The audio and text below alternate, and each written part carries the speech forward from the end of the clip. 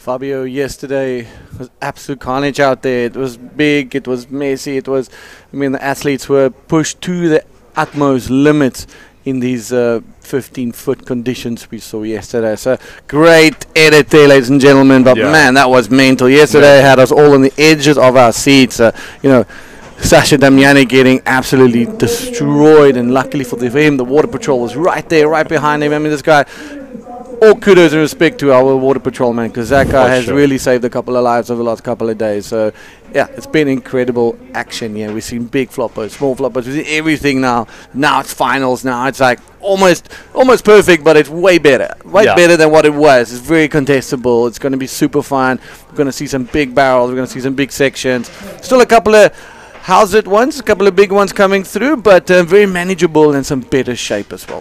For sure, Dion. Where Arica always deliver good stuff for us.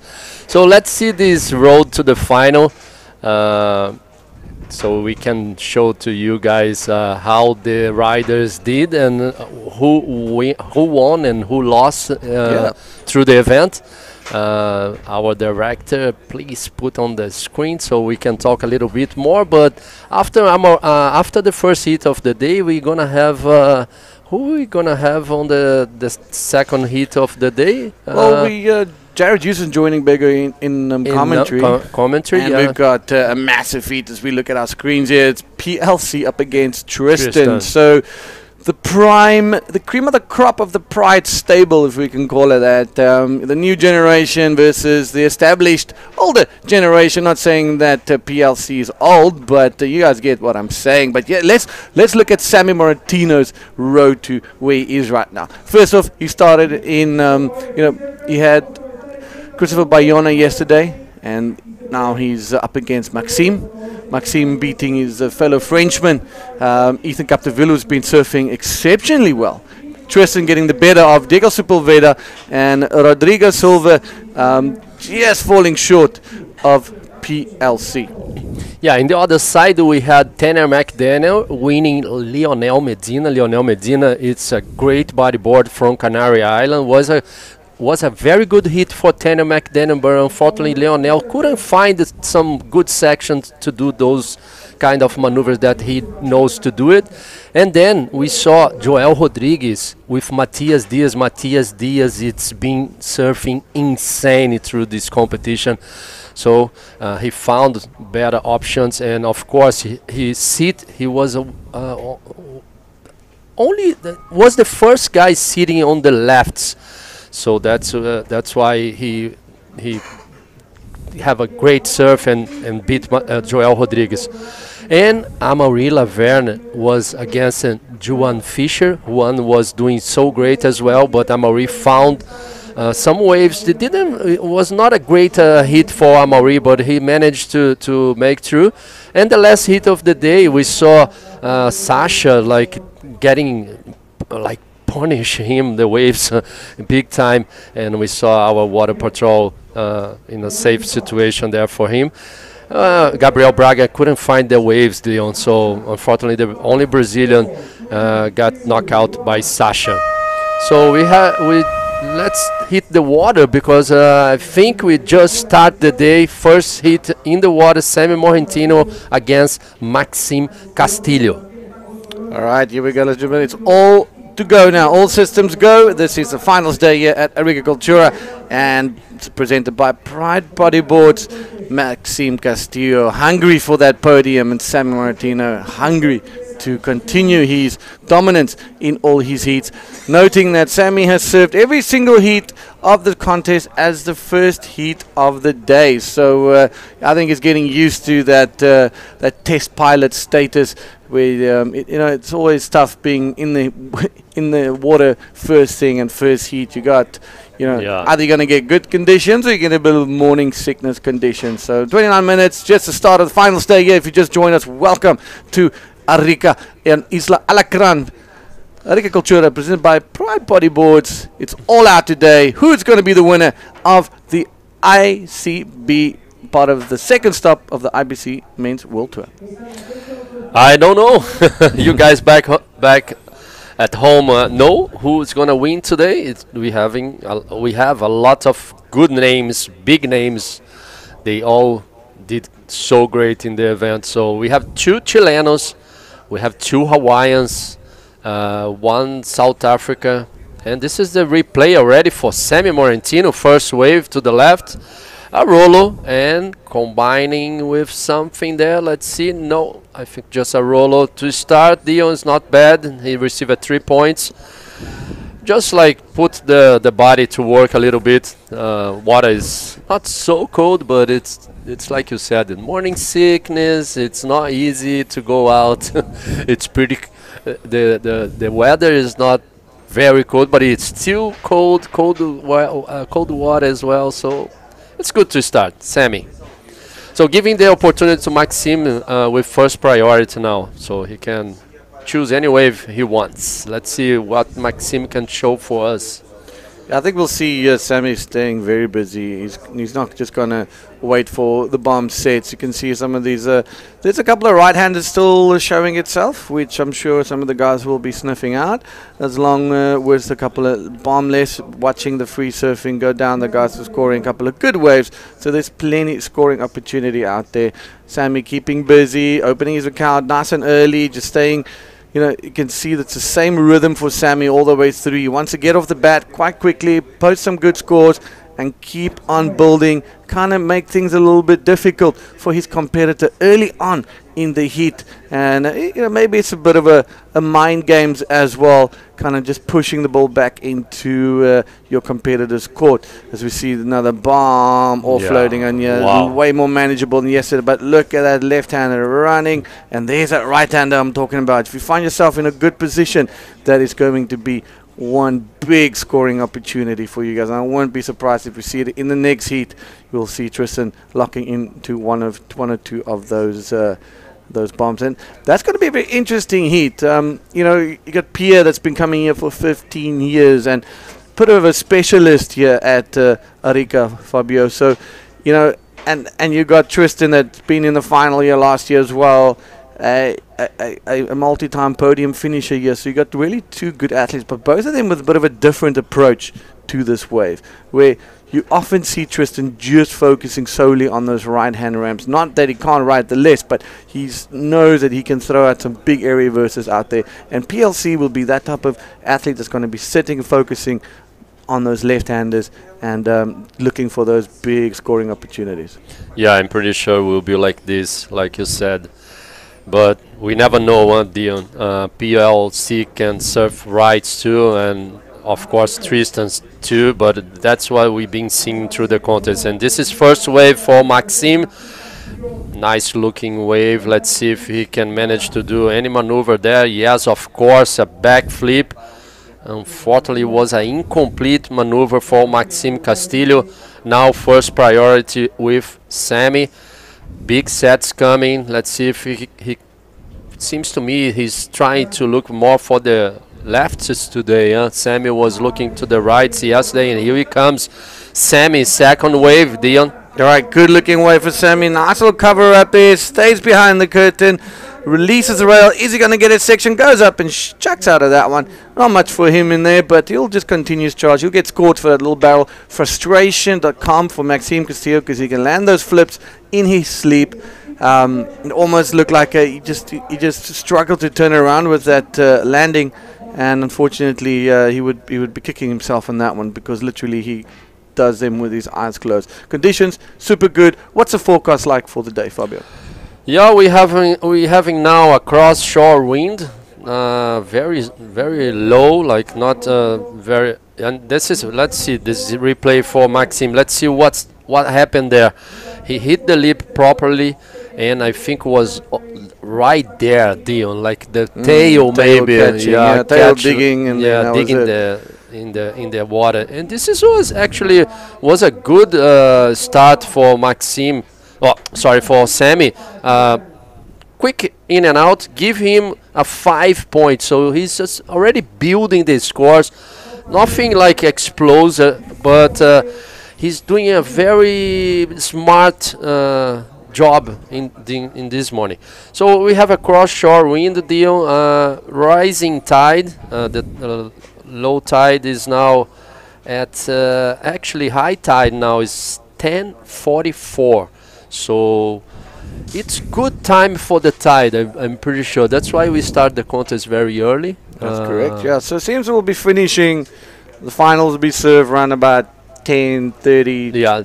So kind of on the high tide mark, turning tide mark. So that's good. Fun conditions. So the guys will be loving it, and it's going to be a cracker final. Head over to ibcworldtour.com and onto our socials. Jump into YouTube. Let us know who you want to see crowned as the Arica Cultura Bodyboard champion and the second stop of the IBC World Tour men's division. Who are you rooting for? One of 8 athletes taken to the water, and Maxime operating a little bit under priority here. Sammy, there we go. Using his priority, good looking wave, nice little highline scoop, just gets into the barrel. Can he get off a nice little section? Follows up with a quick little roller, hits a little spin roller combo, and there we go. Maxime Castillo on a screamer. Maxime Castillo, lots of speed. Let's see, he's going for the maneuver. Yes, doing a roller. It's good way to start. He didn't finish that backflip, so I'm pretty sure he saw that leap there and say, okay, I'm gonna go for a roller, a good looking roller, so I can put a score on my belt and wait for another option. I think he did great to do that maneuver there. Yeah, that was clever surfing. I'm sure. Let's look at this quickly. We'll talk about Maxime's as well. But nice little mid-face bottom turn. Quickly hooks a rail. Gets under the chandelier in that barrel. Nice little forward spin. And then there's a little roller. Just continuing his charge. Bettering his 3-point rider with a 4. But here we go. Maxime, lots of speed. Bounces. But he wanted to flip that thing so bad. But knows he needs to play it safe. And beautiful roller, as you said. Clever surfing. Yeah, he received a 5.50 for that one, and Maxime and Sammy 4 points, Dion. So still Sammy leading the heat. Maxime now needs a 3.50. So smart. Maxime has the best wave so far from this first heat of the day. Both guys are they still have plenty time. It's just 30 minutes heat. Only 2 best wave will count. I'm pretty sure they're gonna change everything. I'm pretty sure Sammy will surf more than 2 waves, and Maxime as well. Yeah, definitely. Look at this wave. This looks really, really good. I mean, I wouldn't be surprised if Sammy's gonna turn, and there he goes, exactly turning on a nice good looking wave. Can he get a good deep barrel? A little bit in front of the spit, but now his next thing is a section and not getting anything, just ducking out of that one head first. And Sammy just showing a lot of interest on the less, which is quite nice. So we haven't seen him take on a lot of less because, I mean, the waves are way too big. But Maxime, a bit of a left-hand specialist. He really he prefers the left a bit more to his right. That is his strong point. Loves throwing down those ARSs and backflips on the left. So we'll probably see a lot of jostling in the scorecard. Still 20 minutes to go. As you've seen, it's 30-minute heats here at Arica and Isla Alacrán. No wave limit, Fabio, so they can take as many waves as they want. We've already seen 6 waves being ridden in the first 10 minutes, and that is a good sign for the competitors to come. I'm sure everybody will be watching with keen eyes. Yeah, this is the replay for Sammy. I'm pretty sure he could like stall a little bit the board to grab that bear, but it was like kind of dangerous as well, Dion, because the wave just closed out at the keyhole, in front of the keyhole. So the direction is not too perfect for the left. So that's why when it was big the other days, we couldn't see too many lefts. And the swell direction is the same as 2 days ago. So we've been seeing only the swell is decreasing. So that's why we saw more lefts on the midday yesterday. Like we said, Matthias was the first rider sitting only on the lefts, and of course Amaury as well. So last hit of the day as well, when Sasha was he found those 2 lefts and put him on the lead, and Gabriel Braga didn't find anything. So that's it. Let's see. There's another set coming. Beautiful conditions, offshore wind. Look this, it's so beautiful, this footage. So good. How's that thing? Just turning a little bit weird direction, but too full on the left. And another one Are they going to able to get it? Who's turning and burning? Is it one of those good lookers or a closeout one? But look at the size of that thing. That is beautiful. So in no means is it much smaller. It is a bit smaller for sure, but it's still a couple of 8-foot crackers coming through, as you can see on your drone screen. Beautiful, fresh, crisp morning here. Nice offshore wind, great conditions, and a completely different to what we saw yesterday. Yesterday was just unbelievably big. I haven't felt and seen such power in the ocean in a very long time, Fabio. So that was amazing to watch. Yeah, for sure, Dion. It was a great day for the Arica Cultura bodyboard. Second stop only for the men's division this year. And after this, we're going to Itacoatiara. Forecast for Itacoatiara, I'm pretty sure we're going to run the contest, I don't know, maybe Sunday or Monday. So we're going to have only a few days off. And we're going to close our South America leg there in Itacoatiara. 17 minutes, less than 50 seconds to go. First priority, Maxime. Yellow. Second priority, Sammy Morrentino from Hawaii. So plenty time still on this first hit of the day. Let's see who's coming. No takers again. Oh, looks good that left. So it's wow. Looked a little bit fun from this side. Yeah. Still a lot of time, like you're saying, and Maxime needing a 3.5, so he's going to be using his priority wisely. He's going to be wanting to post a 7+ score. Yeah. Turn the heat, put the ball back in Sammy's court. Sammy would need to reset a bit and maybe look out for a good right-hander, and also, I think if it goes on the left-hander, here we go, looks about the right-hander, my words aren't even cold, but there he is, drops his leg, now he's looking for that section. Now what are we going to see? Is there something coming? Backflips off of that, turns it quickly around, looking for that Rolo, that last section at the back. Is he going to play it conservative or is he going to hit it? And goes on a little Rolo, not much of a section, very interesting something, but just milking it for what he can. And there he goes, beautiful invert just to put the feather in his cap. 3 maneuvers, not quite hitting the big section or the sections on there, but a good wave. The claims are going down, but a good wave, clever surfed. So it's going to be interesting how the judge is going to be looking at that one. But that was a cracker. Take us through this replay, Fabio, because look at those sections. The last one he hit was the invert, which was a good section. The other ones, I'm not too sure in terms of the sections. So, but it'll still definitely be, I reckon, his better score of the day. Oh, of course, Dion. Was a nice combination of maneuvers. There was some really good maneuvers, and was some maneuvers that I think he did just to connect to the next section. He knows, that's what he told me. There's a wave back home that Sammy used to surf. You see like so much high line, and then he did like a little curve there just to speed the bodyboard. First backflip, nice. He turned around so fast, managed to do another maneuver that was like he didn't use the leap, but it was a functional maneuver, and then a big air at the end. Yeah, I think variety is... Yeah, it's not easy to read those rides, man. And Sammy is doing he's doing great on those rides.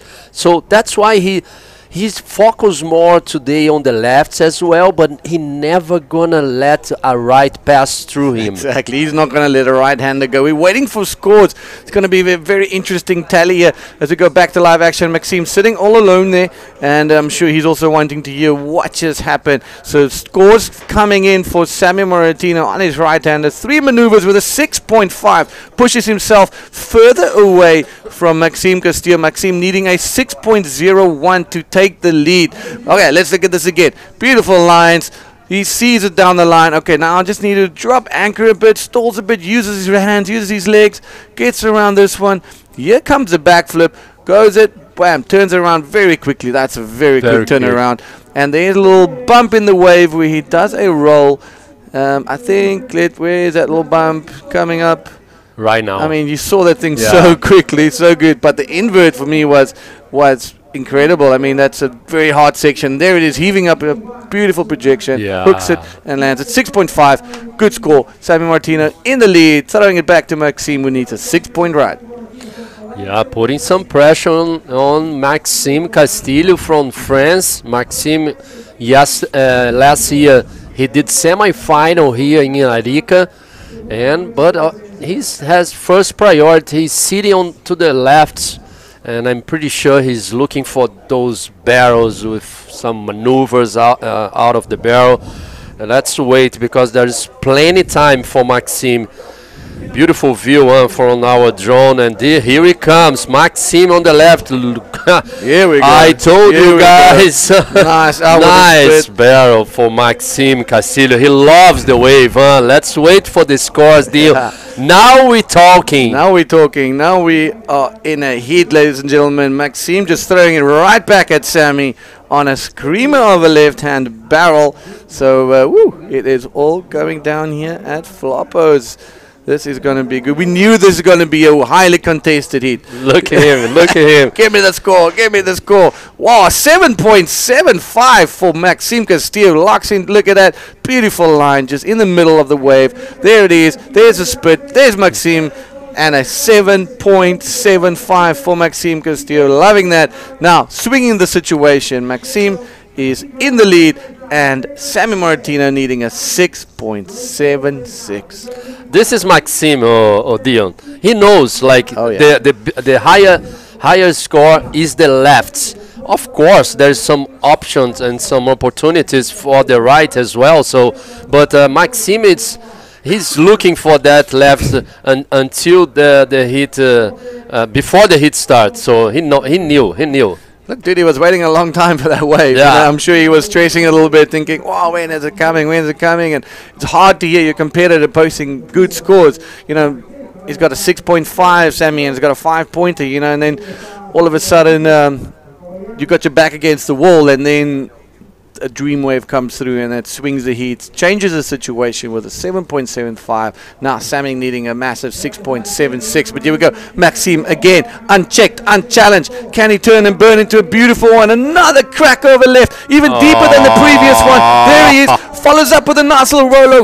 Boom, shaka. That is a massive score. Sammy's going to have to put out all the stops coming into the next 10 minutes. Yeah, I think Sammy should go to the lefts now, because this score deal it's gonna be a very nice score for Maxime. Of course, the barrel was way deeper, and he was like already going through that roller there at was a fantastic wave for Maxime, and he received a 8.50.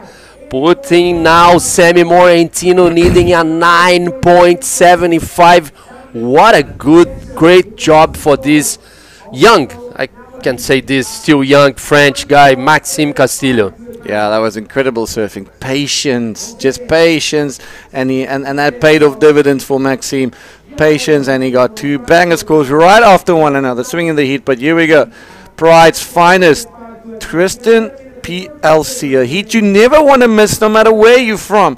These 2 giants of bodyboarding, 2-time world champions, both of them having 2 world titles under the belt. It is going to be one epic showdown between these 2 gladiators out there. Tristan just checking in with the boys, just making sure he's all sorted. Getting some advice from Dave Hubbard and Jared Houston. You know, they're a tight-knit crew and they always stay together, so they really feed off of one another, and they're there to support Tristan through everything. Will be a great show for you guys, and they are Pride team, so hold your horses. Hold your horses. Sammy on and Screamer Fabio. What's going to happen? Big section. Throws himself to the back, unfortunately. Man, he needs to change it a little bit. He needs to calm down. He needs to look at and just wait a little bit, I think. Just those waves are there. Yeah, for sure. Duck diving there for Sammy was a big wave in front of him. He's okay. Yeah, he's okay. He's still with... what's happened? Oh, it's a big wave. That's how he does the duck dive. Remember him talking on the side. He thinks it's way better to do those kinds of duck diving here in Arica. It's very shallow. Unfortunately, Maxime Castillo now with first priority already. Will be hard for Sammy now, Dion. Still plenty of time, but he's coming all the way to the rocks there. I think he has to go around now because I don't know if you're gonna be in a good situation there for Sammy. Yeah, Sammy kind of just assessing his situation, where he is on the reef.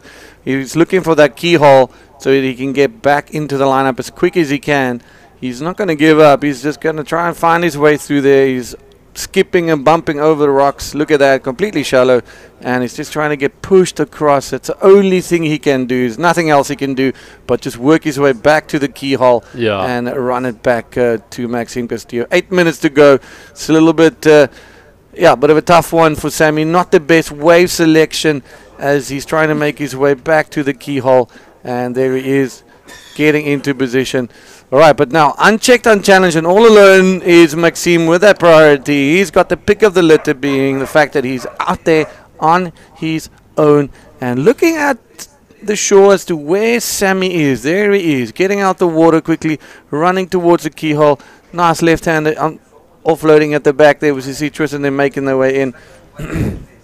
So yeah, it's a bit of a tense moments for the Hawaiians, and I'm sure this is not how he wanted to end. He really wants to have a good battle with Maxime, and not being pushed out onto the. Yeah, let's see a quick recap for you guys at home. This is the first wave. The best wave for Sammy was a 6.50. Was 3 maneuvers. This first maneuver was a backflip. Very fast how he turned the board, and after that he did a quick check there, and let's say Flopo air. Yeah, a little kickflip. He used that bouncing there, and then a really nice air at the end. Beautiful maneuver for Sammy Moentino. He received a 6.50 for that one. All right, the 775 for Maxime, his highest score, but just look at that drainer. Just sits in the pocket perfectly, comes out of that one, and that's his first wave, is 7.75. Nice little barrel, but this was the one, the cream of the crop. Deep barrel, Fabio. Comes out after the spit. There he is, only now, and then nice little wave from him. Still his first 7.75. Yeah, it's a 7.75, and this is the 8.50. Very deep barrel, beautiful wave to start his campaign today. Oh, and he comes out with nice roll as well. So good maneuvers for Maxime, nice flow for him. He's surfing so good on those lefts. Yeah, absolutely. Hopefully Sammy can get himself back very quickly so we can have another battle, a couple of waves in the last 5 minutes of this quarterfinal heat number 1 of the Arica Cultura Bodyboard, presented by Pride Bodyboards. The last day of competition. This is finals day. If you just joined us, share the live feed. Jump over to ibcwater.com. Check it out. And on Facebook and Instagram, everything is there for you guys to enjoy high octane and high performance bodyboarding as we see two giants of the sport about to step into the arena and take it on. Sammy needing a massive 9.75, but if there's anyone that can do it, it is Sammy. For sure, of course, and he's a very good rider for barrels as well. He just need a wave, opportunity to him to show to everybody that he is totally capable to do at 10 points, let's say. Here in Arica, we've been...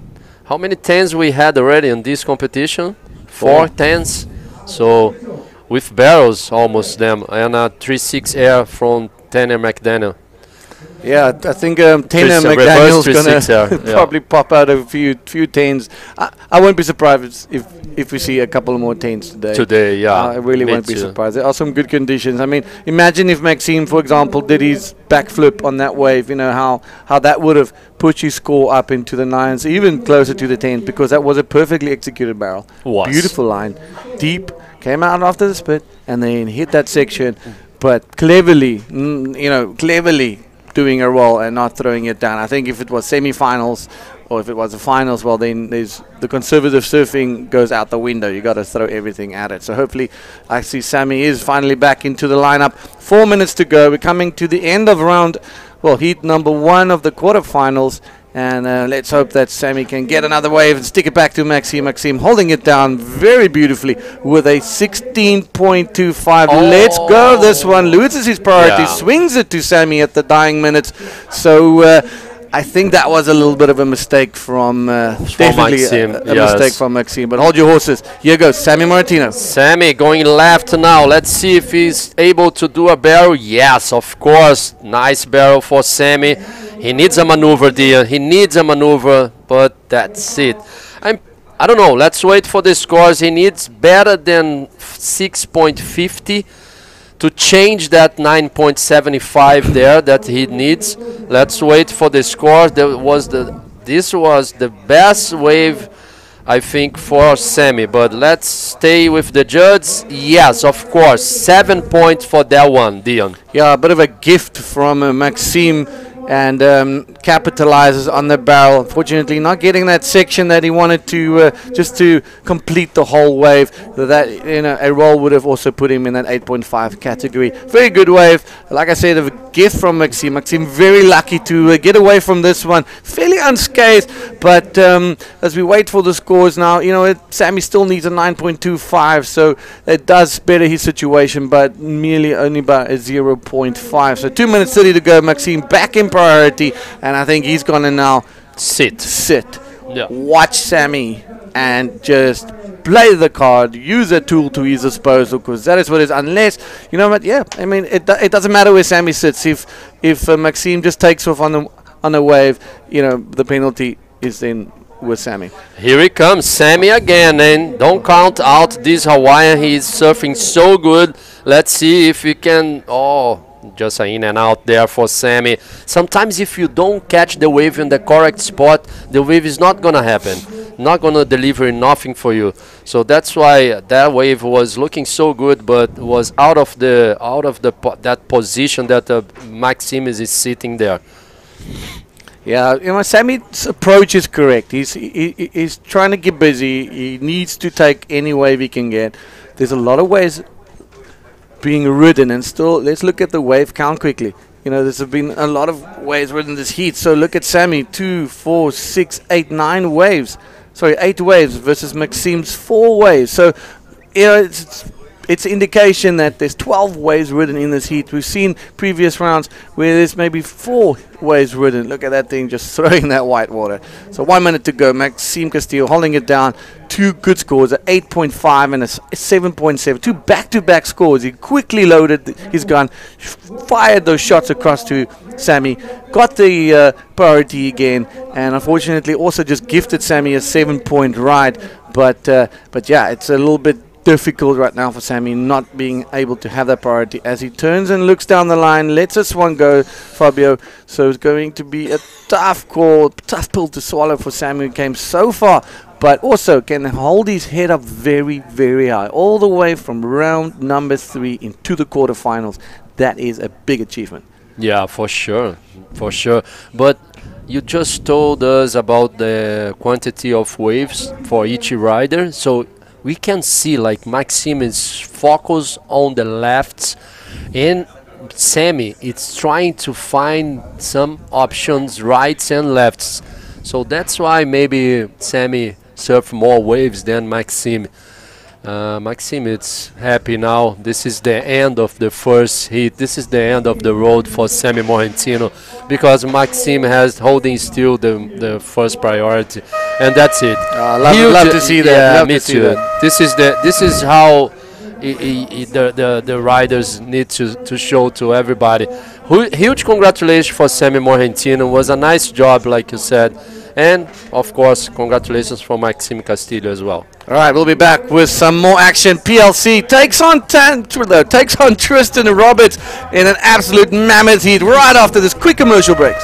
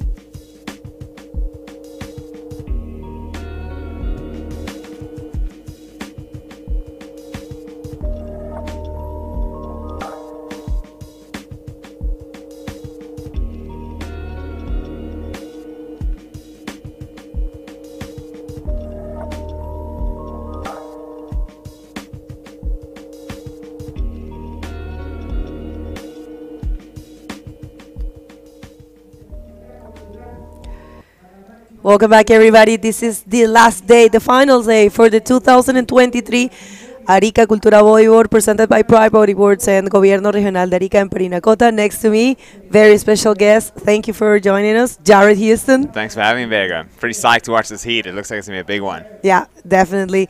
Well, we have a Pride battle there. Tristan Roberts against Pierre-Louis Coste. And let's just jump to the water because there is some action already there. Actually, 2 waves taken by these guys.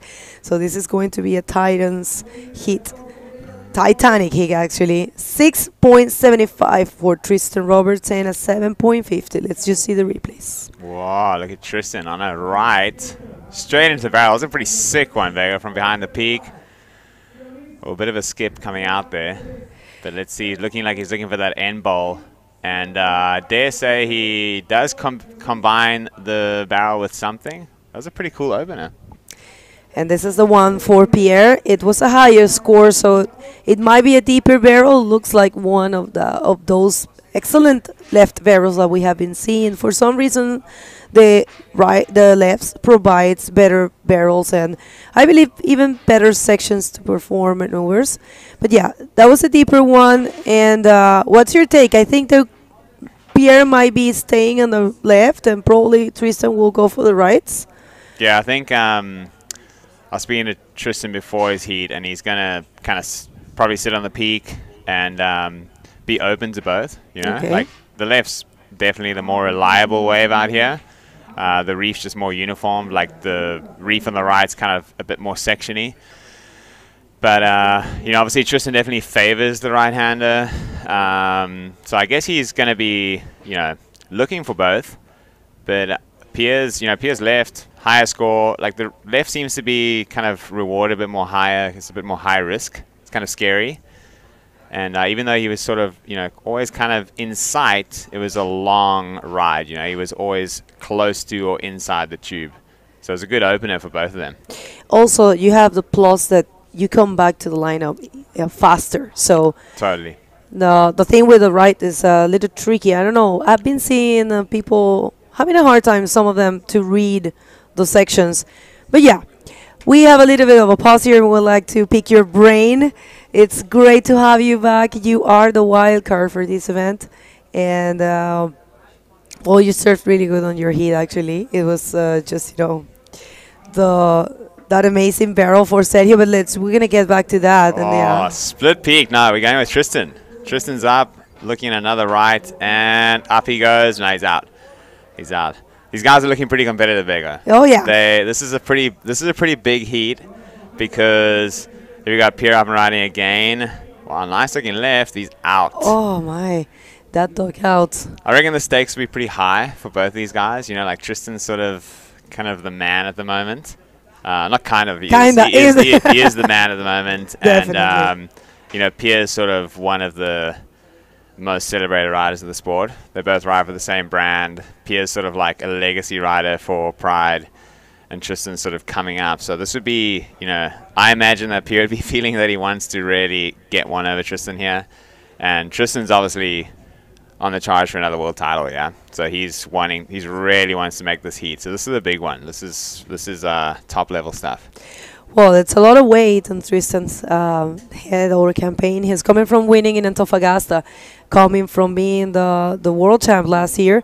And he said it himself in Antofagasta. He feels a lot of pressure, but he can manage with all that. It's been proven to be one of the most consistent athletes in the tour in the past 2 years.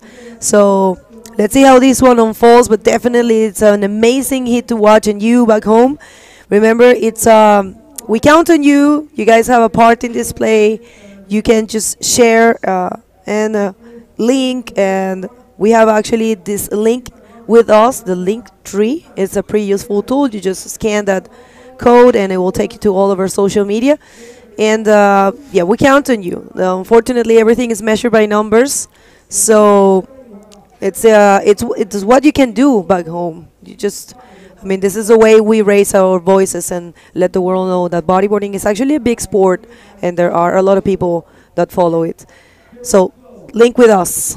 And it's pretty fun to watch right now. The waves are Definitely. pumping. The best riders currently in the world are out there, and they are giving it stick. I think there might be another little wave approaching here. Let's see if any of these guys roll the dice in it. But this is an exciting heat because we're getting down to the business end of the competition here.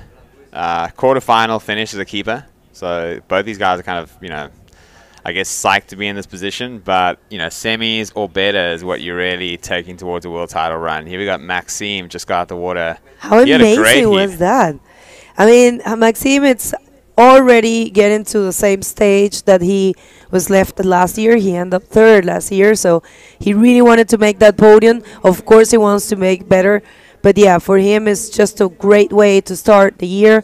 He had a fifth in Antofagasta, and right now, I mean, the worst what can happen to him is a third, so it's a great addition to his campaign for this year. This is the second event for the men division at the IBC World Tour. We're leaving to Itacoatiara right away.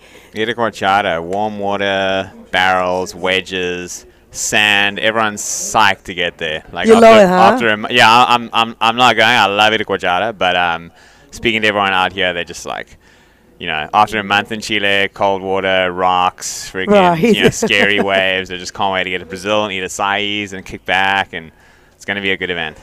Definitely. Well, Jared, getting back to you, just give us a little insight of your comeback and being here and how it's been feeling.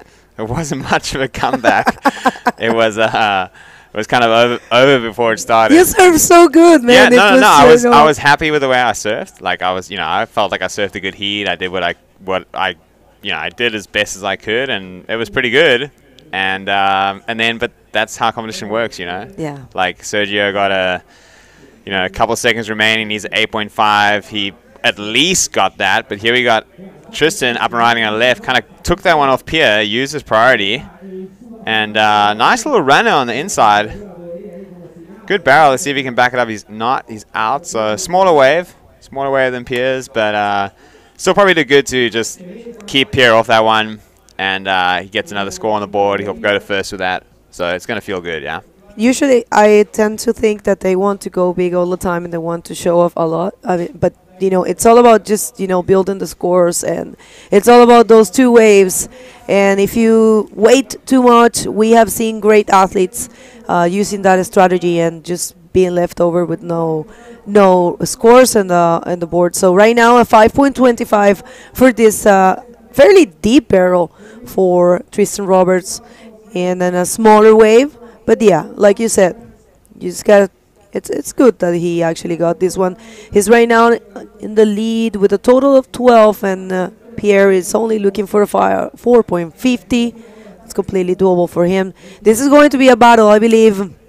I dare to say that every rider, every time they will be taking a wave, they might be changing the situation. It's these kind of heats. For sure. Like, I guess to what you were saying before, that some guys like to wait and just put on a show, and other guys are kind of keeping pretty busy. I think you kind of got to do a combination of both, yeah, where you want to be, putting on your best performance, but at the same time, building your scores to assure that if the other guy doesn't have a blinder, that you're still in position.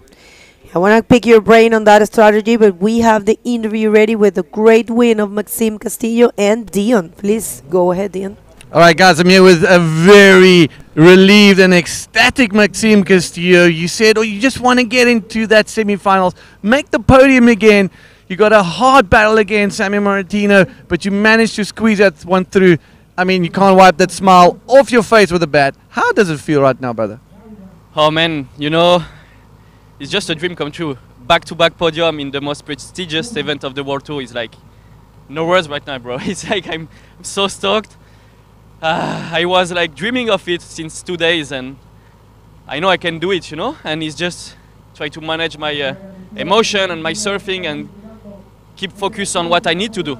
Big barrel, good line, and yeah, everything is in the mind. And I know I got the surfing, is just like choosing the good wave and get your mark clear. And yeah, bro, back-to-back podium in Arica. That's a dream, bro. I'm so stoked. It's just like, no word, bro. It's amazing, and it's so good to see you so fired up and so ready, and I'm looking forward to seeing you sending it in that semi-final. Who knows who you're going to be up against? Who cares? Just surf your battle. A quick shout out to anyone back home so you can jump back into the water. Ouais, bah là les gars, voilà, hein, merci à tous. Franchement, je sais pas quoi vous dire. C'est un rêve qui vient de se réaliser. Remonter sur le podium comme ça là, direct depuis l'an dernier, ça c'est incroyable. Je veux juste tous vous me remercier. Mon frère Nico qui me coach à distance, ma mère, mon père, ma grand-mère, tous les copains Arcachon, tous les gars en France. Voilà, le French Boogie Crew est présent, on est là et j'espère qu'on va marquer l'histoire avec Pierre et Amaury si on arrive à monter tous les trois sur le podium et ramener la coupe à la maison. Voilà les boys, on vous aime, merci à tous pour le support et merci beaucoup. I will get you back into your dry clothes. We'll get back to your live action. Jerry and Bigger with you guys. Thank you very much, Dion. It was so good what he said in French. He said, maybe we can just do history with Amaury and Pierre, and what if we all get to the podium? That will be amazing to watch. Of course, for France and Reunion Island, so congratulations, Maxime, for a great performance. He actually showed some skills. So difficult. Just to, I wanted to pick your brain on how do you deal with, the pressure. It's because I believe the success in a competition, it's in your head. It's mainly in your head. Because if you're signed up for this event, it means you have the level.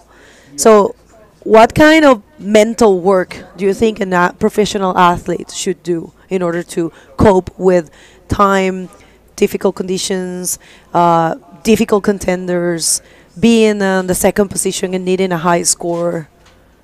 What would you recommend? I mean, I imagine there's a myriad of things that one can pursue, psychologically and perhaps even with like professional help.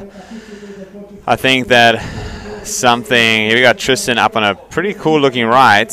Let's see what he can do here. Pretty big backflip straight out the ball, real nice controlled landing. That'll be a nice score that he'll net there. Slow-mo one, man. Yeah, just real perfect. Yeah, straight back. Really composed. Really composed, yeah. I will say the same thing. Well, he's looking sharp. He's looking sharp. He's sharp as a knife right now. So is Pierre, though. Pierre's just kind of a master of bodyboarding. He can do everything left and right. I kind of feel like he's at a bit of a slow while, really. Here's another look at Tristan's backflip. Just pretty perfectly put, straight out the bowl. Decent sized waves. I think that the judges will like that one. Probably be his, potentially his highest score.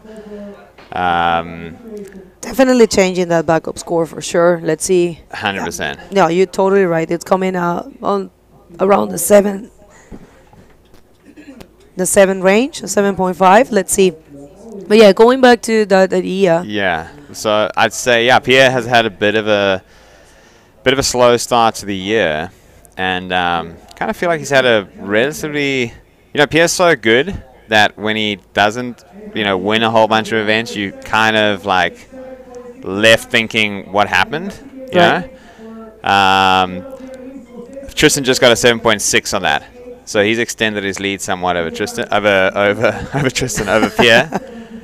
So he's looking pretty good. But I think that what I'm trying to say here is that Pierre's had a bit of a slow start, and he's been a bit quiet in the competition front. So I feel like he's really looking to get a big result here in Arica. He's so capable of winning in his sleep. So let's see. I'm hoping he kind of fires up here in the back half of this heat and gives us something to scream about. Yeah, I believe that's a common feeling for everyone. Let's see this screamer. Here he goes. A bomb. Yeah. Oh, yeah. Absolute bomb. Oh, my God. Is he going to make it? Yes, he is. Of course. Well, there you have it. That's your immediate answer. And look at this answer to actually throw himself back. Oh, well. This is going to be very interesting. Pierre is looking for an 8.15, and that's what you were saying right there. That's what a great actually, no, he's looking for a 6.86. So, I don't know about you, but I think that's going to do the trick. I dare say that would be a 6.86 and then some. It was a bomb, people watching, maybe they go, like that maybe looks easier or something, but, to go all in on a big bomb like that is not. It's you really got to be pretty on it. Here we got another look at Tristan's wave on the right that I think he might have caught just behind Piers. He's really looking for that ramp down the line. Pretty sick forward, but comes down on top. But unfortunately, that is all about Piers' last ride. He got a 9.5. The judges loved it. Commitment, size. Tristan now needs a 9.41. I mean, it's doable, definitely. We have seen 4 10s in this event, and look at this. We're just going to get to see this one again. It was a bomb. He completely disappeared. He showed some skills, definitely, and this is the Pierre we know. Yeah, really controlled, too. Like, you see how he didn't really skip out at all, dropping down that thing? I mean, Pierre's been coming here since he was, like, 16. He said it himself yesterday on the interview. He says he knows this place so well, and you know we have a thing here. No one has taken this event more than twice, and he's one of those. So yeah. I believe Amorting himself are trying to break that spell and trying to get that third title of here in Arica, being the Arica Cultura Bodyboard champion. And this guy right here, this is another very impressive rider, one that it has been surfing so good throughout the event, and just seeing him facing Tanner, they have been boosting probably the same maneuvers at the same way, and that's going to be a very interesting hit. It's going to be a hectic one. Yeah. Hectic one. They're two very informed riders. Like Tanner is without a doubt one of the strongest guys. Here's Tristan up on a ride. He's definitely eyeing out a ramp down the line. Let's see if he gets there, but does anything. It's just gone fat. You see, the rights are so tricky. You know, Tristan's got them pretty dialed. There's a couple of guys who know which ones are good. He's one of them. But even with that happening, it's still not that easy. We got Tanner heading out. So what I was saying before, Tanner and Matthias, two like form surfers of the event, probably say that Tanner is the favorite heading into the heat just because of like the history behind him. You know, he's had a win year before. He goes huge every year. But Matthias has been really impressing me in this event. He's surfing with a lot of control. His backflips, the rotation of his backflips is super impressive, like really committed and radical. And what really impresses me about him and Tanner, I guess, is how comfortable they are hitting the end ball on the left. Like, they know exactly where they are at all times. Like, for me, the left is over, like, before 10 feet before they are hitting the ramp, yeah. you know? And I'm like, sheesh, these dudes are, you know, they're not scared to put it on the line. I was going to say that especially what I've noticed about them is the wave selection and the wave, the way they read the wave. That's what you were pointing out. So I believe I completely agreed with what you were saying. But yeah, 941. It's what your defending world champion needs. He's looking for a 9.41. That's a completely doable score. Of course, he needs to choose properly, like the wave, and take every opportunity. There are 9 minutes and 20 seconds. We are on heats with priority. There are no wave limits, so that's pretty cool actually. But yeah, I don't really know how many waves do you actually take. When you look at that Pierre with a 17 total score, and this is, like you were saying, this is the Pierre we wanted to see, and there you have it. Here it comes again. Another really good looking wave here. Whoa, kind of went fat though. It didn't really barrel, so he did pretty good to get out of that. This heat hasn't disappointed so far. I feel like Tristan's gonna do something nuts that's going to come very close to or get the score. So I really don't think it's over yet, Like, Definitely. Usually you might be watching a heat and it's 9.41, 8 minutes remaining. You might think, sorry, man. But these two guys, 9.41, could end up being a... It's just a matter to find the wave, The For wave, sure. Like, if he just finds good barrel and perform a maneuver at the end of it, or just maybe one single maneuver, you can expect everything from these guys. It's definitely, they're not holding back. They're the best in the world. And like you said, two of the main guys in Pride, I'm pretty sure Pride Bodyboards team is tuning in right now. I saw Pride Bodyboards there. And guys, we have a poll at the YouTube chat. You guys can vote. Who do you think is going to take this win?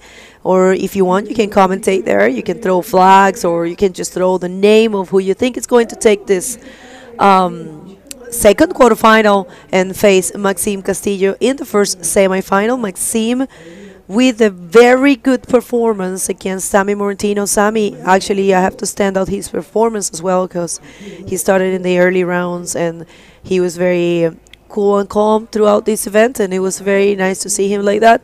So the fifth for him is a great result as well, and a great way to start his campaign. Is looking to get back to the top 16 for next year. Sick result. Sammy was surfing super good throughout the event. He's a great rider, so diverse, so complete. You know, drop knee, prone, stand up. He's really good at it all. We're going to get to see the recap of the best waves of this heat while we're waiting for these guys to take something. And yes, we had amazing performance, amazing scores for Pierre-Louis Coste, 2 times world champ, as well as this guy, the guy that he's facing, which is Tristan Roberts. So this one right here, this is a 7.5. First wave for Pierre-Louis Coste, long barrel ride, accurate score. Just racing through that thing, going really fast. I think like the judges love it when you're not necessarily slowing down throughout the whole barrel. And yeah, that's a sweet score. We got live action. I think we're probably gonna see that wave again. I think I heard from the beach announcer like he was going a little bit crazy, so it means that it was something big. So let's see, we're going to get that replay for sure. And there you have it. Yeah, so nice barrel from behind the section here. He's still in it. Let's see if he can do something out. Unfortunately not. So it's not quite going to get him over the line. But maybe he might improve on his second score. Let's see. Unfortunately came in just short at a 6.75. So equaled his backup score, but does not change the situation at all. So Tristan with 5 minutes, 30 seconds remaining, still chasing a 9.41. And Pierre-Louis Coste is now with priority, heading into the last 5 minutes. This is a pretty clutch situation. Pretty clutch. I think I'm interested to see what approach Tristan takes here. Okay, he's going on again. He's rolling the dice once again. I think he's going to try and get 2 more waves. All right, because that one is not a 9.41. So I think he's going to try and stay busy, just keep striking, yeah? Well, what a heat, what a difficult situation. I know for a fact there are no favorites actually in this one. You can't really tell who's going to take it, but so far it's been Pierre-Louis just showing some dominance, and like you say, he's hungry just to take this event, break the spell of being only 2 times Arica Chile, Arica Cultura Bodyboard champion. And 4 minutes and a half, people. Jared, we are going to see you in other events of this year calendar? Perhaps. I would love to compete at Fronton. Let's see if that happens. I'm sure. I'm probably going to go to Fronton. I definitely still feel pretty hungry to compete. With these guys like Tana, Matthias, and Pierre and Tristan. It's I feel it's kind of frustrating having been knocked out because I feel like I'm in good form in my career. Maybe like some of the better form that I've been in. So I definitely feel like I got a lot to give still. But my focus right now is my family, Yeah. So if I can make it happen, attend a few events that I really like in good surf, like Arica, Fronton, like I'd love to go to Maldives one day, then I'll do it, yeah. But we'll have to just see. How about Walker Bay? No chances? I'd love to do Walker Bay, of course. Yeah, I'm going to South Africa prior to Walker Bay. The dates are a little bit complicated for me, with my running my business at home with the bodyboard cam. So it's September's a really good time for that. So it's complicated for me to get back to South Africa in September. But let's see. Never say never. Right. I'm still kind of open right now. The year's a bit of an open book. Let's see how it goes. How cool is to have an event in your country, man? So cool, man. Like something we always dreamt about growing up here. So like it's amazing. It's almost surreal. Like going down there last year and seeing like 200-300 people on the beach watching this bodyboarding event like all day. One thing is that like they come for like the finals or something, but this is like day 1. and see how happy everyone was. It's that's what bodyboarding to me is about. You know, it's creating happiness and everyone having a good time. And so to see that in my home country, after so many years of South Africans kind of, you know, semi-killing it, you know, on the world tour. Super killing it, Yeah, actually. kind of killing it. Like it's well, totally killing it. It's pretty cool to see. You guys have now. been dominating the titles, man. Yeah, it's really cool to see, you know, someone step up. Like, huge props to Dion. It's not easy to run an event, Yeah. so it's so cool to see someone step up and actually give it a go. So yeah, I'm super proud of it. Super proud of that event, and I would love to compete there, of course. Someone gonna go on this one? Oh, using priority, Okay. no? Yeah, he's not leaving anything for Tristan. And Ooh. well, that's what you have to do, you know. Yeah. You know how dangerous is your contender. So Yeah, but that's this is exactly what Tristan needed now. right. Yeah, now he's Pi- got the priority. I do think Pierre kind of had to do that because Tristan was a little bit further back. He would have had more speed. Right, If he had right. done a bigger reverse on that section, he probably could have got a 9.5. You got to do it, I think. You can't just leave a wave. I Yeah. mean, it's because you don't know what's coming. I don't know if something's, you know, lining up there or no. Definitely, Tristan need a big wave, you know. It's what's going to impress the judges. The judges know the potential today. They know what this type of ocean can deliver. So they're not really holding those, you know, they're holding the scores, actually. They're not just giving away points like that. So definitely, Tristan, this might be going. his last chance. This might be his last He's chance. going. This is it. He's going. He's all in. He's going really fast. This thing is standing up. Is it going to do it? Is it going to do it? It does. That is a big backflip. Oh. He made it. Yeah, he did. He did. Oh my. Oh my. Let's And see. a roll. Oh, just Tristan doing everything, leaving everything on the field. I would say that is that's going to be very close. If not, I'm willing to stick my neck out and say that Oh my God! Could Tristan and Roberts? say that he's got it. Could Tristan Roberts change the situation in a great fashion in the last 30 seconds? And look at that bomb. I don't know what's going to happen. A 9.41. It's what Tristan Roberts is looking for. Is this happening? It was a huge backflip. Huge backflip. Pretty But he radical. ended, you know, I don't know. You weren't sure if he's going to make it, which is what makes it Yeah. even more exciting. Yeah. Like, it wasn't a guarantee. Right? It was a long free fall, and he backed it up with 2 rolls. So it's a pretty good combination. The horn just went, so that's all she wrote. Pia won't get another shot. Let's have a look at the replay. Let's see that. I mean, the way he read it, it was perfect. He gained just enough speed just to go for this section right there. Big wave, too. Yeah. Yeah, I mean, he flew there. He kind of like kicked in the air so he can keep momentum and land that maneuver. And like you said, he comboed it with a few rolls there. But yeah, that section is actually really strong. I mean, that leap, did Yeah. you see that? That was committed. You know, this criteria is like, you know, difficulty maneuver. You know, how do you say the? Oh man, I forget the word now. But the critical sections. Critical That thing sections. is critical. Is a big wave. It's a difficult maneuver. Heavy landing. It's Variety of repertoire. It's going to be right there on the bubble. Let's see. We are not even seeing the scores. There's just one score dropping. You guys can check so there you have it. That's the judging criteria. Yeah. So maximum degree of difficulty and commitment, check. Yeah. Radical control maneuver. Check. Speed, power, flow. I reckon it's on there as well. Critical section. Variety. He had it. Aerial maneuvers, the high degree Clean of difficulty. executed. Yeah, I guess that's where he might have lost it a little bit there. Yeah. Yeah, we don't know. Guys, you can follow the scores. You can check exactly same screen that we are watching right now. And the score just dropped. Jared, and it's a 9. Wow. So officially, Pierre-Louis Coste is taking Tristan Robert. And this is a very important moment for Pierre-Louis. That's a big one for Pierre. That's a big one for Pierre, man. That's a very important moment, and just have to say props to this guy. He gave it all. He's an amazing rider, man. He gave it all. It was, you know, came down to the wire, right? Came down to the wire. Both guys are shredding. That's huge. Huge win for Pierre. Congrats. Well, for this guy, I'm telling you, Jared, this was a final for Pierre. definitely.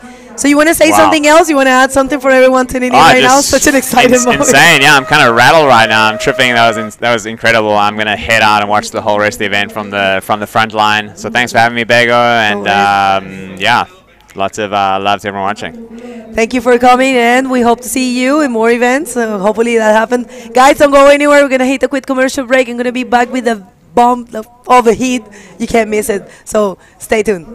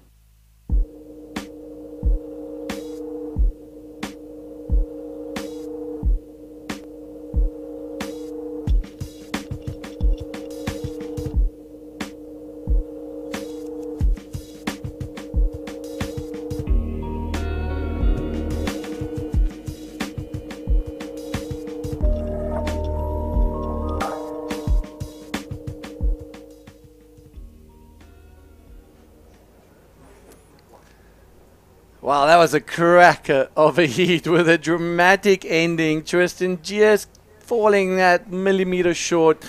A 9-point ride, exceptional score, a good score.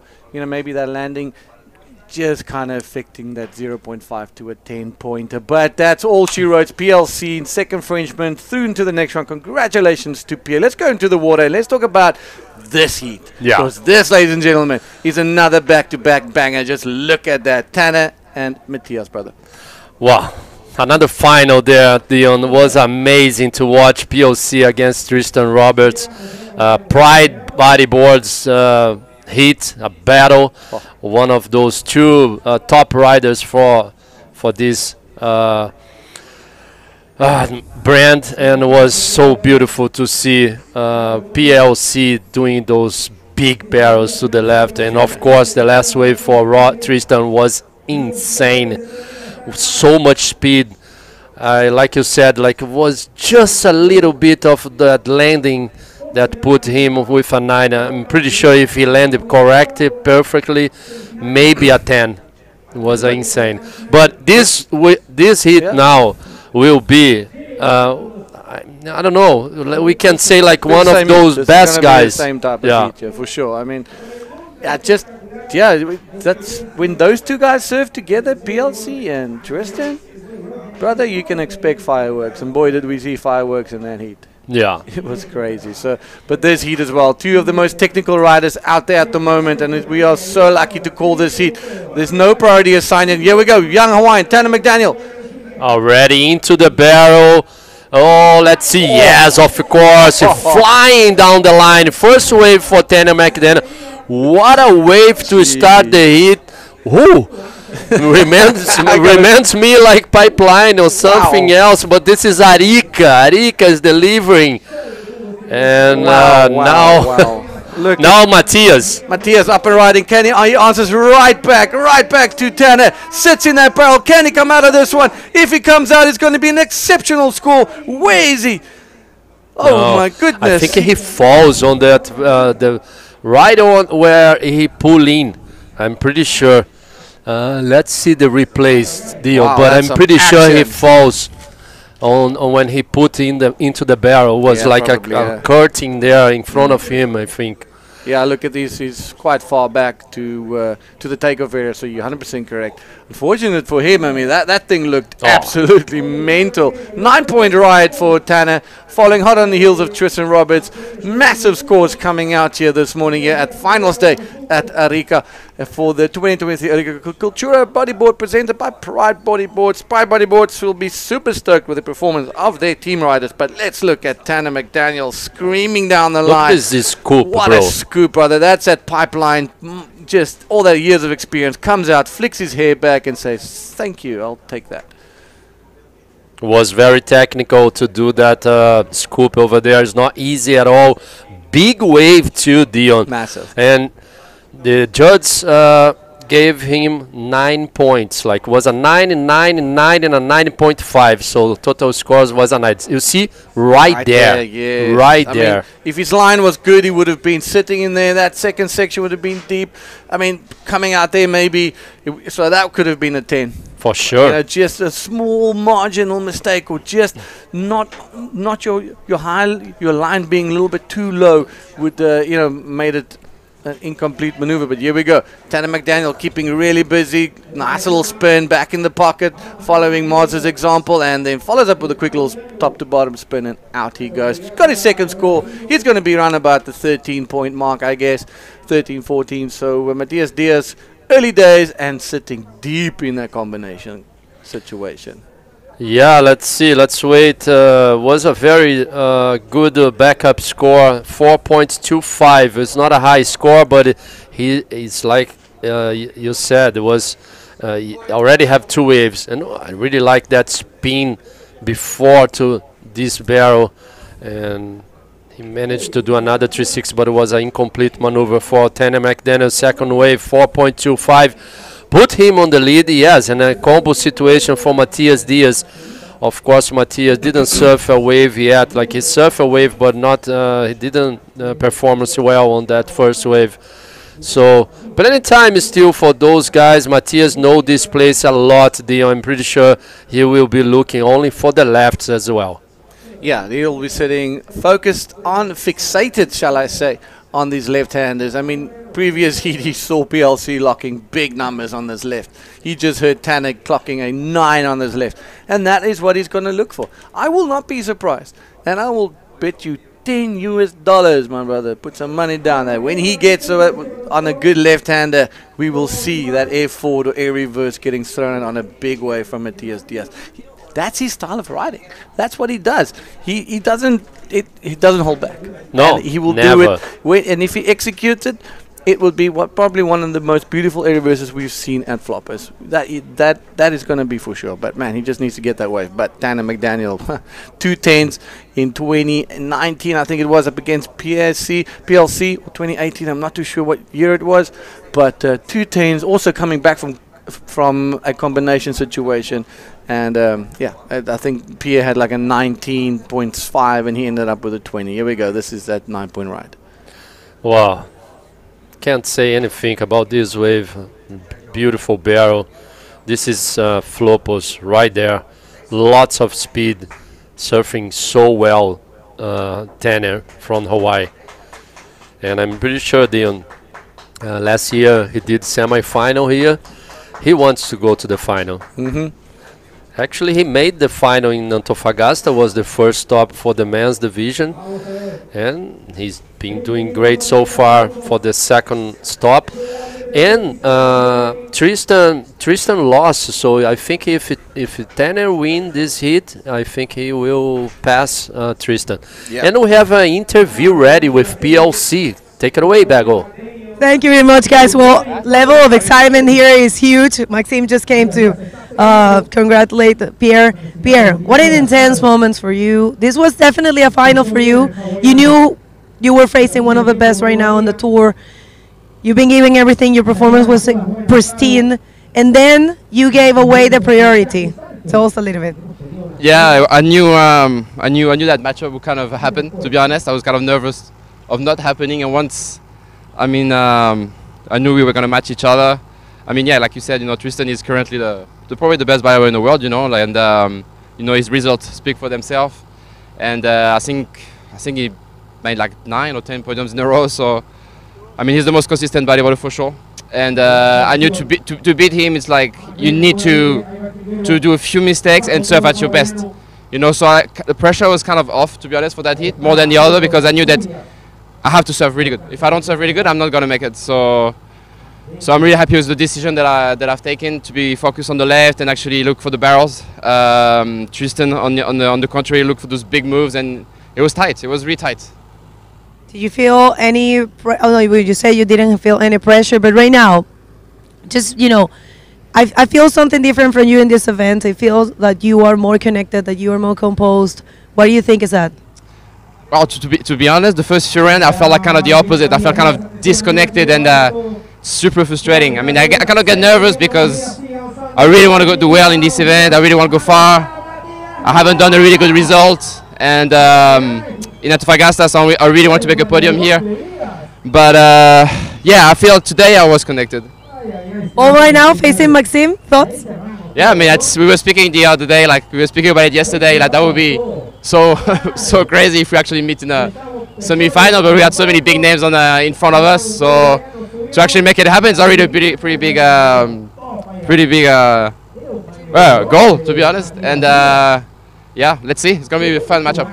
Oh, there you have it, two French already in the podium. You want to say something to someone at this point? Yeah, thanks to everyone. Beijinhos a minha família em casa, a Ruth, a toda a gente a apoiar para mim, a tous mes amis. Thanks for the support. I'm really grateful to be here. I know because of you I feel that I'm here, and yeah, I just want to go as fast as possible. Well, congratulations, Pierre. Of course, best of luck for the rest of the competition. Today is finals day, so go and rest. Don't go anywhere. We have a lot of action. You guys back in the booth. What a wave for Matias Diaz, Dion. We just saw during the interview. Oh, wow. If he complete that 360 air reverse, wow. That would have been a 10 all day long, but that is his style of riding. Nothing more, nothing less. That's his level day in, day out. And if he cracked that thing, man, look at this line. Beautiful in the barrel. Nice high line, pumps it, but there he sees it end section. Look at the prediction. Look at the landing. Everything was perfect. It's just that impact. Something got the better of him there. Let's see on this angle. We'll have a good indication as to what happened there. Boom, he's lost his hand, came off the board, and unfortunately losing that. But Tanner would have seen that from the back and known that, well, I cannot serve conservatively against Matias Diaz. But wow, dude, that was impressive. It was. Oh, that's bodyboard, Dion. This is real. This is happening now here in Arica. Matias Diaz from Iquique surfing so good in this hit number 3. Quarterfinals number 3 against Tanner McDaniel. Tanner McDaniel started this hit with 9 points. He has first priority now, but here he comes. Matias again. Dion, let's see. All right. Down the line, nice bottom turn. Oh, it was a close bit of a wide one, kind of a bit ambitious to take off on that one, but under priority. But here we go. Tanner at the top, and there he goes. Releases down Fabio. What are we going to see from Tanner? Well, you know what? We're going to see something sick. Good barrel, second gas, and his little section. Nothing for him but a deep barrel with 2 sections, and that's going to throw away that little 4.25 right out the window. You know, Dion, I need to say this again. I said this yesterday. How like easy, and how he seems to me like he's just been having fun on the hits, like just getting a barrel easy. He started with 9 points with that barrel, and now he receives a 6.65 for that one. So now Matias Diaz, it's back on combination situation. Yeah, 15.65 is not a good place to find yourself. And a guy like Matias Diaz just needs that opportunity. One wave, we've seen it down. And here we go. He's in priority. Tanner did say that he's trying to want to just take away all that competition pressure and just surf and just have fun. Just have fun, bro. And this is it. This is probably the most relaxed and composed and pretty damn precise that we've seen Tanner McDaniel over his competitive years, especially here at Arica. Make no mistake, 2 10s in the final, it takes massive kahunas and to pull it off. But his consistency throughout this event has been it's been top tier from the get-go. For sure. It seems when I saw him paddling for that wave, it seems to me like so relaxed, so cool, so like, oh, okay, let's grab another barrel here in this heat. I'm having fun.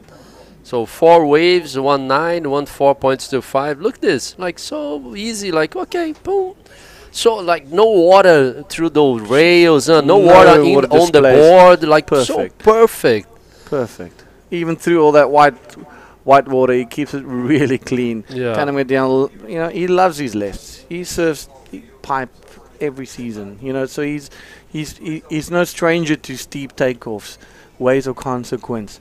So he knows how to handle himself, and coming out of the wings of Mike Stewart and into his own, you know, we're going to see Tanner McDaniel definitely challenging for the world title this year. And you know what, it might not even be a surprise to everyone that if he continues his consistency, that he might even be able to take it. Yeah, and he's been surfing a lot on beach breaks too in California. He's been surfing the wedge a lot, so maybe that's why he's like we can say he's improving year after year. Like he's been surfing amazing for many years already, but on the competition scene, it seems to me he's way better now than before. Like using the priority, using the timing, and like more relaxed. It's been so good. So Tanner McDaniel now second priority, first priority Matias Diaz. Matias need a good wave. I'm pretty sure we're gonna see some hardcore maneuvers from Matias. Yeah, we've seen that when he throws down that barrel to reverse combo. Beautiful, smooth surfing.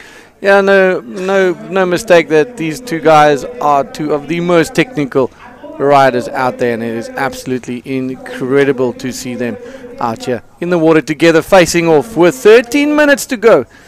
Tanner is holding it down and keeping Matias Diaz in the combination situation. A little bit of a slow heat. The previous heat saw absolute crackers come out on the left hand. It's PLC just focusing on those lefts where, you know, you kind of feel that Tristan should have challenged him a little bit more there, but almost pulling it out the bag at the dying seconds, and we've seen it so many times during the course of this event. So link with us, go to www.ibcworldtour.com, scan this QR code and get yourself involved and in the mix with all the good times we're having here at Arica, and a part of the World Tour. All the information you need, anything that all the questions, rule books, and everything else at your fingertips. And after this, we go into Itacoatiara, so a lot of bodyboard for you guys into this week. Yeah, good action coming up, and the forecast looks pretty pumping for Itacoatiara as well. So from cold water to tropical dream, it's going to be a change of scenery and short pants and sunscreen. Well, it's going to be nice, but look at that left-hander just marching across the reef like a bunch of soldiers on a mission. 12 minutes, 13 seconds to go, ladies and gentlemen. Quiet heat. Tanner with a 15.65. Matias Diaz, unfortunately, not landing that beautiful barrel air reverse, but he's trailing in, and he needs a 15.65. Yeah, Tanner McDaniel finished second in Antofagasta. And we need to check, but I'm pretty sure if he won here, I think if he goes to the final, he take the lead out of Tristan. Here comes Matias Diaz. Looking to get himself out of the combination situation. Lots of speed. There's a section, just puts his hand out of frustration, not getting a section, and running away from everything. Unfortunately, a loss of priority. He'll be frustrated with that. Yeah, now Tanner McDaniel with first priority. He needs to do better than 6.65 to get more points on the total score. Matias Diaz is still in a combination situation. The best wave for Matias is a 5.50. So he needs to better that 5.50 and try to find another good wave. So it's not easy. It's less than 11 minutes to go. This is quarterfinal number 3. If you guys just tuning in, we are here at the 2023 Arica Cultura Bodyboard. And just a very interesting point. Throughout this entire contest, the heat draws fell in such a way that Tanner and Matias have surfed against one another 3 times during the course of this event. So this is the third time, and yeah, it's wild that that it just happened to be like that with all the seeding and stuff like that. Crazy. So Tanner has only surfed against Matthias throughout this entire contest, and one or two other athletes, but his primary challenger would have been Matthias Diaz for sure. Yeah, I think was on the round number 7, the first one. I think no, 5th, huh? 5 and 7, I think. 5th and 7, I think, huh? Hmm. Yeah, and I think Matthias got second place on both, huh? I'm pretty sure about that. Yes. And then Matthias won yesterday, Yeah. and Tanner as well, so they now against each other again. And Tanner is been doing great so far. Matthias Diaz is still looking for a great wave. He's in combo land, combination situation. Still some. Let's see the calendar, director. Quick calendar for you guys at home. We are here in Arica. After we go to Itacoatiara, then we go into the Garden Island Boogie Classic, and then Maldives, and then France for the La Salle Pro. We're gonna finish the women's division there, and then the pro women division, pro junior women division, and then we're going to Portugal to Sintra Port, and then where we going, Dion? To Africa, where there's lions and elephants and mosquitoes. Mosquitoes for the Walker Bray Pro, and then first time ever in Morocco, and we of course we finished the tour in the beautiful island of Gran Canaria at the Fronton King. It's a very great event as well. Yeah, probably the world titles going down to the last event by the look of things, and what a place to crown a world champion at El Fronton. It is quite possibly one of the most gnarliest, most beautiful, most seductive waves out there, and to see the boys send it out there is a very special occasion, and it's a left and a right. Tanner will be frothing on that one. We know that Tristan can really hold it down, and he's been there, been a champion there before. So and Mars, well, that's Mars's background. As we see Mars getting ready for his next heat, it's going to be another cracker. Are we going to see 3 Frenchies on the podium?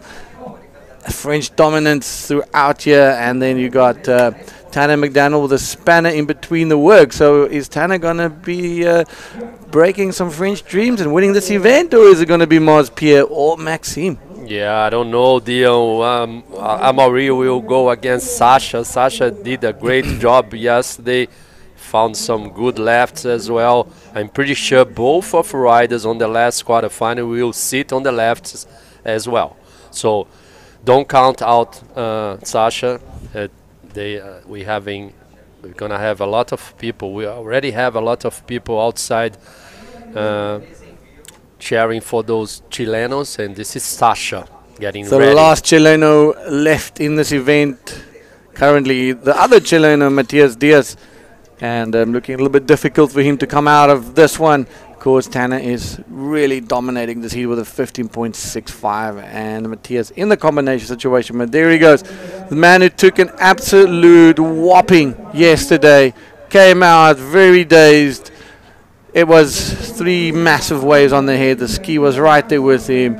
Just another day in the office for these boys. A lot of respect between all these athletes, especially after yesterday. It was one of those pushing every single rider physically and mentally to the limit. Quiet heat, bit of a slow heat. We've only seen 8 waves ridden, and Tanner with a 9 and a 6.65 as his 2 counting scores, and unfortunately Matthias not landing his beautiful air reverse on that barrel combo, and he's got a 5 and a 2-point ride, so not much in it for him, and he's looking to change it in the last minutes. I think there's some waves and outside. Let's see if somebody go. No, Tanner say no, but Matthias, of course, he's coming. It's looking good, this wave. Nice long bottom turn for sure. A backflip for Matthias. Was a complete move, Dion, but was kind of stuck on the lip there. I don't know if it's gonna be like a very good score. He needs to better the 5.5 to come out of that. He needs actually a 5.65 to be out of the combination, but it's only a 4.75. Didn't change anything. The only less than 6 minutes to go. Yeah, he'll be frustrated. He had his eye on that end section, kind of forced that maneuver. Let's have a look. See his head's already looking where to go. Super sharp bottom turn just to try and make it up to that section. Otherwise, it would have been running away from him. Clever surfing, though. He saw the section. He knew he was going fast. There, look, boom. He's gone. There he goes. Dude does a hard little scoop and goes up, hits a section, not much in it, and then drops down back into the face of the wave and ejects really quickly. So a 4.75 is all he got for his effort and doesn't change his situation. Can Matthias Diaz turn it around here with 5 minutes to go? The waves are a little bit slow. The question is the ocean going to wake up all of a sudden and deliver a couple of bombs to deliver potentially a massive upset? We look at Maxim's heat. He had his 2 highest scoring waves, or basically his 2 scoring waves, in a matter of 2 minutes. Yeah. I agree. Sometimes you can change everything with only 2 minutes, of course. And there is time still, but the problem it's Tanner McDaniel has the first priority. So Tanner is not going to leave Matthias alone now. I'm not sure about that. No, and not Tanner. And especially on those lefts, like it's very close, and here goes Tanner. Here we go, Tanner on an absolute screamer. Oh, gets again. Underneath the lip there, Fabio, underneath the lip, sits in the pocket. Ooh, he's not there because that white water, the foam ball just pushing across. So what happened there? I don't know. Let's see the replay. I think he grabbed too much, like stoling too much to get into the barrel. I don't know. Something happened there. Well, let's have a look at that replay. There he goes.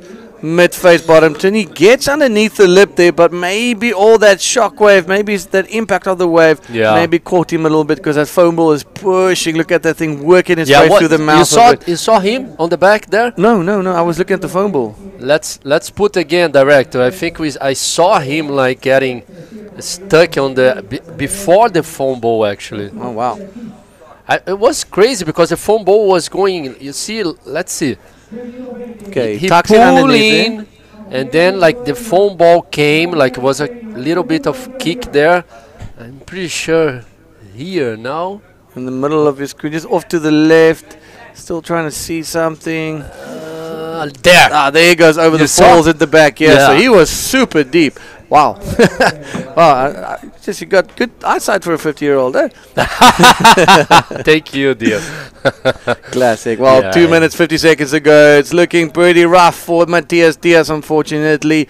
But he needs a big score, and then, well, you never know. A 10-point ride puts him back into the game, and then a quick follow-up after that could change it, but we're just being very optimistic here in the booth. It's a public holiday and still early morning. The Chilenos really like to start things off around about 12 o'clock only and end things off in 5 a.m. in the morning. So it's a very interesting life out here. The music just doesn't stop. So the fiesta also doesn't. Pisco disco all day. Pisco disco all day. That's it. Pisco disco. Arica pisco disco. Basically, the national drink of Arica should be pisco sauce. But it's been that's pretty delicious, I'm not going to lie.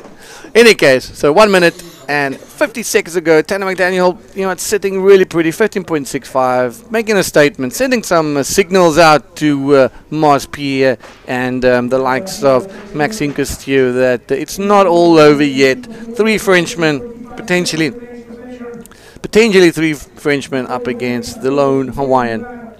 And we've seen Tristan exiting the competition along with Sammy Moratino. Okay, next heat will be Amaury Laverne against Sasha Domenech from Chile, the last Chileno in this competition. Of course, we having Matthias Diaz in this heat number 3, but Tanner McDaniel it's winning with a combination situation onto Matthias. Matthias needs 2 waves. I don't think he has time now. Dion, only 1 minute to go, and he needs to surf twice, so there's not too much time now. It was a good contest for Matthias Diaz. Of course, he did a great job yesterday. surf good today too. If he finished that maneuver, I'm pretty sure he will receive like a 9 or something, and put him on a better situation. But of course, Matania, it's been surfing so good this year. Yeah, super strong. He's been good. Finals in Antofagasta, heading to the podium over here, Fabio. So well-deserved victory for Tanner McDaniel. He surfs clever, calculated, not out of rhythm. He took only the waves that he needed to take. Didn't make that big barrel. 9 and a 6.65 versus Matthias's 4.75 and a 5.5. Advancing into the quarterfinals, that is Tanner McDaniel and joining the likes of PLC and Maxime Castillo. Okay, guys, don't go anywhere, because the next hit will be amazing too. Yeah, don't get away. We're going to be back with some more live action here from Flopos. Quarterfinals, finals day, last quarterfinal coming up. It is a Maori up against Sasha Damjanic, so it's going to be absolutely epic. Don't get away. Tune in, ibcworldtour.com, and check it out. So let's talk about our highlight points for the day. No, we're gonna actually we're gonna show a little bit of Itacoatiara for you guys at home. That's so this is our So that's our last stop for the South America leg. So let's check it out. This. Vamos to be back into the agua.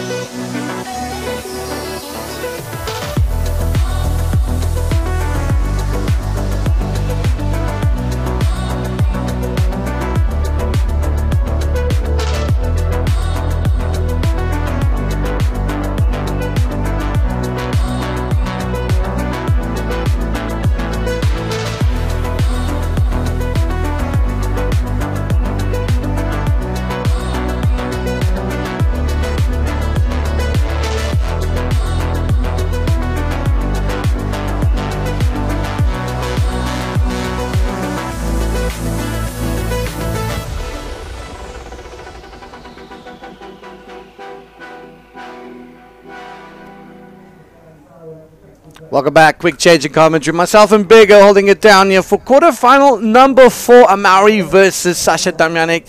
Last Chilenos now in the competition. You must be pretty amped to see Sasha doing well now. Definitely. This is a 2023 Arica Cultura Bodyboard presented by Pride Bodyboards en Gobierno de Arica y Parinacota. Let's just go right straight to the water. And what we saw, it was the Itacoatiara Pro teaser. And we are more than excited to go there. We're leaving actually tomorrow. And in the water, so Red, Amaury Laverne, and Sasha Damjanic. From Chile, our last Chilean. One step closer to the podium. Only one step away from best result, I believe, from Sasha Damjanic. Tenemos al último chileno en este hit, Sasha Damjanic. Un solo paso para lograr su mejor resultado aquí en Arica. Ayer conversábamos que no recuerda si ya había quedado quinto en otros momentos de su carrera, que lo iba a revisar, pero definitivamente al podium nunca ha llegado. Así que sería muy interesante ver a Sasha Damjanic logrando un podium. Pero primero tiene que ir, pasar por encima del campeón del año pasado, Amaury Laverne, que no solamente ganó acá, sino que ganó con la nota más alta posible, un 20. Vamos a ver qué pasa. So, tough situation right now for Sasha, but of course he's capable of, it will be very nice to see him in the podium for the first time in his career.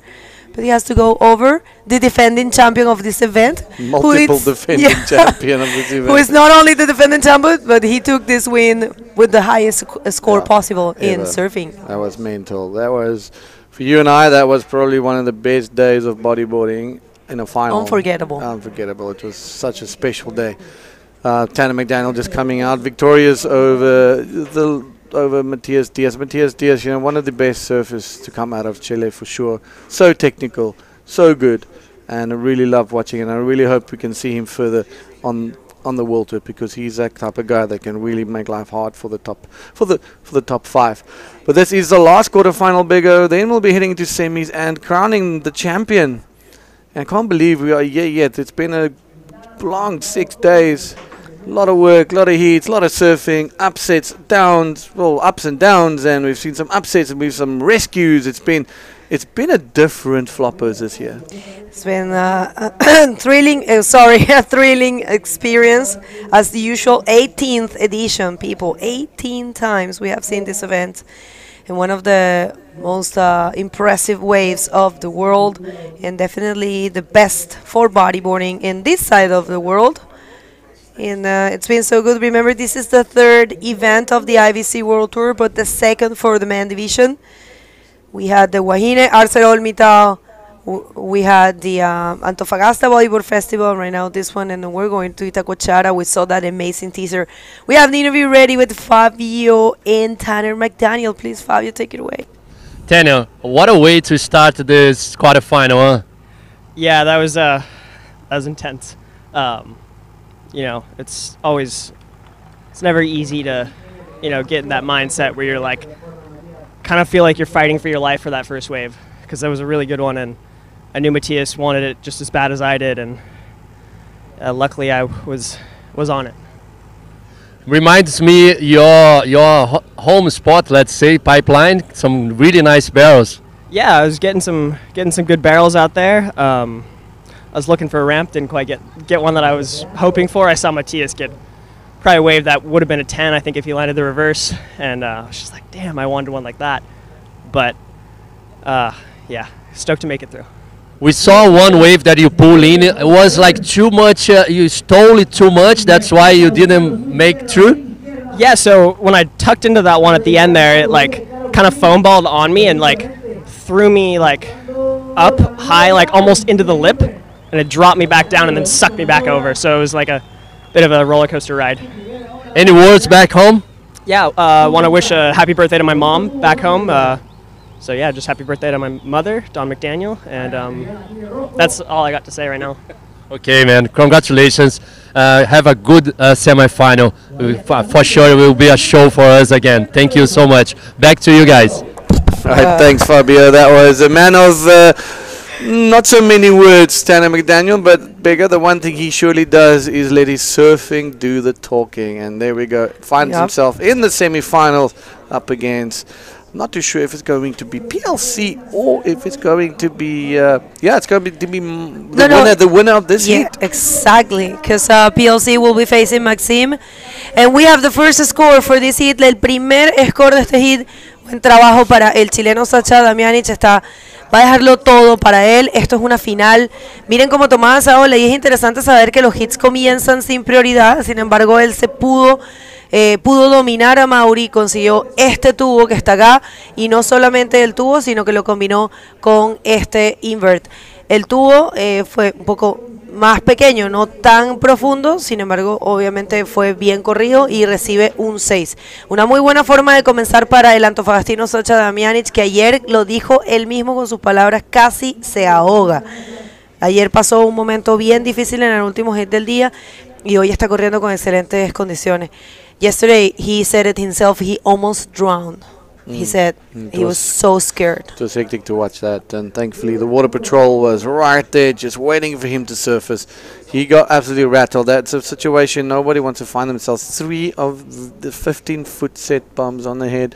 Broke his leash. And he had no time to take a breath. He just popped up, and he had another one right in front of him. So, yeah, I've got utmost respect for these guys yesterday. It was a physical, it was a mental battle, but that is why you cannot start these events, especially here in at Fronton, without the jet skis, and that is one thing that the IBC insists on. And you know, we've got lifeguards on duty, there's ambulances, and you've got professional water patrol men standing on standby, looking and making sure all the riders are safe. Bigger. Yeah, that guy, I have to say props to him. Okay, guys, you can vote right now in our poll. Who's going to take this win? This is the first wave for Amaury Laverne. This is a bomb. Completely disappears, and he came out just like that, Dion. So this is the way you answer a 6. This is the way. This is the Amaury way. This is the way. Change this wave's name to Mars. Mars has left, or Amaury Laverne. Put a statue of the man here on Isla Alacrán, because this guy is unstoppable in this wave. What an absolute stonker of a wave. Took him 10 minutes to get this wave, Bigger. And he just waited. Oh my God, it happened. There we go. There it is. 10 point. 10 point, right? Second 10 for Amaury Laverne. This guy. Of course. I mean, it makes it is accurate. Un 10, gente. Un 10. Es el segundo 10 de Amaury Laverne en este evento. Take us through this replay, man, because it was just so good. I mean, what's to talk about? The most perfect line comes out with a double spit. Has a quick little look at the judges, saying, "How's it? It's mine, that one." Look at that. Not a piece of water out of place. Just sits there, gas, continuously gassing. Bigger. He is happy. Even looking like at the cameras. A pig in dung. You cannot kick him out of that one. This is so good to watch. That is just a pleasure. Thank you, Moz. Yeah, I mean, we knew this was going to happen. No, I mean, this is the way, this is the Moz way, you know, in here. He will go for those 10s. Bueno, gente, ahí. Estos son nuestros criterios de juzgamiento. El máximo nivel de dificultad y compromiso, maniobras radicales controladas, velocidad, poder y fluidez, secciones críticas, variedad de repertorio, maniobras aéreas, bueno, no es un tubo, no puede ser aéreo, pero con máximo nivel de dificultad sí, limpiamente ejecutadas y completadas y estilo. No hay forma de decir que él no cumplió con estos requisitos que se tienen. Es un perfecto 10 para Amaury Laverne, es el segundo en este evento para él, y el año pasado recordamos que él ganó este evento con 2-10 en una final de infarto que casi que nos morimos aquí con Dion contra Tristan Roberts. Así que vamos a ver, el antofagastino claramente está necesitando un score pequeño. Esto es un buen momento para Sasha, que tiene la primera prioridad de buscar ese score de respaldo, que ojalá sea más alto, porque de esa manera se puede alejar de Amaury. Son hits difíciles, Dion, porque son de 30 minutos y con la prioridad y solamente 2 hombres en el agua. Vamos a ver mucho esa situación de que prácticamente cada corredor que tome una ola va a cambiar la situación. I believe this is one of those hits that every time a rider gets a wave, it might be changing the situation. Right now, it's a good moment for Sasha.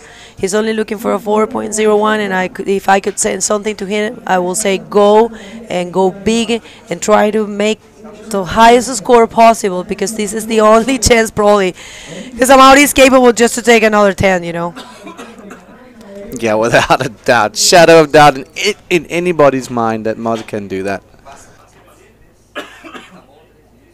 So, quarterfinals, last one of finals day. I can't believe we're here at the sharp end of the stick. There's Arturo, and he just came from all the way from Antofagasta. Mr. Stoke, this guy loves to, he just loves to be everywhere, and man, he loves a microphone as well there.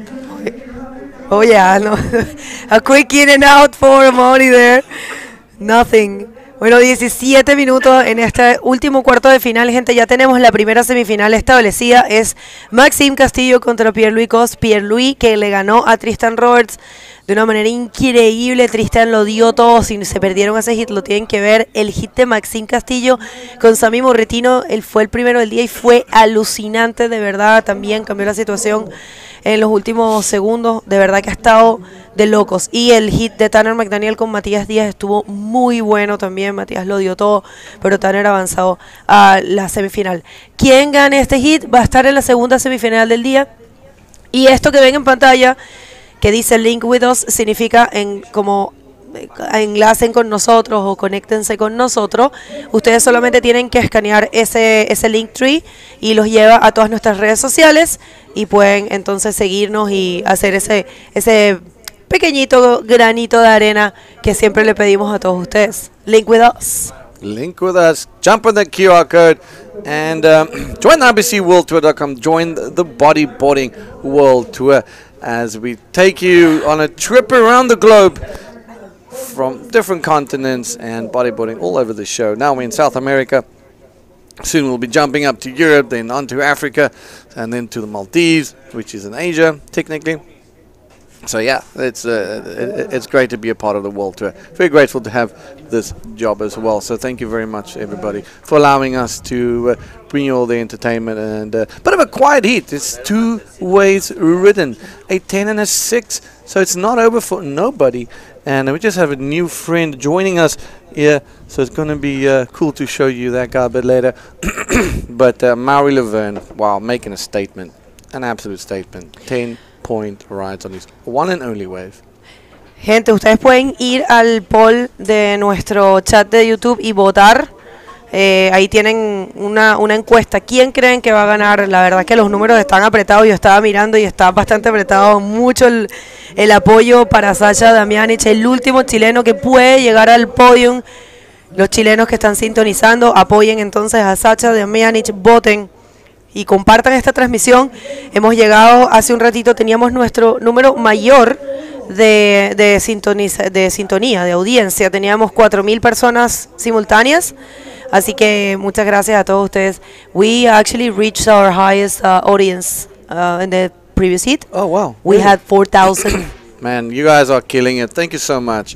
These are the type of numbers that really means a lot for us, not just as the broadcast, but in terms for bodyboarding, because these are stats we can then take to potential big sponsors, any sponsor, to be honest, to be a part of the World Tour. It is truly a global audience, and we are super grateful that everybody is loving what the tour is doing, the development from the tour, the mission of the tour, and watching the best bodyboarders around the world take this on.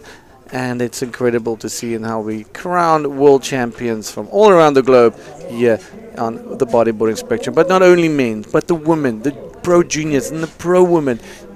You've got DK, you've got the masters division of the women. Female, yeah. It's amazing, it's deeper than just the pros. Yes, all the focus comes on days like this where we're watching the men shred in big conditions, but each and every event has its own special thing, and also just giving back and developing. We've seen some of the younger riders of the juniors divisions surfing exceptionally well here in some of their first main or their main division events, so that's incredible. No, I mean, the IBC World Tour, it's been very focused and concentrated in just working the grassroots of the sport with the junior division. But let's see this guy. Vamos a ver esta ola para Sasha Damianic, una ola que se perfila con buena forma.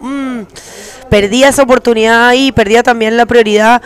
Puede ser que esté notando un poquito la presión Sasha, pero tranquilidad que todavía queda tiempo. This wave right here. Oy. Let's see. Oh well. Is he gonna come out? Not really. I don't think so. No. Unless he had a jetpack on him and he's a Boba Fett or something, he's not gonna make that one. He's not a Mandalorian, but man, he's a special human being. But he's not a Mandalorian, but he has the way. Yeah, the most exactly. way. The force. He has the force. He just waves his hand and the barrel opens for him. Unfortunately, his hand was stuck on his board, and that's Oh my God, we're Star Wars geeks. Yeah, full on. I'm an absolute fan through and through. There's a French crew. Look at that. The new generation. Ethan Capdeville, Jan Salon. The boys just absolutely loving it. Raimundo Quintana from South Chile. We have also Manuel from Antofagasta. We have Carlita from Iquique. So we have a Chilean supporting and the French crew right there. Etan Cap right there. And we also have John Lopez from the Basque country. So this replay here. Yeah, let's look at what went wrong. It's just one of those waves. Moz, kind of knew it was a bit of a closeout, so he, on that bottom turn, decided to kick out. That thing was very fast and pretty sizey all the way across the reef, so missing completely.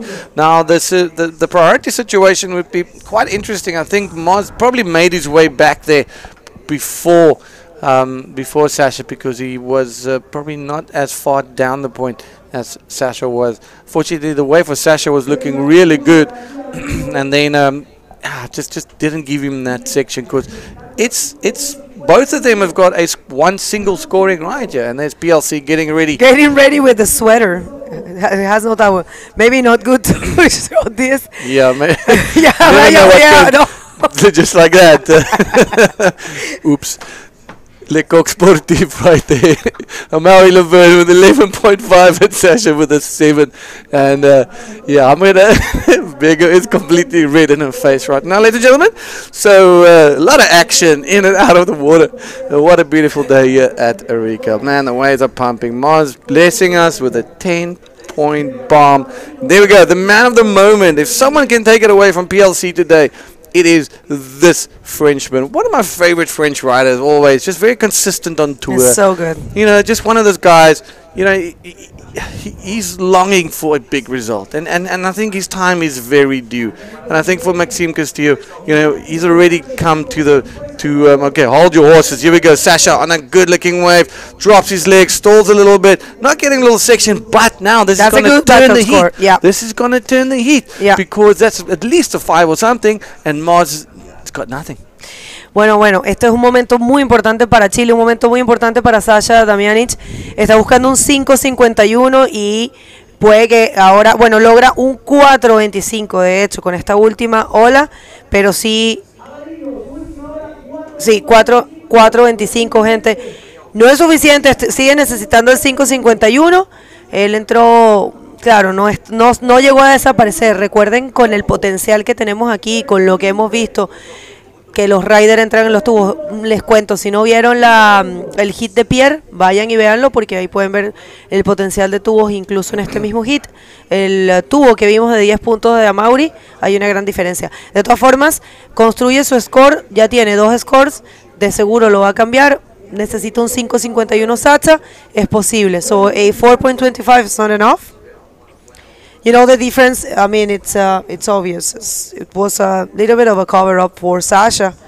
So let's see, 8 minutes and 40 seconds, and Amaury it's playing a very difficult card, which is the waiting, holding the priority.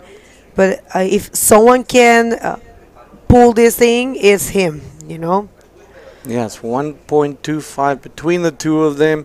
Sasha just falling a little bit short there. Yes, he was a little bit in front of the wave, and not getting that, the points, the extra point 1.5 that he was looking for on that wave. But at least he's got his second scoring right. Amaury Laverne with a 10 and a 1.5. So he's still wide open, bigger. It's wide open, but priority is sitting with the tube master, Mars. That's right, and guys, help us spread the word, share this live feed, gente, compartan esta transmisión. Hoy es el día final, hoy se acaba el Arica Cultura Bodyboard en su versión 18ª, un evento que siempre nos trae muchísimas emociones, nos lleva en alto en nuestro deporte, una ola que está creada por las manos de Dios para la práctica del bodyboard, una de las mejores olas del mundo, es aquí en Chile. Ustedes que están sintonizando, sé que hay una audiencia grande en este momento para Sasha. Lo que viene es la primera semifinal de Maxime Castillo contra Pierre-Louis Coste. Y después vamos a ver a Tanner contra quien gane en este hit. It's going to be interesting to see if we're going to have 3 French men in the podium. I have no idea if we have had that before. No, I believe this is first. He said it. Yeah, he said it, right? It'll be the first time in history. First time in history. At one of the most prestigious events on the world tour. And look at this, Amaury and Pierre, they're trying to break the spell and trying to win here for the 3rd time. Pierre is looking very composed and probably looking at his best shape in the tour so far. He was not too connected in Antofagasta, although he did great.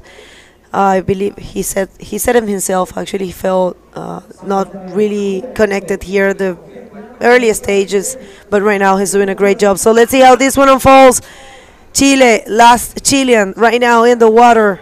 Last possibility for Chile to get a spot in the podium. It will be amazing to see Sasha Damjanic facing on the second semifinal, Tanner McDaniel. But yeah, it has to go over one of the most consistent riders in here in Arica, Amoni Laverne. Remember, guys, this event is brought to you by Bodyboards. If you haven't done it, check the website, prybodyboards.com. And let's see this one for Moss. Backup score. Yeah. All right, Bego, what's it going to be? Just a nice little calculator roll. Slow and long bottom turn. Moss knew he doesn't have to do much more than that because the wave obviously didn't offer that big 10-point barrel. But this will make things a wee bit harder for Sasha. But now Sasha also, Bego's got that priority.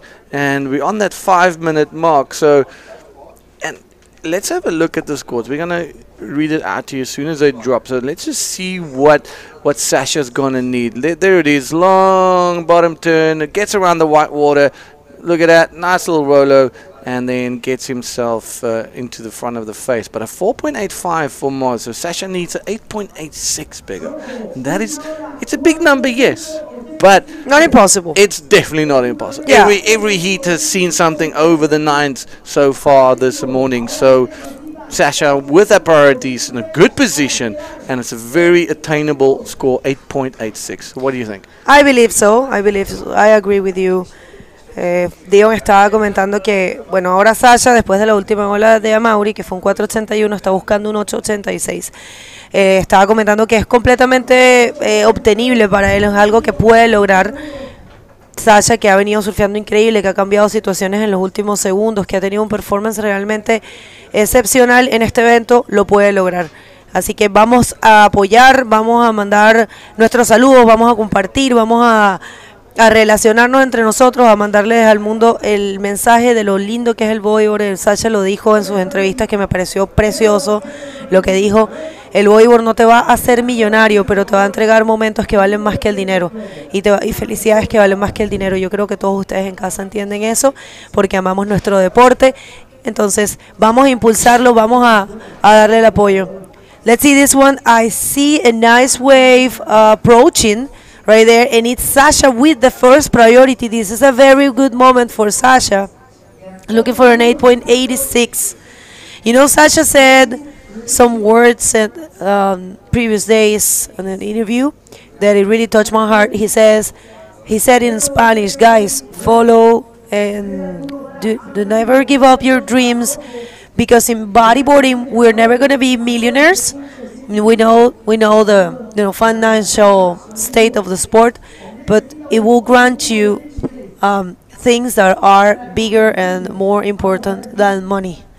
So write that down. That is exceptional words, and that is true, because this is exactly why we are here, is because we're not doing it. Any of us do this for the money. Definitely not. We're doing it because this is our heart and our soul, and the sport has given us so much.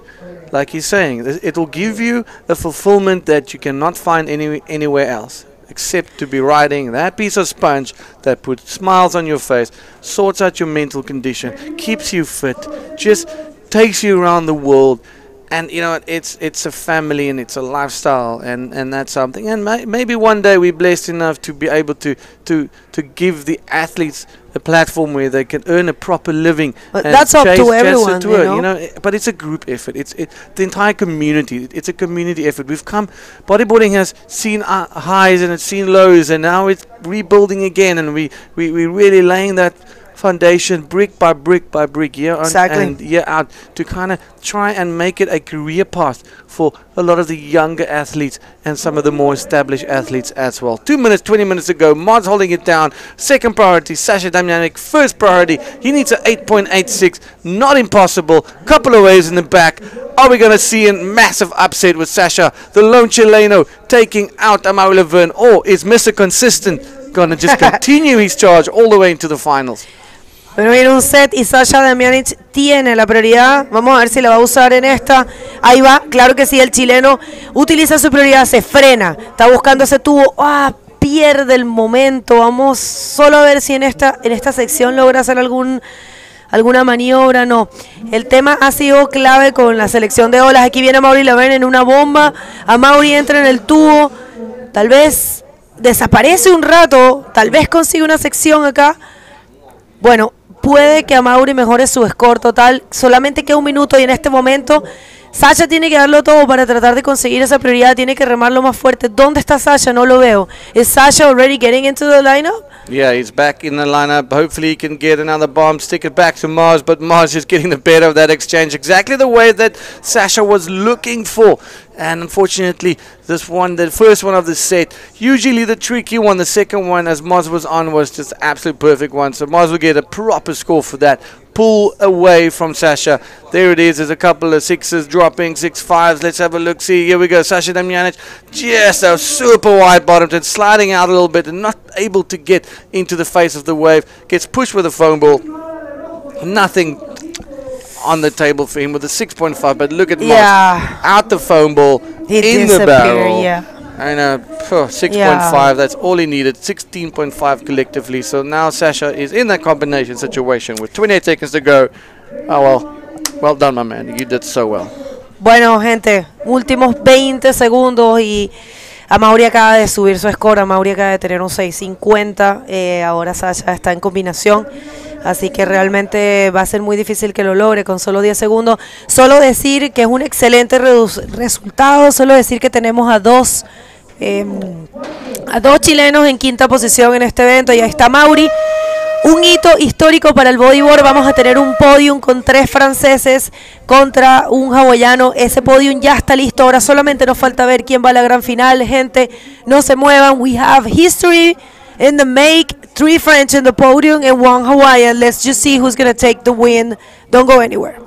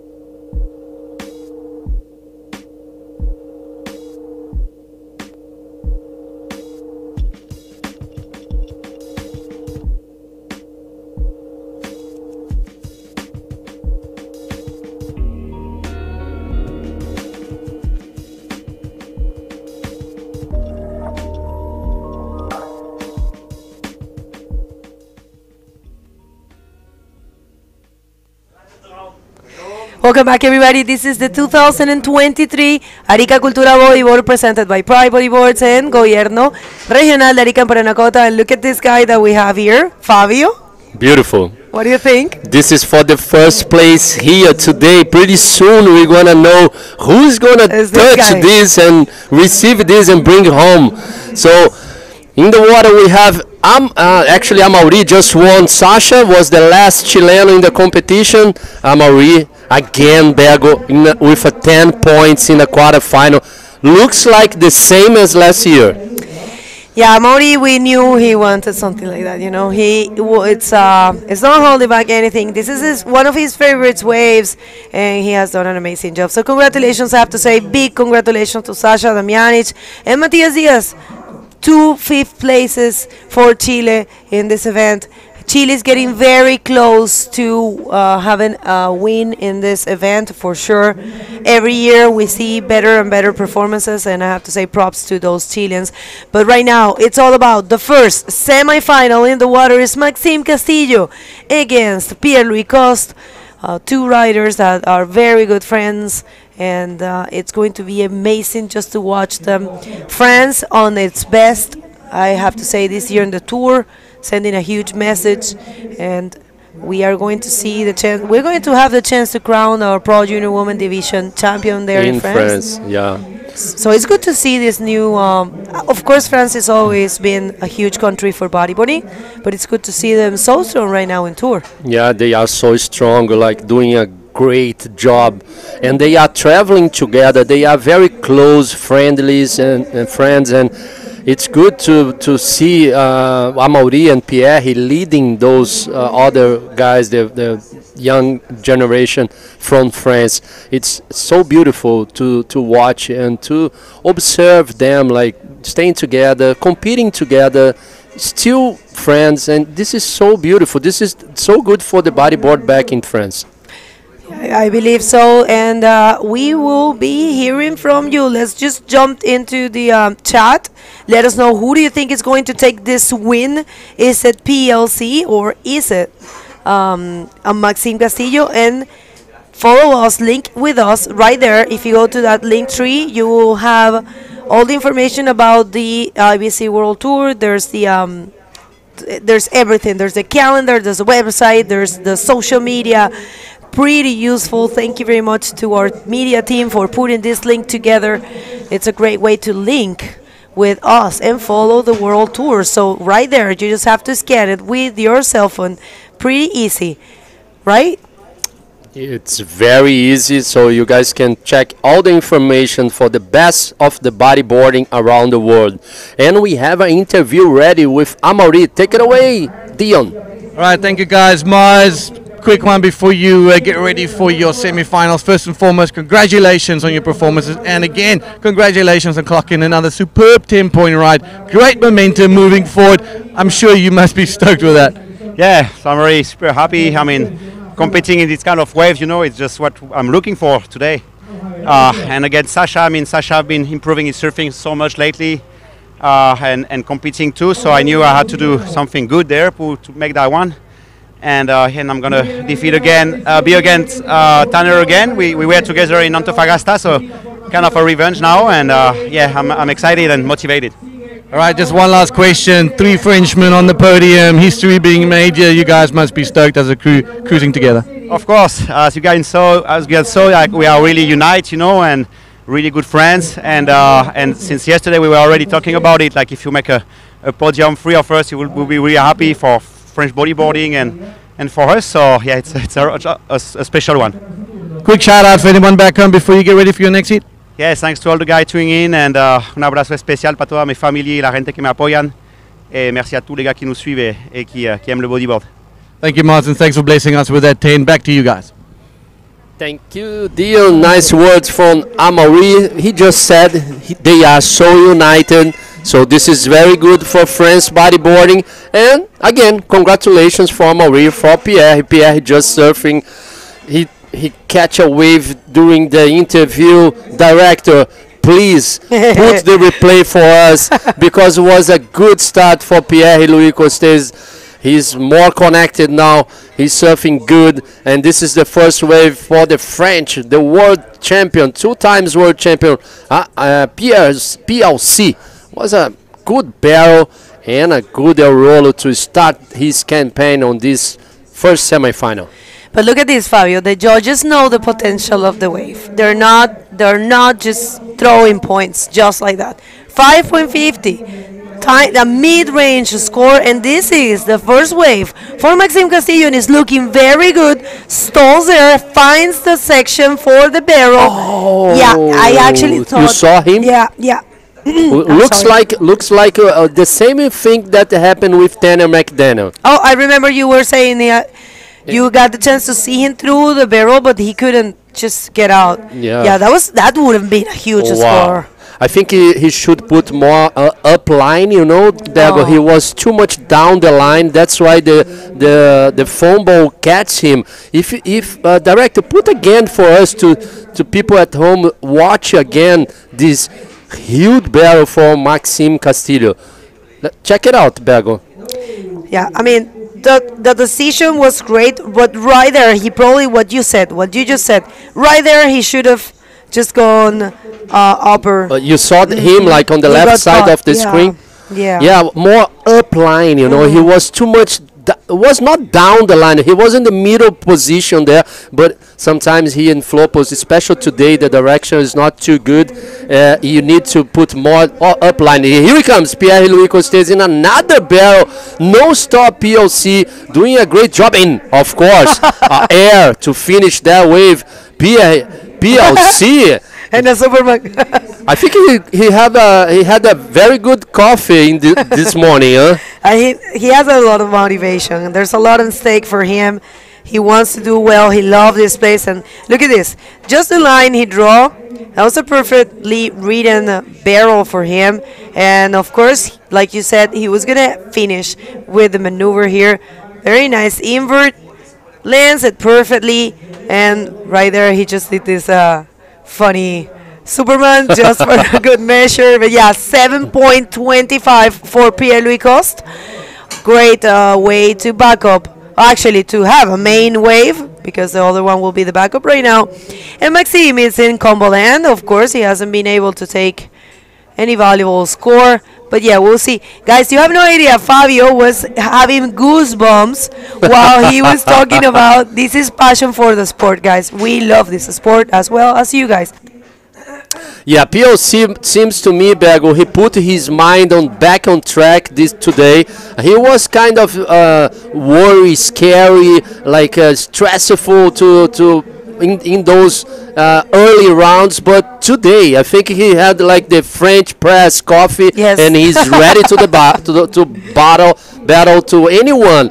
I'm pretty sure he wants to go to the final. Of course, don't count out Maxime Castillo. He finished third last year here, and he's already on the semifinal. He wants to go to the final as well. I'm pretty sure Pride is very proud at this point, because Pierre is about to get that spot in the final, closer to his great goal, which is becoming champion of this event for the third time. But first, he has to go over Maxime. We saw Maxime changing the situation for Semi, and he could do the same thing here. Maxime taking the first 10 of his career in this event. He is very motivated. He is very focused, and he wants it very much. So for Maxime, it's already a huge win. He ended third last year in this event, and he wants to advance further. He wants to make better, and I think these two guys are not holding back anything. So, first semifinal, people, this event is about to end. It's this semifinal, then we're jumping to the second one, which is going to be Tanner McDaniel against actually Amaury Laverne, man. That's just going to be another explosive hit. Yeah, and you put up and you bring up a point like very nice, Bego, because we have Pierre and Amaury in the semifinal. If they won a contest, they're gonna achieve like 3 times to win here. So we will be the first bodyboarder to win 3 times Arica Cultura bodyboard. It will be very impressive to see Pierre and Amaury, but you know, Tanner has been very consistent throughout the event. And I tell you this, Tanner is the only rider that has won this event in both the Pro Junior and the Man Division. The Tanner won here, Pro Junior Division. This is a thing that my friend Steve Jackson told me, my library, bodyboarding library. And he said, like, Bego, you know one curious thing about Tanner? He is the only one that has taken both divisions in this event. So, very cool fact there. Actually, in 2016, he was Pro Junior Man Division champion here. And that was the only time that we have the Pro Junior Man Division here. It was we had 2 Chileans also in the podium, and Socrates Santana, remember? And, well, let's see if he can also have another title and tied Pierre-Louis and Amaury with 2 titles. Yeah, of course. We can't forget Tanner, and here he comes again, yellow, pulling in a barrel, nice. Let's see if it, no, almost, it was not easy to get out of that barrel, and oh no, Maxime just pedaled for that one, but it was, unfortunately, it was not a good way for him.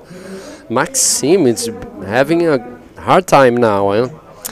Yeah, Maxime Castillo not looking too connected, but there's still a lot of time. But look at this. I want to stand out that he actually did what you mentioned in the previous barrel for Maxime, but he was not able to pull it out.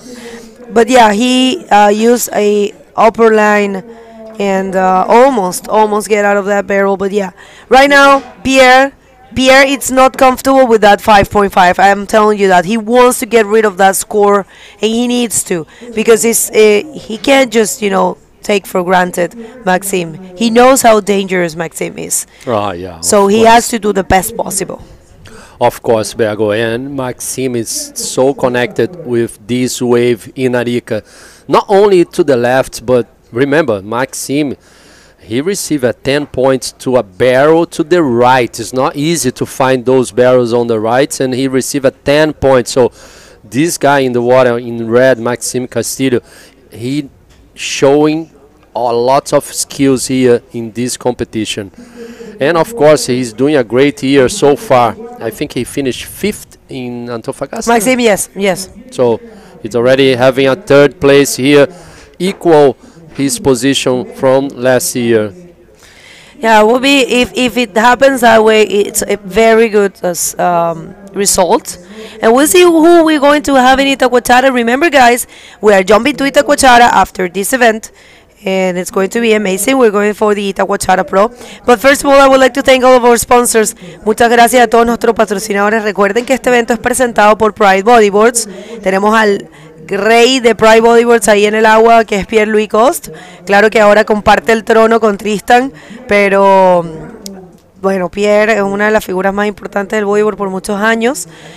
Y bueno, también tenemos al gobierno regional de Arica y Parinacota, la ilustre municipalidad de Arica, la Armada de Chile, Corfo y el programa Arica Siempre Activa, la corporación Costa Chinchorro, y por supuesto como auspiciadores tenemos Olas Cero Plástico, Rancio Bodyboard Tools, Soul, Industria San Miguel, Hotel Arica, Cerveza Artesanal La Ruta, Dicomex, Casa Beltrán, Aguacielo, Fiesta Ámbar, Culmi, Aloha Sushi y varios media partners como ADN, As.com, Latin Girl, Santos del Mar y Chile Surf. Muchas gracias a todos ustedes, verdaderamente ha sido un placer estar de regreso en Arica y ustedes lo han hecho posible. Merci beaucoup, obrigada, thank you very much, all of our sponsors. And I have to say thank you for you guys staying with us in our YouTube channel. Please share the link. Let's hit 5,000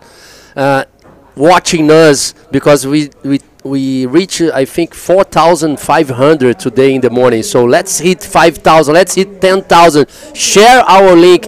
This is Arica. This is delivering so many good waves for the bodyboard. So link with us with the QR code there in your screen.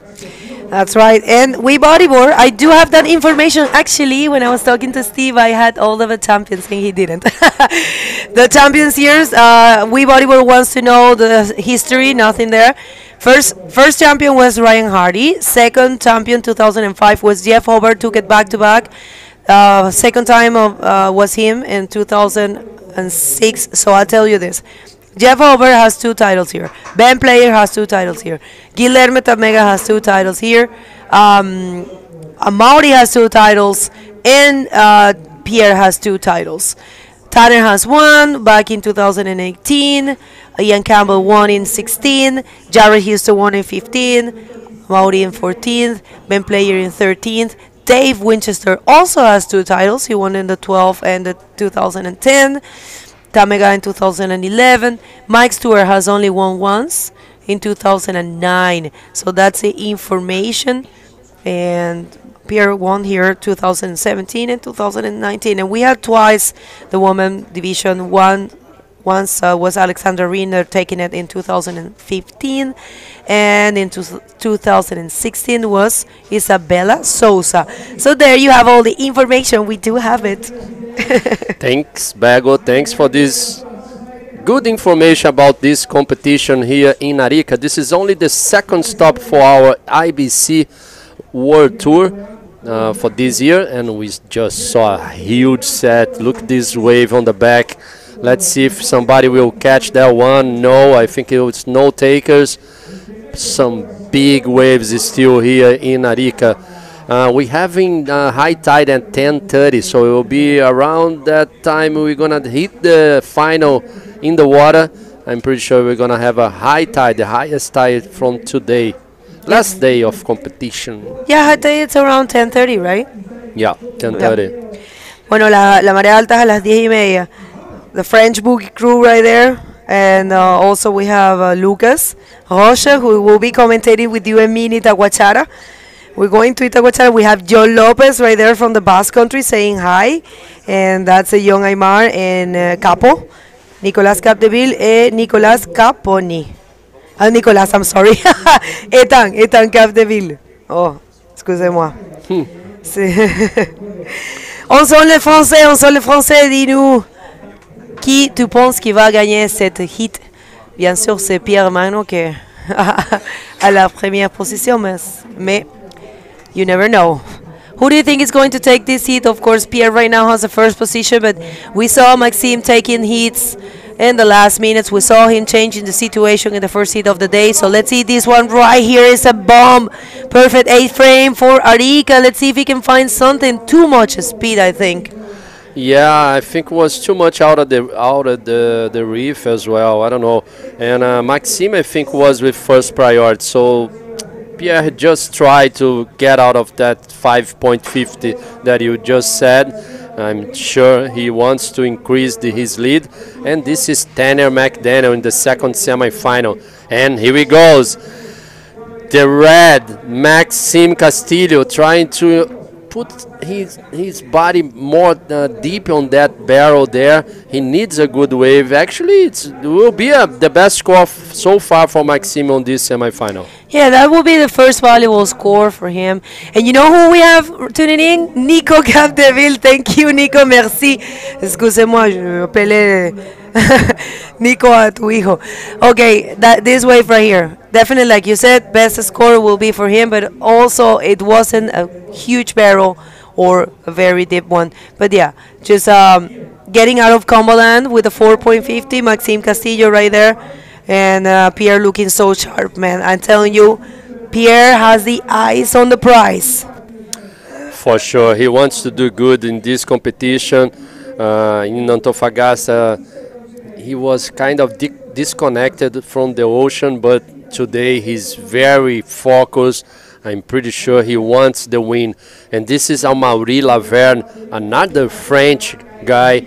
It's going against Tanner McDaniel in the next semifinal. So 3 French riders and 1 Hawaiian only on those 4 last spots in the competition. Well, Maori, it's from Reunion Island, but of course it's French. And he lives in Canary Islands. He's been training. I've been told by Canarians that he is the one that is dominating front on these days. So yeah, definitely a Maori. It's one to watch. And he's getting ready there. He wants, you know what's in his mind, right? He not only wants to win this event, he wants to win it in the same way, in the great fashion he won last year. So a lot of pressure on Amaury Laverne. But this guy right here, I have to stand out. The interview with you, he was always so calm, man. He's always so composed. Oh no my way. God, hold your horses. This is PLC in a beautiful barrel. What a way to change that 5.50. We knew it, huh? Yeah. He was not comfortable with having a 5.50. He's celebrating, the guys. They're sorry. He's celebrating. He's not comfortable with that score. He wants a bigger score, and it's just Pierre, you know. It's so good to see Pierre connected once again. Just to go. It's not like he has been surfing bad, but look at this, a proper bomb. He just feels so comfortable. Stall there, disappears, come out, sped. And what a way to get a 6.10. And of course, right now, the situation, it's not looking too bright for Maxime Castillo. Right now, Maxime, okay, we're looking for an 8.85. It's not impossible, Fabio, not at all for Maxime. But yeah, he has to go big, definitely. And I think he will. Yeah, I think he will. You know, Bergo, like you said before at the start of the heat, the first wave for Pierre, he was only a 5.50. So you need to compare waves. So the last wave for Pierre, he was so good. He received only a 6.10. Not only, but a 6.10. So that judging criteria, you need to compare waves. So he needs to grab a wave better than that one and stay more inside the barrel to receive a better score. So it's not easy at all, but plenty time still for Maxime Castillo. And I tell you what, I'm pretty sure also in Pierre mind, he wants also to get a 10, because he's like, he probably says, I want to get a 10. So yeah, thank you, director. He's gonna throw us this option of just to compare these two waves, and look at that. That's the 7.25. Yeah, was a quick in and out there, nice bearing, then a great maneuver. So that's why he received a 7.25. Yes. I mean, just putting the cherry on the top. So this one was a bigger wave, but probably the barrel was not that deep. Actually, pretty nice barrel though. Yeah, it was not too deep, Bergo. The wave looks very nice, but it was not too deep. That's why he received a 6.10. Was a beautiful wave. I love to surf that wave, of course. Let's just say hi to the people that's tuning in. We have a lot of people. We have Bodyboard, we have Mario Alfredo, we have Dan, we have Paulo Roberto da Silva, we have Raico Machine, we have Miguel Pacheco, Aridan González, Happy Cold Red Begoyan Tem. Oh, je vous aime aussi. Je vous aime. Anae Challenge, We Bodyboard, sorry, We Challenge. Pride Bodyboards, of course. Thank you for supporting this sport. Jorge Santana, el Giorgio, saludos amigo. Desde Canarias. Bueno, Sen no Sen también. Mucha gente. Tenemos Diego. Gracias todas las personas, hemos tratado de leerlos, de verdad hemos tratado de leerlos, pero este evento requiere nuestra máxima concentración. We have tried to read you, but this event requires a lot of concentration, and we really want to keep it very professional. Guys, there you have it. That's the Georgian criteria, and I think Pierre has been meeting almost all of them in his surfing today. Thank you very much. Merci à tous. Muchas gracias a todos. Obrigada. Obrigada. Here he goes, Pierre going right now, and let's see. Oh, no, was just like he checked the wave, but it was not too good, so he decided to don't go. I think he's a little bit nervous, you know. I think he wants to get a bigger score. I would say, Pierre, easy. And Maxime, man, he's been holding that priority for a long time. That waiting technique, Maxime. Watch out, Maxime. C'est pas bon, c'est pas bon. Prends les vagues. But I think that's why Pierre got scary, you know, because he knows if Maxime surf a good wave, he's totally capable to make like a 10 points. Here we go, Maxime. No. Is he gonna lose the priority? No. Maybe. Oh, actually, Pierre is asking for that. Because Pierre has second priority. Let's see. Let's wait for the priority judge. Pierre was asking. Oh, he got it. He lost the priority, but he's running away from Pierre. Not really. Now he lost priority for sure. Yeah, no, he did. Oh, yeah, he did, yeah.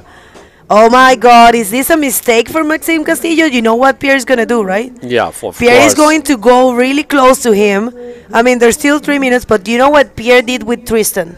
He gave Tristan the priority on the previous heat, and he was regretting it. Actually, Tristan was really close to change the situation. So right now, I think Pierre wants to learn from that mistake. Let's see this one right here, an 8.85.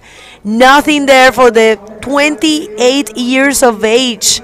Maxime Castillo coming from Arcachon. We're going to go to Arcachon for La Salle Pro. Late August we're going to be there, and Maxime is going to be commentating actually for Arcachon event right there. We're going to be crowning the Pro Junior Women Division champion there. So let's see what's happening for this young boy. And well, I mean, 28 years of age, it's still very young.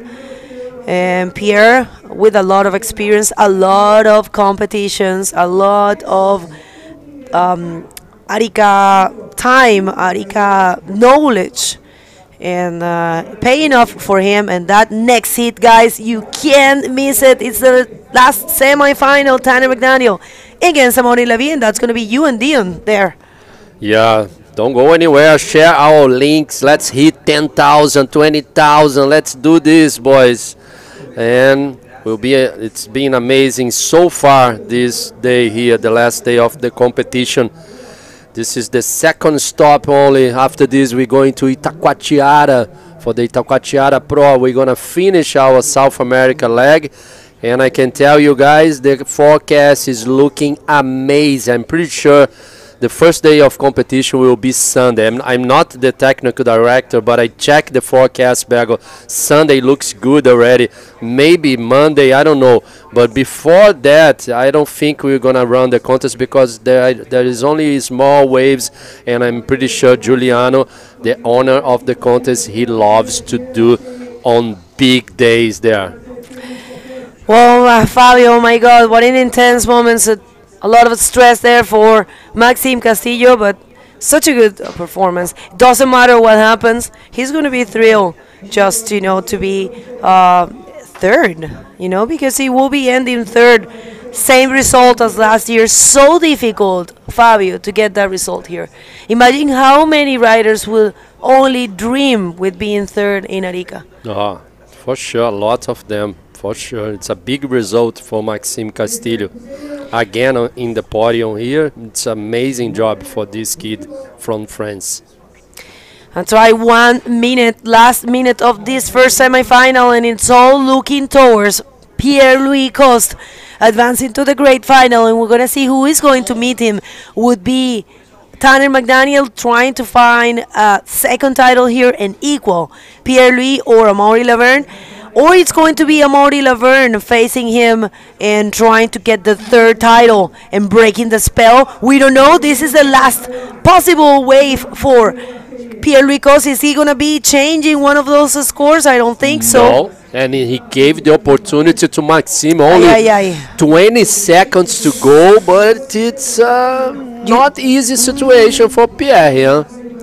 Well, Maxime, right now, last 15 seconds with priority along in the peak. We don't know what's going to happen. If he gets a wave, what if he gets a wave and he gets an 8.85? It would be amazing to watch. Yeah, but I don't think the ocean will deliver enough for Maxime. That's it. A huge congratulations, Maxime. You surfed so good. We're going to see Pierre-Louis Coste back to the final. Maybe he can win again and make the triple crown here. Let's say stay with us, guys. Don't go anywhere. A quick commercial break, and we're going to be back, me and Dion, to show to you guys at the second semi-final.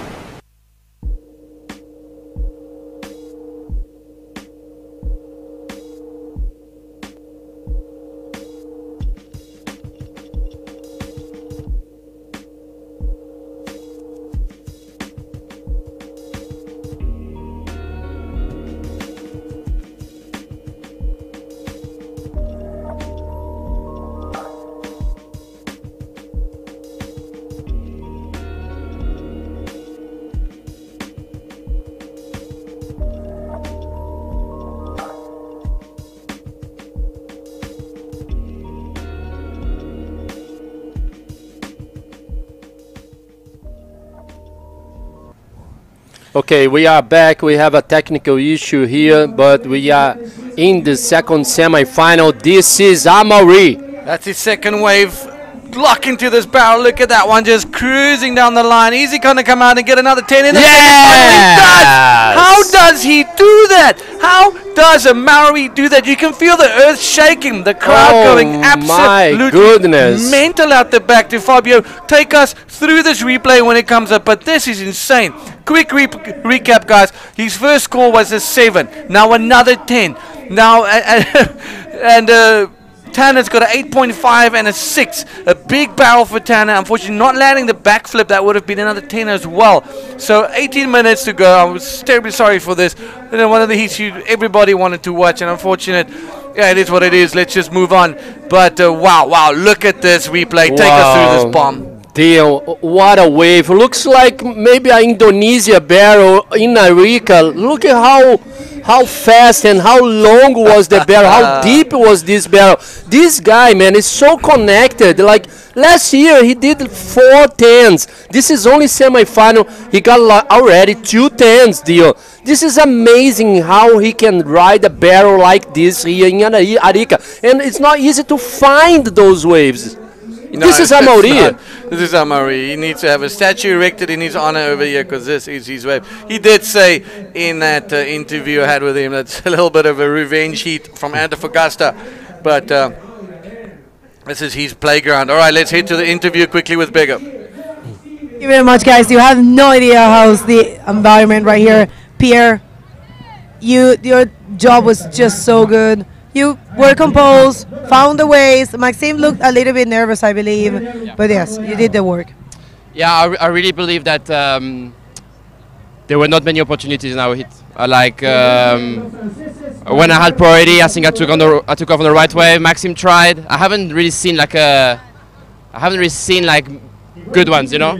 So I think in this heat, I think my strategy played really well, and yeah, I'm happy to make the final. It's been since 2019, I guess, and yeah, it's one of those events you really want to go far. Making the final is the first step.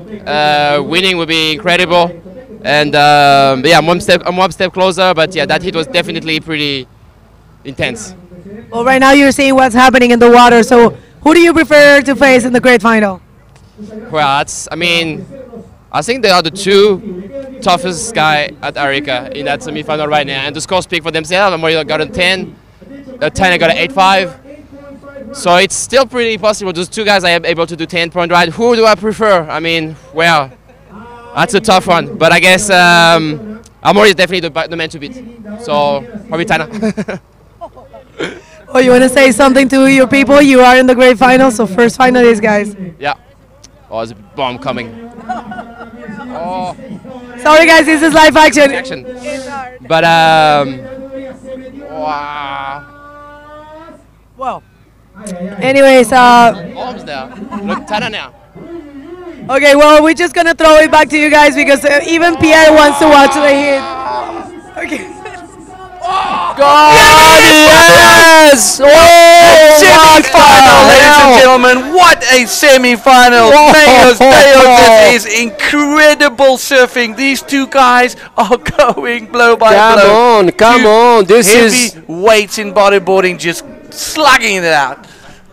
Dion, this is the real bodyboard. This is Fabio. This is Flopos. This Flopos always delivering some good opportunities. Another 10 on this semi-final. The second 10 in this second semi-final. Now Tanner is leading the heat, putting Amaury needing a 8.50. What a great job for this Hawaiian, bro. Are you not entertained?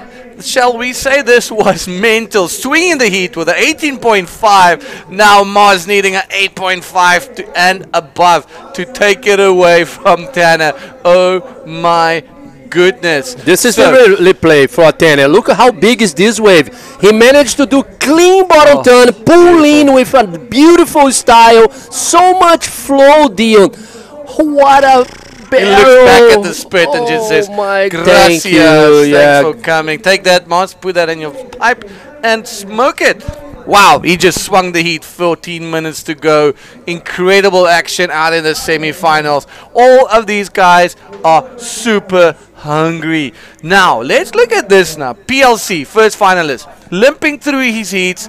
He woke up this morning and he arrived to the party big time. Yeah. Mars fighting it out, 10 after 10 after 10.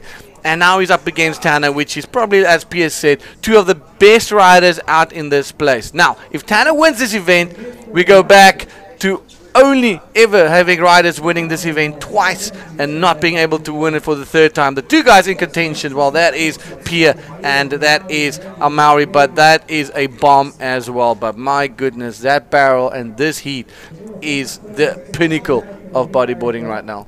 For sure, and reminds me last year again. Like I don't stop to compare this year than last year, because Amaury was only the one who took 4 10s on the last day, and now Tanner put the third 10 of today, and put Amaury in second position.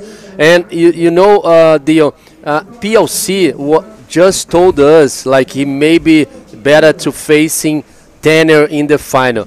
I'm not sure about this.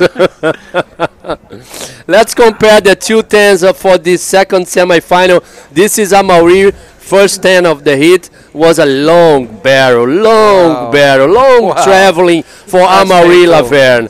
Mental. Beautiful wave. Absolutely mental. This is Tanner. Again, just the detail, like 2 angles. Thank you, streaming team.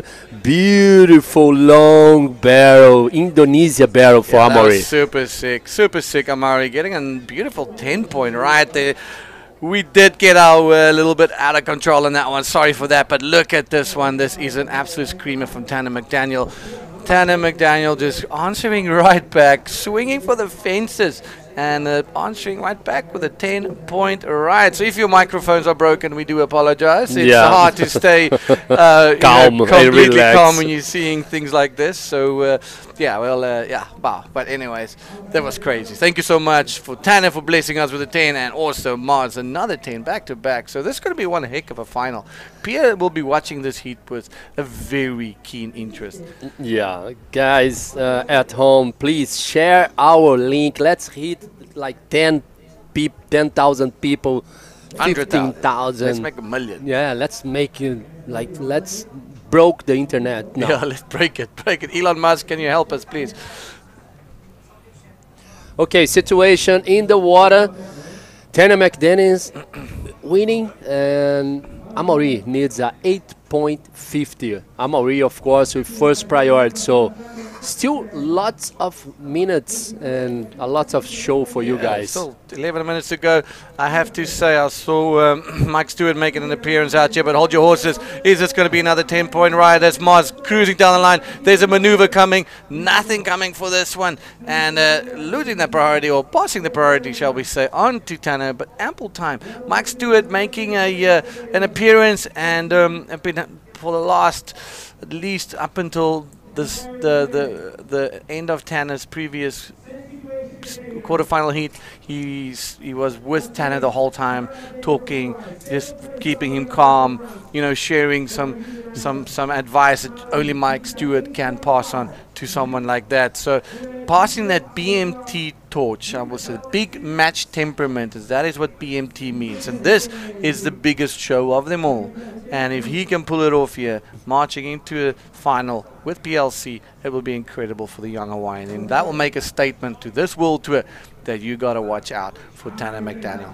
Yeah, for sure, and he's surfing so relaxed. And this is Amaury again. Let's see, 360, pulling in a barrel. Goodness. Watch out, holding my your goodness. horses. Oh my goodness, no, it was impossible to make through that barrel. How is the technique to do a 360 before the barrel? Huh? It's so beautiful, that maneuver. Yeah, it's so good. It is just so technical, and this is like Maz's playground. He loves this size of waves. He loves surfing here. And, you know, for the many years he's been coming, just look at that. Sets a line, quick little spin in the pocket, legs just getting him back into position. Beautiful line. Unfortunately, it's not because of the spin, but the wave's just running a little bit away and over the keyhole there, and unfortunately not allowing him an exit, which will probably have been another 10-point ride. So now the scenarios are that we can be seeing a PLC antenna final, and all of scenarios we pitched over dinner last night. This one didn't come up. Yeah. We were not thinking that PLC might be able to make it to the final, given that he was limping kind of through his heats, and you didn't see the PLC that you saw this morning that you would definitely put your money on. And boy, were we wrong. Absolutely wrong. Here he is in the final, on the verge of taking his 3rd title, but he's got some hard work to do. Beautiful right-hander gassing out there, because Tanner wants it just as bad as him. Mars wants it just as bad as him. So 8 minutes, 52 seconds. Link with us. Don't go anywhere. IBCWorldTour.com. Share the live feed. The finals will be coming up soon. So what's going to be happening with the finals, Fabio?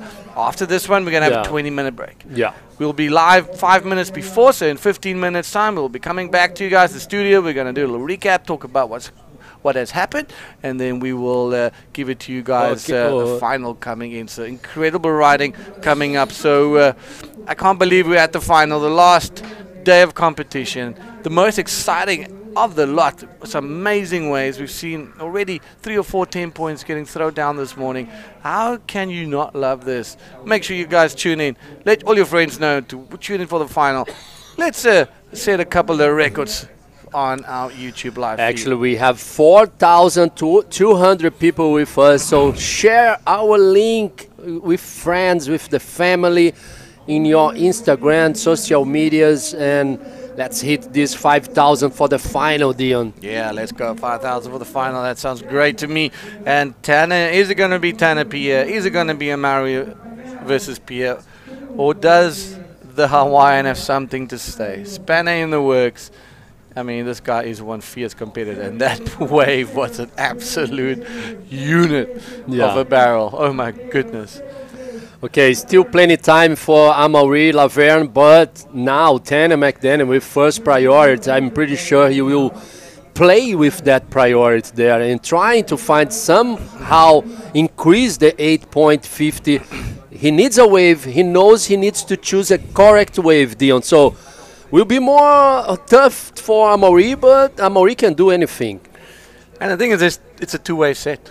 Yeah. That's the other thing. So if by some chance Tanner turns on the first wave of the set, which, I doubt he will do that, but he needs to watch Mars, because if Mars is going to turn and maybe sell him on one, loses priority's back at Mars, none of them has taken off on a wave, and then the advantage sits with Mars. But here we go. Talk about Tanner. There he goes. Passes the advantage. There he goes down the line. Big bottom turn. Nice little speed check. Hooks that barrel. There he goes. Nice little cover up. Still cruising. Comes out the doggy door. And this one probably not going to increase or change his score. But let's have a look-see. He's got a 10 and an 8.5. 8.5 is a very good ride here. And now passing the priority on to Amaury. Yeah, I think he used the priority. I think he didn't. Yeah, here he comes. Amaury in a beautiful wave. Barrel again. Oh, how just he's eyeing that exit, full gas, and comes out of that one. So he needs the 8.50. So now the judges need to compare waves to see what they gonna think. Let's see. We need to wait for the scores. I'm glad we are just here commentating. Yeah, this is a difficult scale. You got 10s being dropped. You got 9s. So, what does an 8.5 look like? We don't know. Like, it's going to be about with the maneuver. Here's a little replay of Tanner right after just passing the priority. Lots of speed. He was hunting for a section. Beautiful little speed check. Nice little cover up. Second section comes out that pinched area of the wave right by the keyhole. And I think that kick there makes him lose control a little bit. You see, like he went too much down the line there. If he stay on more high line, maybe, I don't know. Let's see. But a 5.5 for Tanner and a 7.35 for Moz. Take us through this barrel. Was a beautiful wave for Moss. Unfortunately, he couldn't find that second time for the barrel there. And so he received a 7.35. He bettered the situation for him.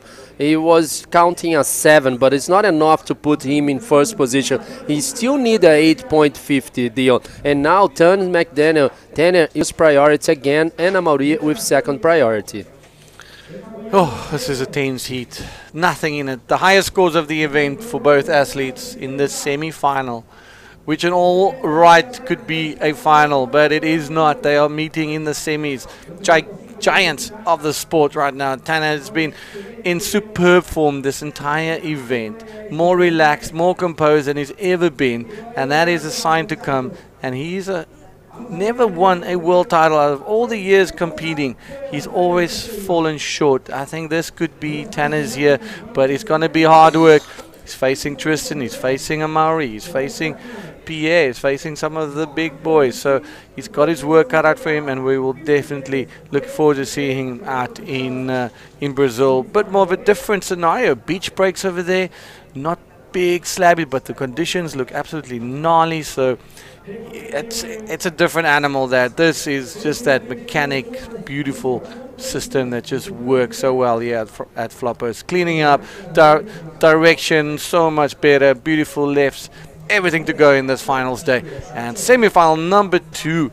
Wow, what a stonker. Remember, 20-minute break before we start the next heat, the final that is, and we will be coming live with 5 minutes beforehand, and we'll be talking about the highlights of the day so far and set it up for the finals. That's it, guys. Don't go anywhere, because the final will be amazing as well. Conditions are very clean today. I'm pretty sure we're going to have the final without any wind, maybe the same wind that we've been having today, like side offshore. So plenty waves for today. Like, how many waves we had for this competition, Dion? Like all the days we have, like all kinds of conditions, but very good waves for the boys. Yeah, they've had some testing and good and fun waves as well. We seen them all. It's pretty interesting to have a total wave count of all the athletes together to see how many waves were ridden throughout the comp. You know, so that'll be quite a interesting statistic. Excuse me. But a 7.35 and a 10 point for Moz, 8.5 and a 10 point for Tanner. This is what it's all about. 2 minutes to go. And it's looking really tight. Look at that. Lots of people. It is a public holiday. I think tomorrow it's one of the national days. So a little bit of holiday vibes for the people. So that's why it's very unlike the Chilenos to be up so early. Yeah. And it's good to see them out here packing that whole boulevards like that. The Nelson Mandela Boulevard out of all boulevards in the world. It's fantastic. Yeah, just amazing to see from the top this place. This place is very important for bodyboarding. Yeah, this event is deep within the history of our sport. This is 18th edition. So for 18 years, some of these athletes that are haven't even been born when this event started. Yeah. The juniors, you know, and now they're here on the 18th edition. It's incredible. A long history here in Arica, and how it started is also a magical story that we'll probably put a little something together, and someone can tell that story for us, Chico and Mike Stewart specifically. But a minute to go, Fabio. It's all on the line here, coming down to the wire. Tandem with a 10 and an 8.5. Mars with a 10 and a 7.35 is at the end of the road for Mars. Can Tanner make it into the final and just maybe take the win and have that double victory, and then we're going to have to wait for next year before we can potentially see someone take a third Flopos Arican event victory. It's crazy, but look at the set on the horizon, Fabio. Yeah, there is some sets there. Let's see how Tanner will do it, and this is it. He chose the first wave. Let's see. Let's stay together with Tanner. A lot of speed. Yes, a huge 360 air, but unfortunately was incomplete. Wow. That was, I'm going to say, so dangerous to leave Amaury alone outside, and that's it. We have the first final for Tanner this again. Actually, second final for Tanner this year, and I'm pretty sure he's now in first position for the rankings. Well, yes, this is going to change your ranking, but let's cast our minds back to 2019. Tanner, PLC, final year. We got a repeat of 2019 where Tanner came out from combination station and hitting 210s right at the end. Barrels, big reverses. Oh my goodness, where PLC was in the 19.5s, he came back firing and took that victory away on the last minute from PLC. So we're setting up for another dramatic final. And wow, what a morning of action it's been, Fabio. And remember that if PLC win this event today, will be the first time ever a rider wins 3 times here. So PLC still have this position. So guys, don't go anywhere. Stay. We're gonna have a break after this. We're gonna be like 20 minutes waiting for those finalists to be ready to the final. So we're gonna have a quick break here, a quick commercial break. Don't go anywhere. Share our link, boys. Stay with us.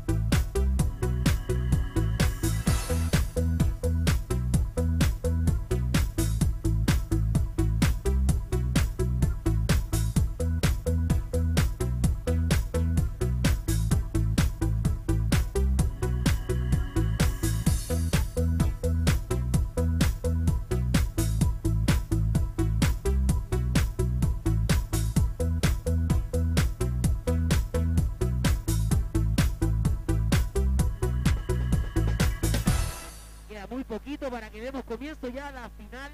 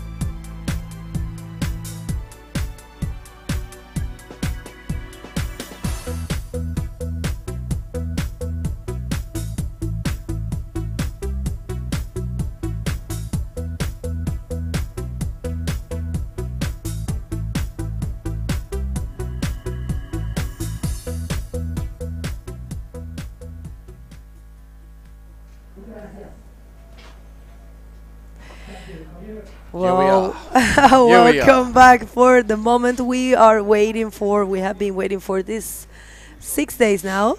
And this is the finals for the 2023 Arica Cultura Bodyboard, presented by Pride Bodyboards and Gobierno Regional de Arica y Parinacota.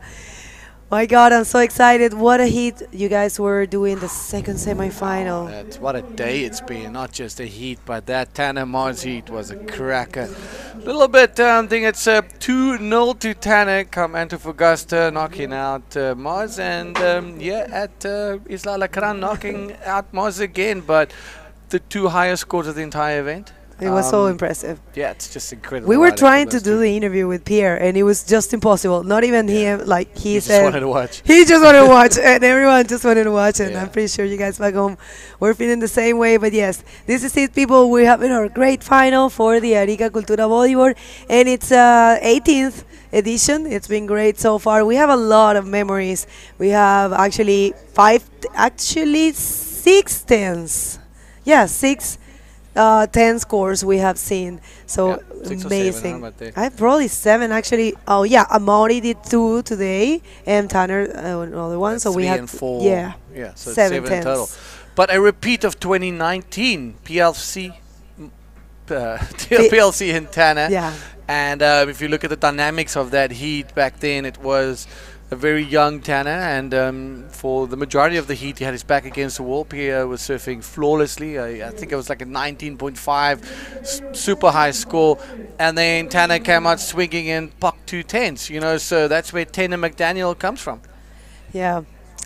Let's we have the best of waves for them today, so let's just check it out while we're waiting for them to go. And look at that. That was just so impressive. Yeah, this is a 9.5 for Pierre, and I believe it was against Maxime. Yeah, the first semifinal. Absolute cracker that he got in his quarterfinal. Loving it. You know, coming out of a big barrel like that at Flopos is first a feeling of exhilaration, but then also you survived this. But this is it. This is Tanner's 10. Look at that thing. Look how deep he is. This is why Pierre-Louis couldn't keep going.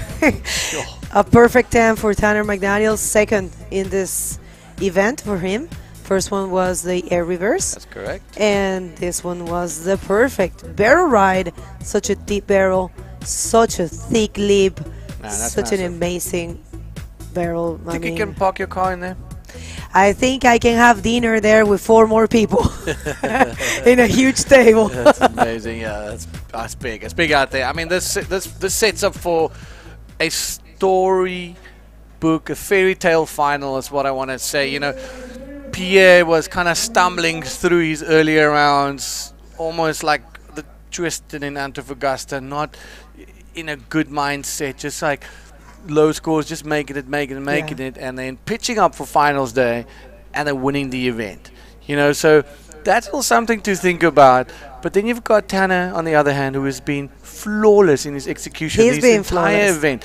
But first and foremost, he said, I've taken out that competitive mindset and I just want to have fun more.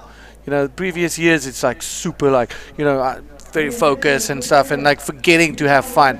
And you can see that in his riding now. Well, you can tell every single interview he was so cool and calm, and it's showing. I believe that's a very important thing to do when you're competing. So right now, Bosser. Here we go. The moment is here, Mambos. This is the great final for the Arica Cultura Bodyboard, presented by Pride Bodyboards and the Gobierno Regional de Arica and Parinacota. Tanner McDaniel in yellow facing Pierre-Louis Cos. Could Pierre get his 3rd win at this event? And this is the way he starts the heat. Hold your horses. A massive right-hander. There's the gas, and there's Pierre coming out of that one. Oh my goodness, still going. A barrel on the first section bigger. We haven't seen many of those. Now he's rushing down the line, looking for another Rolo. There it is. This is going to be a massive score for Pierre, opening it up on the buzzer. 35-minute heat, and there it is for first wave exchange of the final.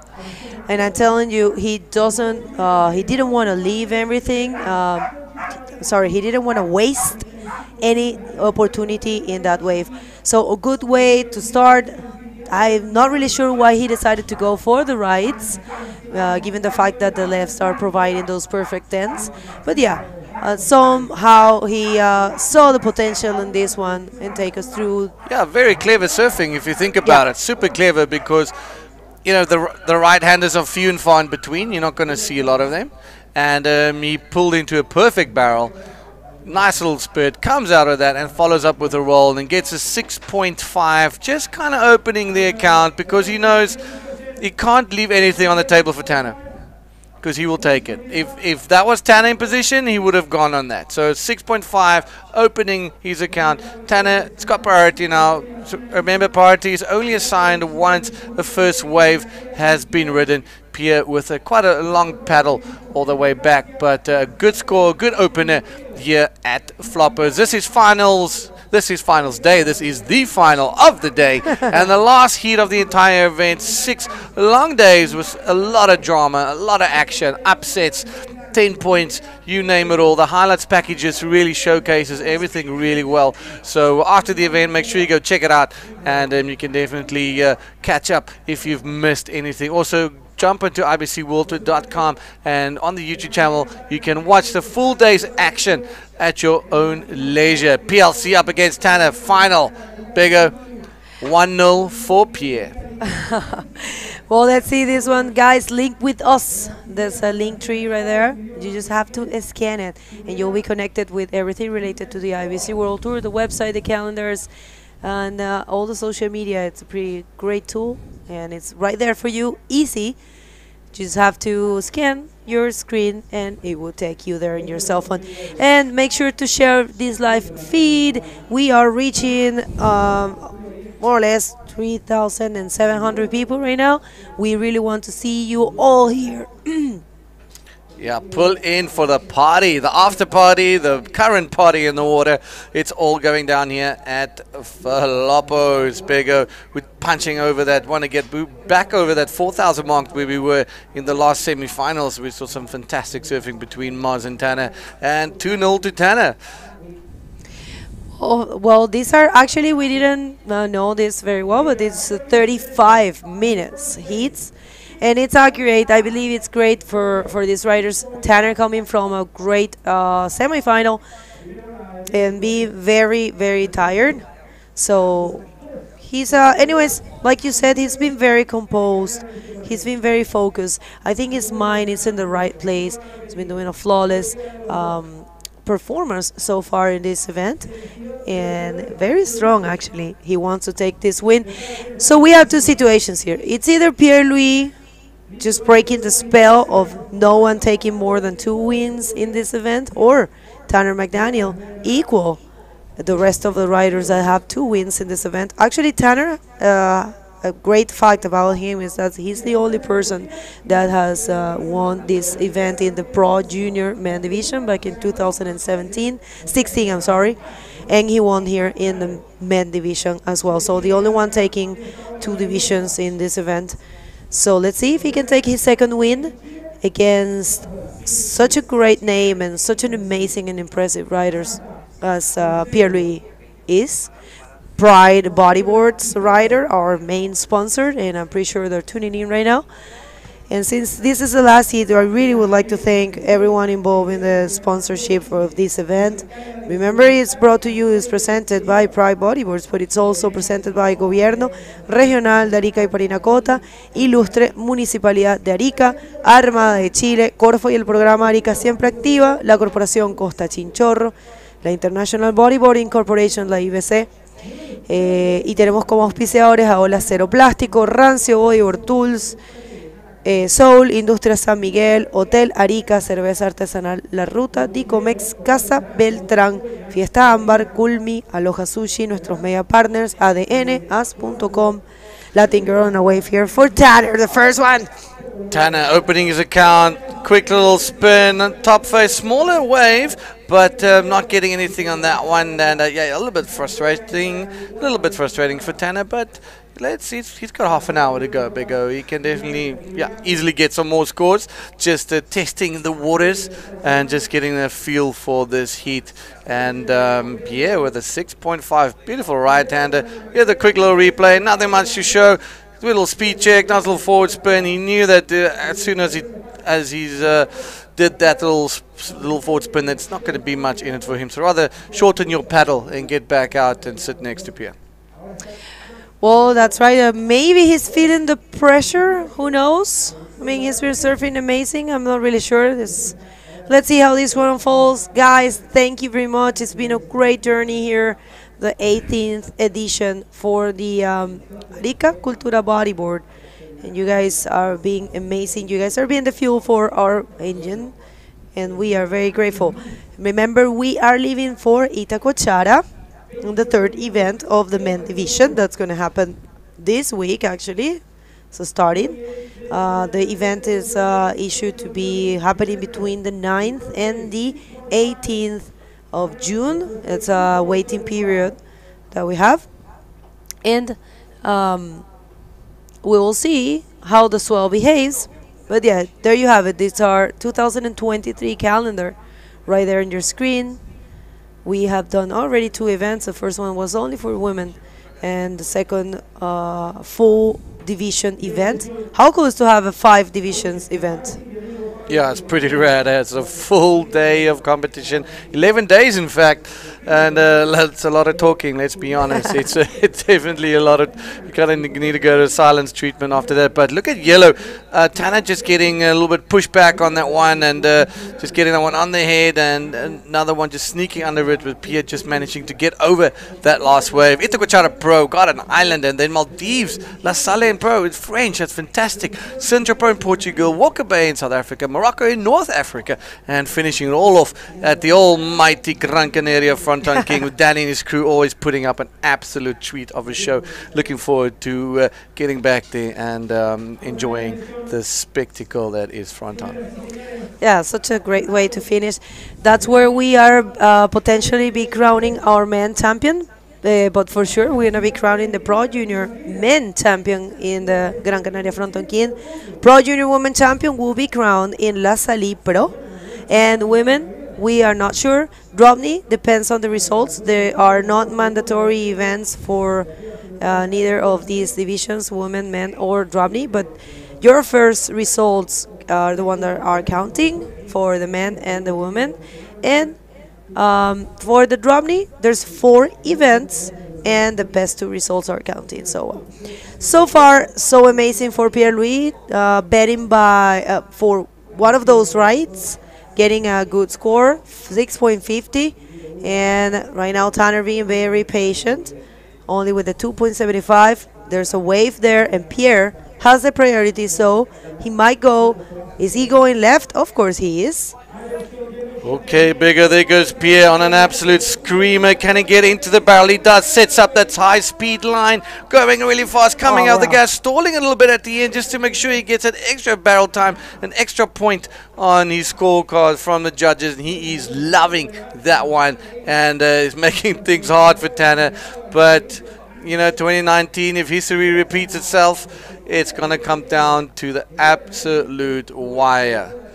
Well, this wave was, I especially enjoy his technique of speeding up, using his body language, just gazing, using his neck.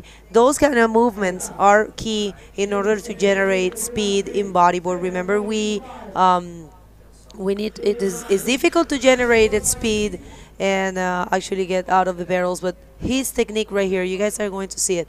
So that was a proper button.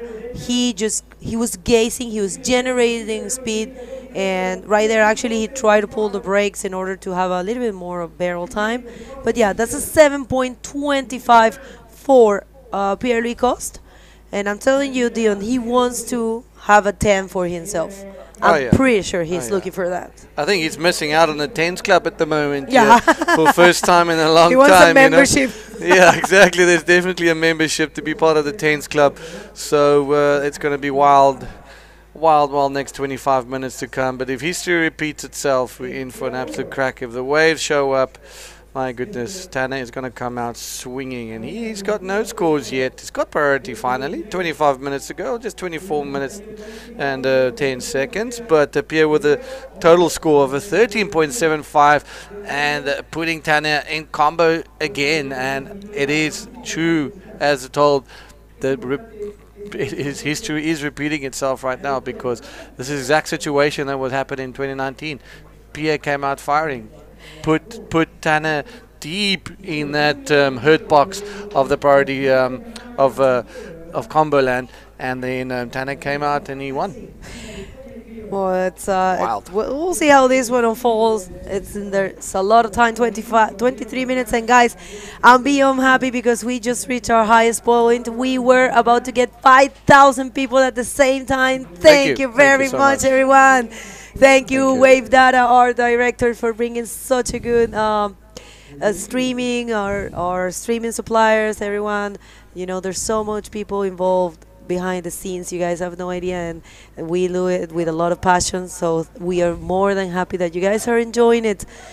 We are breaking our own records, and this is only because of you. Thanks a lot. Make sure to share, partager, just share, partager, compartan. This is so important. That's a link tree for you guys. You only have to scan that and you will be linked with us. It's so important for us. It's so fulfilling, and we can feel your love. Thanks a lot, guys. Right there. A lot of people tuning in. Thank you. Thanks, guys. Bye, donkey. Het waarderen lekker. That was some Afrikaans, right? That was a little bit. Yeah, a little bit. Well, PLC putting Tanner in the combination situation. Tanner needing a new scores. Well, he needs any form of scores, let's be honest. Is this going to be a clean sweep, a third time of victory for PLC at one of the most prestigious events on the World Tour, one of those anticipated events on the calendar as well, and one of the most high performance bodyboarding waves around the globe? This is Flopos here. You know, this wave, it just delivers day on and day on for the competitions, and you know, it is kind of the arena. It is the pinnacle, along with Fronton, and along with one or two other key waves. This is like the pinnacle. To win here really cements yourself in the history book among some of the greatest bodyboarders to have ever competed in this event and on the World Tour. You know, it's a big honor. It's like you said, it's so prestigious, and we're more than grateful and honored to be bringing you this event. And look at that, that's Pierre being very smart, actually not going in that one. He's not on, I mean, he's not on the priority right now. It's Tanner with the first priority. Tanner being probably too patient. Let's see, I don't know. I think he's very confident in his bodyboard, so that's what it takes. It takes only 2 waves, so. That's all it does. Takes 2 waves, and there's no point that Tanner tries to frantically paddle around looking for a left or insider. You know, he needs 10s, he needs 9s. He's up against Pierre, so he's got to be able to use that priority card and also just be patient. I think that's the hardest part of this heat right now, or any heat, especially in a final. But having to be patient and to believe that there is going to be a set coming. You know, it's 20 minutes to go. It's hard. Like, mentally, it must be like, oh, you get anxious. I need a wave, and you hear your competitors putting up some scores. But here we go. This is Tanner up and gliding. Let's say this one might be the first valuable score for Tanner McDaniel. He's gonna, oh my, that's really not him. That's really not Tanner like. I mean, he didn't even try a roll there. Let's see how it goes, but yeah, well, I mean, 20 minutes, a lot of time. Yeah, the wave just going flat, bigger, just looks so good on the takeoff, and then just holds back on the reef. It's just very weird. Very weird. What's our numbers there? Where are we at? Well, we are in the 4,500, more or less. It comes and goes, but yeah. Look at that perfect triangle, man. When you see that foamy triangle, it just shows you where the wave breaks, and it shows the perfection of this place. Shape for bodyboarding. The Flopos, it's an amazing and impressive wave for bodyboarding, and you can see it right there. You can see why they fly like that, why the barrels are like that. And it's got a garden of rocks underneath, man. Barnacles, sea urchins, sharp rocks. That's what you get.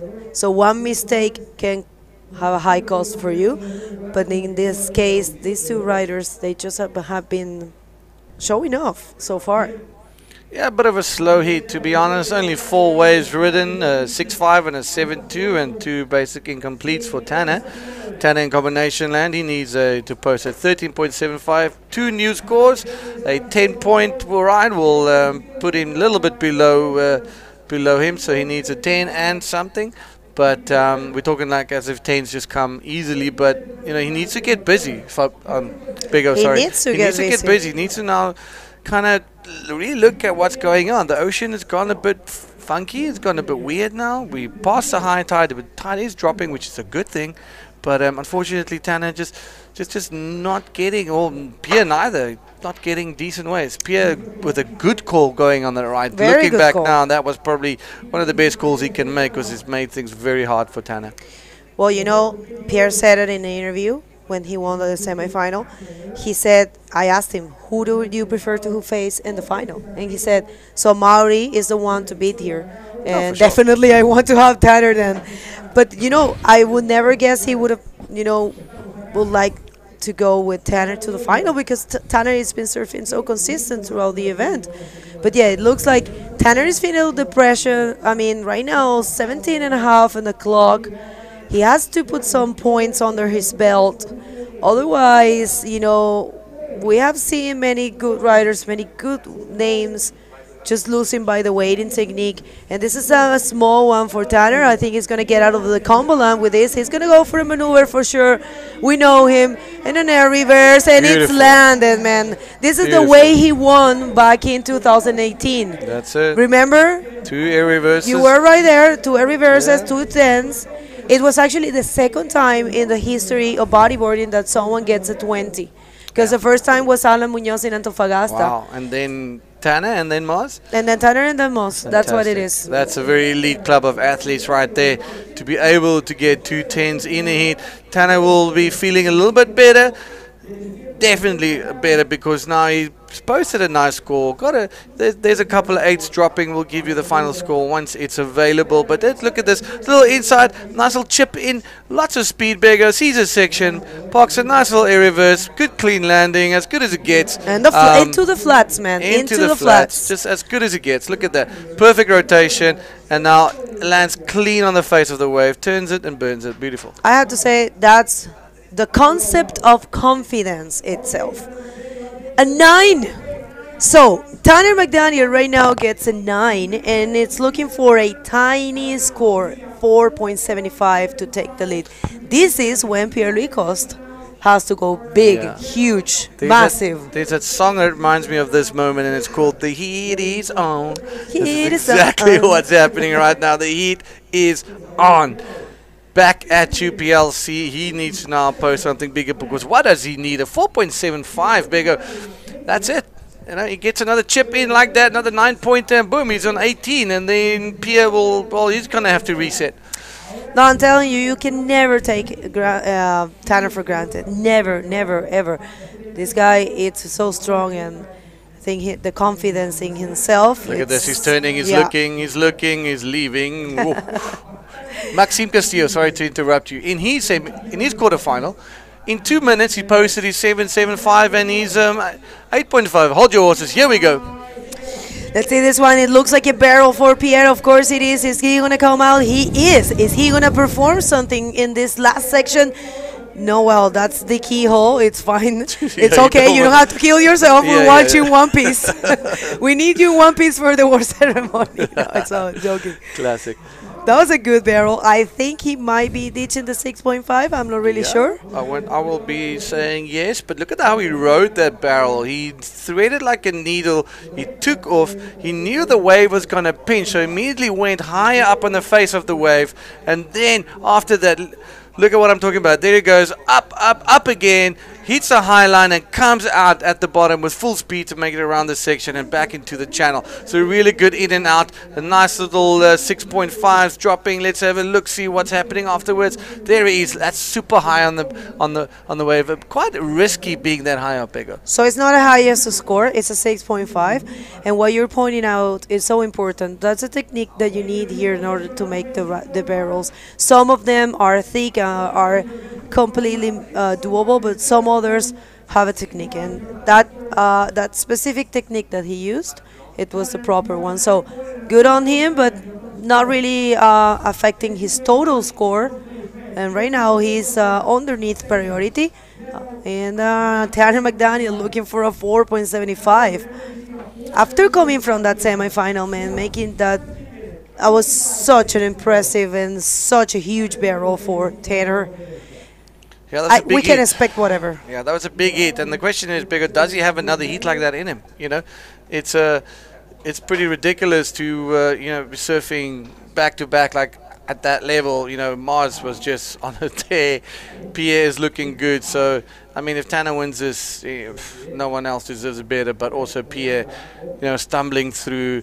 Just not finding good rhythm, and all of a sudden finding himself in the finals.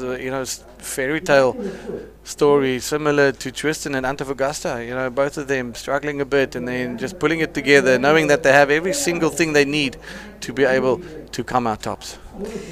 Well, guys, right now, thank you. I'm seeing bigger numbers beyond the 5,000. Thanks a lot. Muchas gracias. Estamos llegando a nuestra mayor audiencia, más de 5,000 personas sintonizando. Merci beaucoup, beaucoup de personnes. Merci, partagez. C'est très important pour le sport. Obrigado a todo mundo. Thank you so much. I want to say it in all languages, but I'm just so nervous with this great final. This is the last heat. Dion, what a run we had in this event. What an amazing 18th edition. Make sure to link with us. Yeah, thank you guys for tuning in and for sharing all the live feeds and making this happen. But here we go. There's a bomb approaching. This is looking like a really good wave. Tanner has the priority. Letting this one go, knowing that the second wave is the better one of the set. Now look at this wave building up. It's peaking there. Here we go. Thank you for removing that. So it's peaking and it's a right-hander with not much on to offer, and unfortunately just not. But look at that left-hander just going in there. So not a good scoring opportunity. These guys know what to look out for, but it's one of these two guys are going to take off. Here we go. This is Tanner paddling on a screamer. Biggo, let's go. I believe, well, that might have been a bad decision, and it was. He probably should have aimed for the ramp, maybe. But yeah, we don't know. We are not professionals. We are not out there. We're just here to put some color on the waves these guys are taking. So a 1.5. It's a no-make. It's thrown away for Tanner McDaniel. So 11 minutes and 12 seconds, and right now Pierre is winning, but Tanner only looking for a 4.75.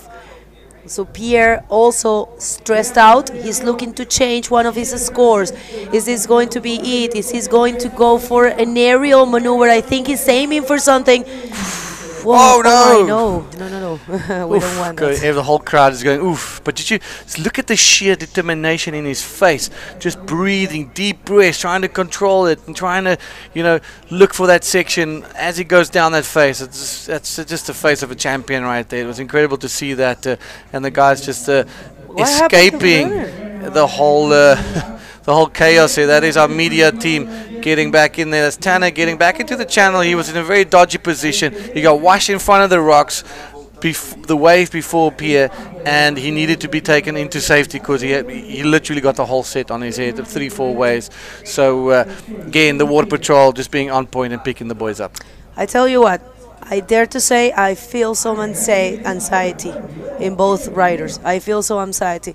I believe they are. I don't know. I believe there's some anxiety in both of them. It makes sense, of course.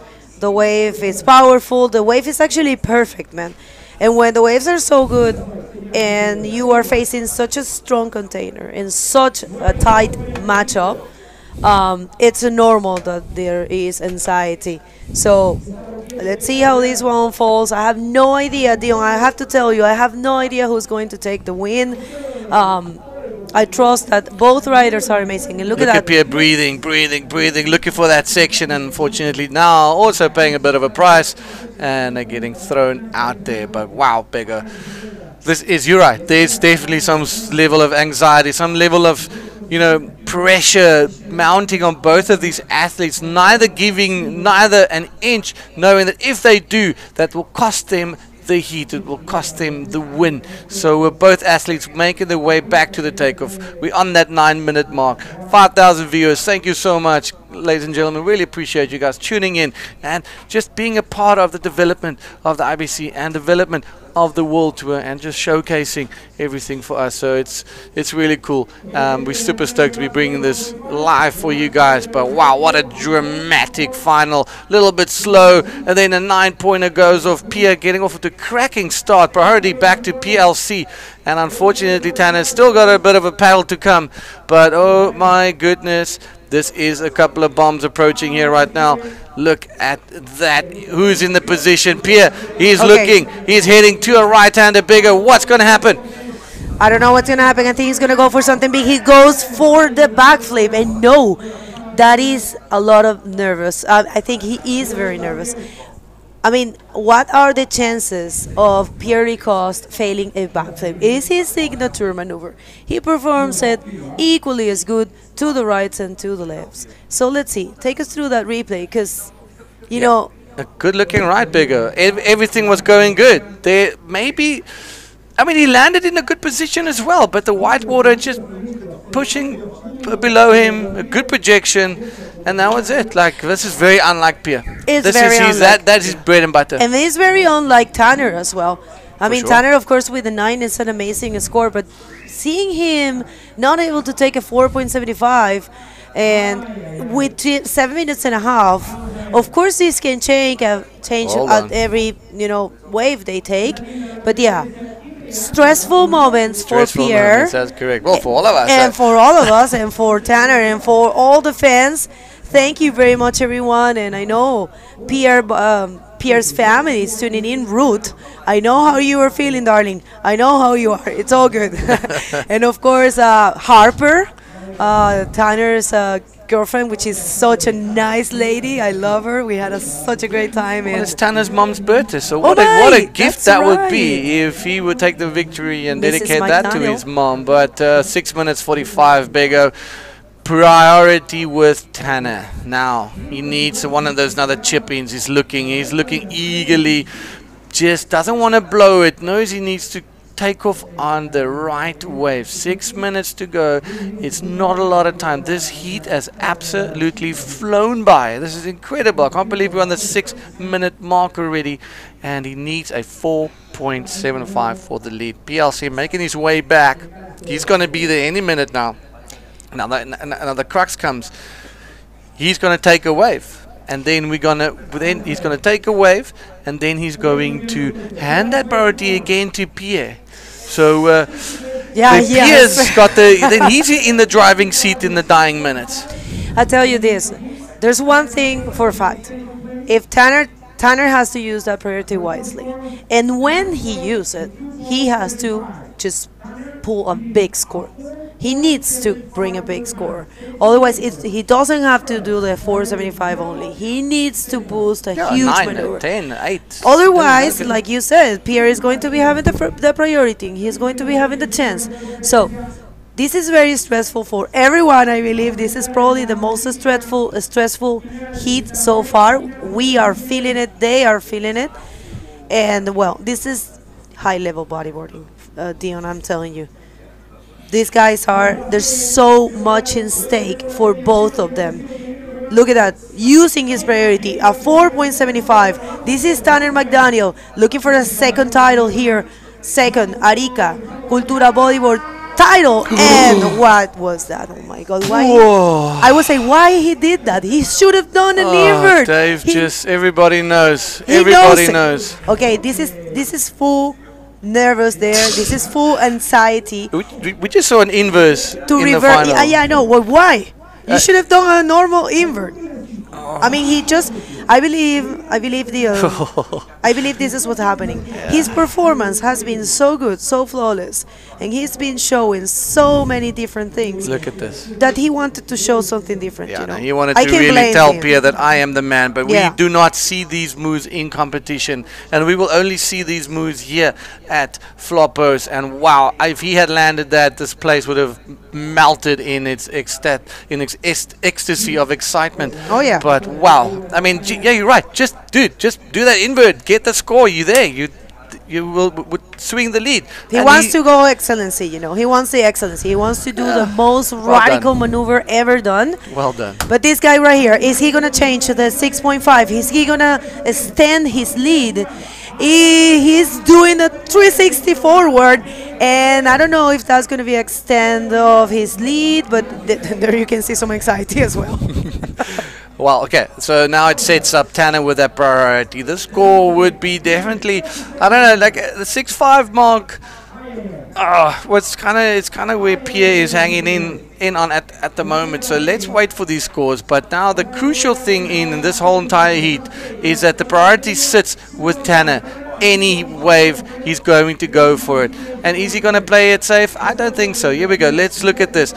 Nice, good, solid wave. Bigger, solid wave. Nice forward air. Lands on top of the wave a little bit. Not on the critical zone, but he keeps going and throws it out there. So let's see what these scores are going to. We have not seen scores dropping yet. 3 minutes to go. It's all coming down to the wire. Look at that beautiful setup.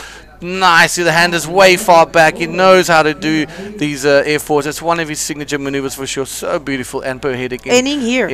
In doing it. He has performed one of those like in a great way, but yeah, you know what, the scores are dropping and it's not going to be, it's a 5.90. It's not changing situation. You know what? Why is that? Because he landed on top of the wave. Right. I mean, he continued in the wave, but yeah, he landed on top of it. So no change of situation. Everything remains the same wave, and this might has been a mistake for Pierre-Louis Coste because he doesn't have a priority. And there's 2 minutes and a half, and Tanner McDaniel is only looking for a 4.75. That he can do that in his sleeps, man. If only he does a good roll, he's gonna get that score. So dangerous moments for Pierre-Louis Coste, dangerous moments for Pride, for France, for Ruth and Benji back home. I know they're probably so stressed out right now. But let's see what happens. Clock sticking, Dion, clock sticking. Less than 2 minutes to go. There, you can cut that tension with a chainsaw. That's how thick it is there. Dave very nervous, rooting for his boy. But wow, there needs to be a wave or two. Pierre does not have priority. He does not have the priority at the moment, and it is very difficult for him to be in this situation, Bigger. He's not in control of this heat.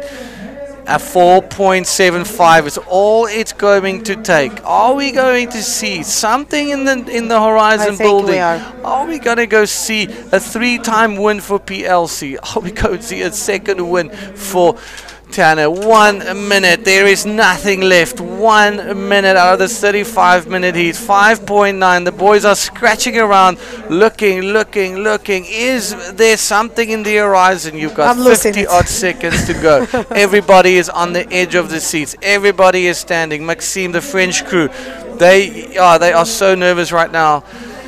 This is Tanner paddling across. There's a little lump on the horizon. What is going to happen, Bigo? This is going to be do or die for Tanner. Can Tanner swing this heat in that dying seconds of it? Yes, he's turning, he's looking. Not this one. Next one. Pierre sitting right on top of him. Dude, he has to be very careful, but look, if he makes a mistake, he paddles a wave, he's going to lose the priority. 20 seconds, people. 4.75. This is it. Last chance for Tanner McDaniel. He's going to turn the situation around. 4.75. Aiming for the place there. Don't tell me. Goes for the roll. 4.75. I'm not really sure. That was the end of the wave. I don't know. He's feeling it. We have no idea. He's feeling it. Let's see the reaction. Stay with Tanner. Let's see the reaction. We don't know what's going to happen. 4.75, guys. The heat is over. 4.75. Last chance. It's a 4, and we have a champion. Pierre-Louis Coste is your new 2023 Arica Cultura Bodyboard champion. It happened. Look at this. For the first time. Look at this. If this doesn't bring tears to your eyes, gentlemen, the first person to win 3 Arica Culturas, Arica champions, 3-time PLC on top of the world right now, coming back from a slow start, not being able to make it through. Well, making it through, but just pitching up today to do his job, and he did his job in dramatic fashion. The whole French crew delighted. I mean, what's not to love? This was one insanely contested heat. Kudos to Tanner McDaniel, setting up a final for dreams. Unfortunately, not getting it in the last minute, but wow, that last wave almost, if that section stood up a bit more, that could have changed the heat. But PLC, but, only Pierre could take Tanner. Tanner was doing a flawless performance. We have to stand out there. But Pierre, even though he was nervous, even though this is probably not the Pierre we have seen in the previous years, he managed to pull the scores. He was very wise with his 2 first waves. Yeah, he got the scores. The right-hander was. The right-hander was the Terrier. That was the game changer, right? The incredible surfing from Pierre, incredible surfing from everybody. This today, bodyboarding is the winner. We've seen some of the best action we've seen in years. Mars 10s, PLC not getting that 10, but getting the win. Tanner's with 10, Maxime's with 10. Guys, this is probably the most heavily contested event we've seen in a very long time. Congratulations to the Frenchman PLC, and what a career this athlete has. For the first time, someone has broken that stigma for breaking that double victory. Now the 3 times Arica champion on the back of the ski, doing a victory lap. Frustration and tears all around for Tanner McDaniel. He surfed so well, coming short with a 4-point ride. It is just what it is, and this sets up for one hell of a world tour this year. This is going to go down to Fronton, and Pierre cannot believe what he has just achieved today. Let's say again, he was struggling throughout this entire contest. He woke up this morning, looked himself in the mirror. I want to put on my big boy pants, and boy, he did put on those big boy pants. I mean, he showed a lot of confidence and a lot of good performance today. So definitely he was on the hunt for this title. It's the first person, people, to break the spell, the first one that's going to get a 3rd title here. We have never seen this before. We have many competitors that had 2 titles in the previous events. And yeah, Pierre, very composed. This was meant to be for him. Kind of saw it in his eyes, and he was very hungry. But I have to say, definitely Tanner was great. So this one right here. Yeah, this was a game changer. This was the way that never was. I mean, there was no other right-handers. No other. And gets a barrel, comes out of this thing, rides it to the end. I mean, look at that. That is a tube. That is a big tube on the right. So they haven't been the whole day. That's right. I mean, he just showed us. And then he follows up with a beautiful roll bigger. Incredible riding. You're just keeping that composure, that big match temperament. This guy's been in many finals, but I think this is one of those finals that rivals all of them in his life. And here we go. This is his other ride. He's a 7.25, a beautiful left-hand barrel. And the rest was up to, it was Tanner's final to lose, to be honest. He had priority in the last minutes. He had that. If he didn't do that inverse, he would have just cleaned up an invert. He would have won this event. I completely agree with you. Yeah, I mean, just I think experience, just the things for. Oh, look at him. Oh, that's unfortunate. And of course, he's having a feeling. It shows you how much it means to these guys. The effort they put inside this. No, so much effort, man. They've been surfing so many hits, It's never nice to see someone lose, and someone lose so close as well. Yeah, but wow, Pierre just adding to his massive trophy collection. But this one, I would say, is probably one of his sweetest victories yet. Oh, I mean, definitely, guys. Back home, you guys have been amazing. Thank you very much for supporting this event, for your good thoughts, and it's it. We have our champion is Pierre-Louis Coste for the 3rd time, the first person to make 3 titles here. So Tanner McDaniel, I have to say, congratulations, huge congratulations to him, because man, his performance throughout the Oh, event. for sure. I think for me, it's a server of the contest. I mean, he's definitely. sure. You don't have to win to be the rider of the contest, but I think Tanner was one of the most consistent guys. Yeah.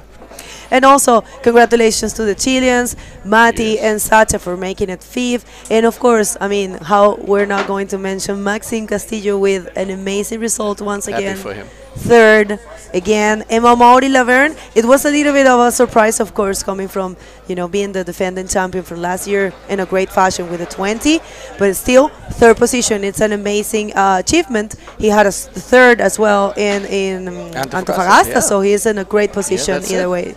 So yeah, guys, this was the second event for the men division, and we are gonna go to Itacoachara after this. We are going to leave you with a quick commercial break and you know, event recap, everything that we have seen, the best waves.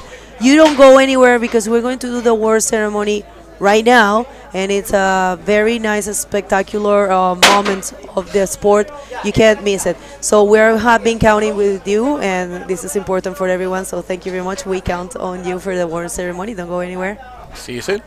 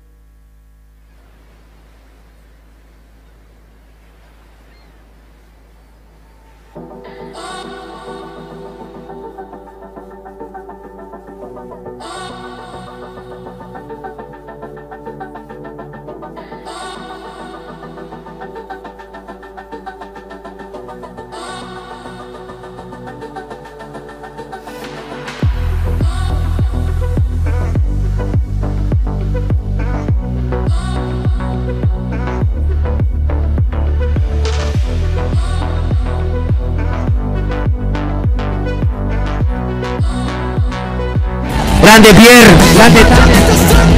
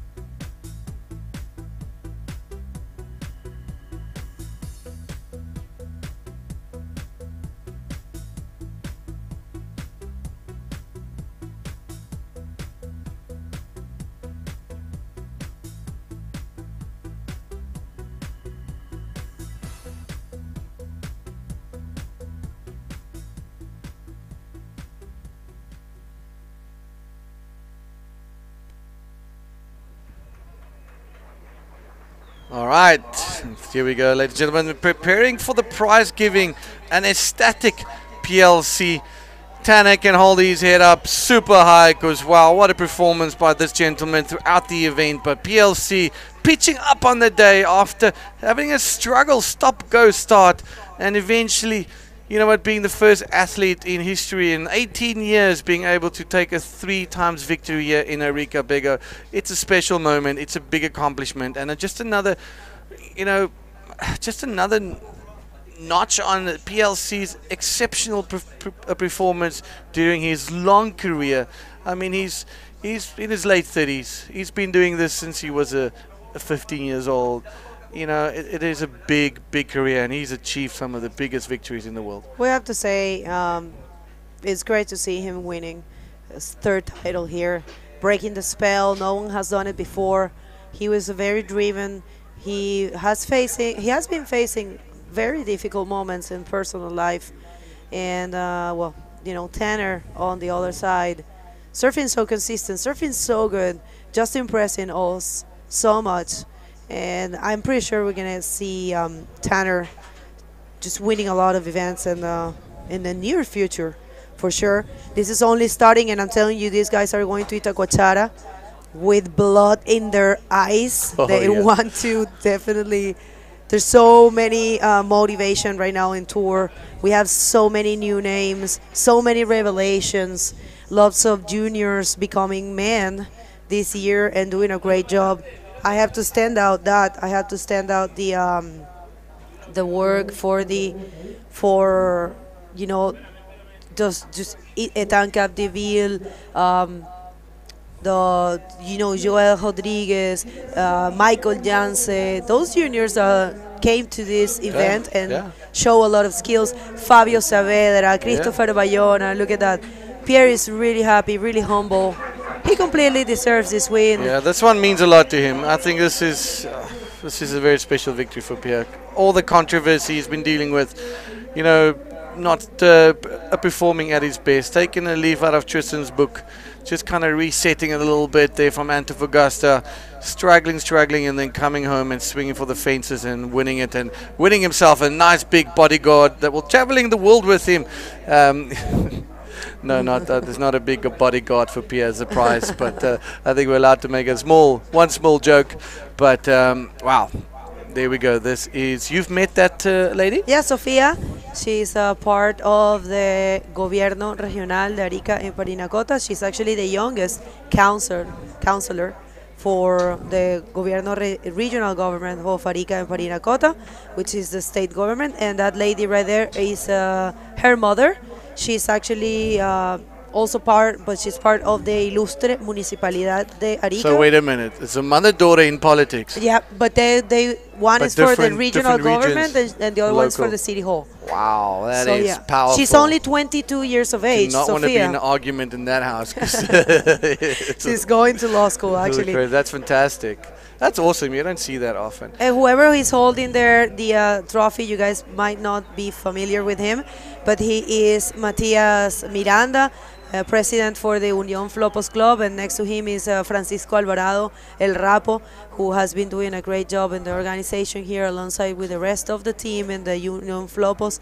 And before we throw it to the award ceremony, we would like to thank everyone involved in this event. Remember, it's brought to you by Pride Bodyboards and also by Gobierno Regional de Arica y Parinacota, Ilustre Municipalidad de Arica, Armada de Chile, Corfo y el programa Arica Siempre Activa, y la Corporación Costa Chinchorro, y como auspiciadores Ola Cero Plástico, Rancios, Bodyboard Tools, Soul, Industria San Miguel, Hotel Arica, Cerveza Artesanal La Ruta, Dicomex, Casa Beltrán, Fiesta Ámbar, Culmi, Aloha Sushi.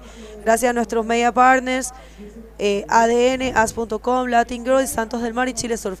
Parece que it looks like we are ready to throw it down to the beach for the award ceremony from our end. Thank you very much, everyone, and we are going to see you very soon in Itacoachara, bro. Yeah, good luck, and thank you very much, and everyone tuning in from all of us. Thank you. This has been such a great journey, such a great show. Congratulations, PLC. Congratulations, Tana. And that's all from us. That's all from me. Gracias, todos. Bye, donkey. Goodbye. Muchas gracias.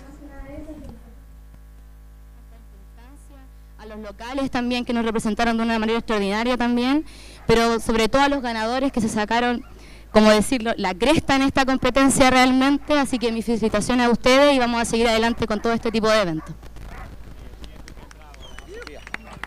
Muchas gracias, Sofía Clavijo, consejera, ¿verdad?, del gobierno regional y aparte la más joven de Chile, ¿o no? Muy bien. No voy a decir el más viejo, Alejandro. Alejandro, tú eres de la casa, te conoces este lugar desde ¿cuánto tiempo? Hola, ¿cómo están? Bueno, primero quiero felicitar, ¿cierto? Y dar las gracias, y de verdad quiero felicitar, ¿cierto?, a los organizadores de este campeonato. Hay ciertas cosas internas que vamos a tener que tratar nosotros como Consejo Regional, pero ¿cierto?, es un calendario sumamente importante para nosotros como región, porque hoy día, no solamente aquí a nivel nacional, sino que a nivel internacional, nuestro rider, ¿cierto?, el bodyboard, el Flopo, está haciendo presencia y está diciendo que aquí en Arica el bodyboard está vigente, por lo tanto tenemos campeones y tenemos para campeonar. Por lo tanto, yo solo quiero felicitar a los organizadores porque dentro de toda la problemática que ellos tuvieron, este campeonato terminó y terminó de buena manera. Por lo tanto, hoy en este momento estar premiando acá a estos competidores, solamente quiero de verdad muchos agradecimientos y en forma muy personal, y quiero decirlo como consejero regional, y lo tengo que decir, me da un poco de vergüenza, de verdad, porque ellos necesitaban todo el respaldo, porque ellos siempre de alguna manera, Arica es la capital del deporte, que quede claro. Arica, cierto, es la capital de todos los deportes que se desarrollan aquí en el borde costero. Por lo tanto, hoy día que los organizadores prácticamente tengan que estar limoneando para poder llevar a cabo esta iniciativa deportiva, siento que el aplauso es para ellos. Así que un gran aplauso para ellos y para los competidores y los ganadores. Gracias. Gracias, Alejandro. Alejandro Díaz, entonces hoy un hombre de la casa. Alejandro, como siempre, antes que todos nos apoyaba acá. Bien. Matías, una palabra antes de empezar con la premiación, por favor, Matías Miranda. Hola. Lo primero es agradecerle a todos por estar acá, de verdad. Nos enorgullece que todos ustedes nos vengan a ver, que todos ustedes nos visiten. Tenemos más de 16 países presentes en nuestra región. De verdad, todo el compromiso que nosotros hemos metido con este campeonato junto a Rapo. Yo soy la cara del equipo. Le agradezco al Diego, le agradezco al Rapo, al Moise, al Donoso, al Steven, que son la gente que ustedes no ven, pero que nos ayudan a desarrollar este tipo de eventos. Como decía don Alejandro, tenemos problemas internos que vamos a solucionar, pero lo importante es que damos todo y ponemos todo nuestro corazón porque este tipo de eventos se desarrollen. Muchas gracias por estar acá, muchas gracias por esperarnos y disfruten del evento. Muchas gracias. Bien, oye, se me había olvidado mencionar a un amigo que es amigo de la casa, amigo Glenn Cuevas, que es el CEO de la IBC, que es hoy día el órgano que rige el bodyboard en el mundo. Glenn, bueno, tú conoces perfecto, pero hoy día se está haciendo historia con este torneo, no solo aquí en Chile, sino que a nivel planetario. Permiso, buenas tardes. La verdad, generalmente, en lo personal me gusta siempre estar trabajando más que acá al frente, porque el protagonismo acá es de todos ustedes, el público, los atletas obviamente, el equipo de staff, las personas que están haciendo posible el streaming, el equipo local, acá el Diego, todas las personas que ayudaron un poco, que movieron una tarima, que se importaron de acá dejar más limpio, de ayudar a los chicos. Es difícil hacer un campeonato de estas características, y acá en su ciudad en particular se hace historia todos los años se hace historia del deporte aquí. Entonces poner en valor eso es lo más importante de lo que deja el campeonato acá para todos nosotros.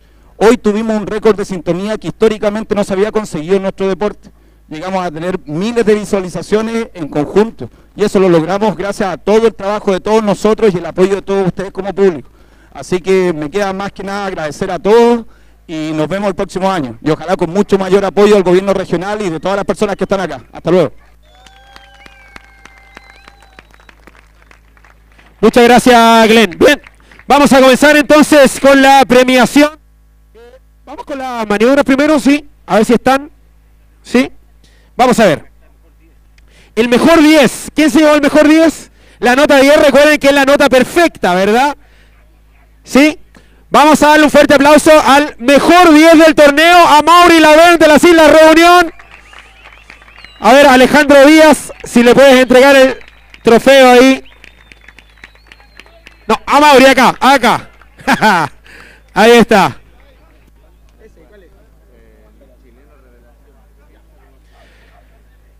A ver, Carolina, si haces entrega ahora del chileno revelación. ¿Ah? El chileno.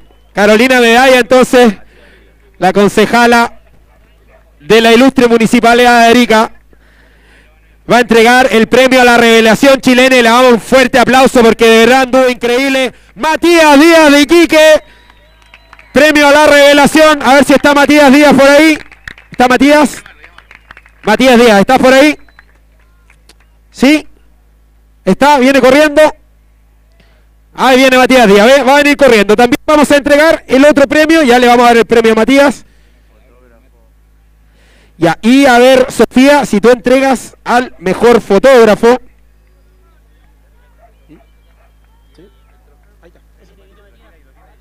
Ahí viene Matías, ahí viene. Vamos a darle el primero el trofeo a Matías, la revelación.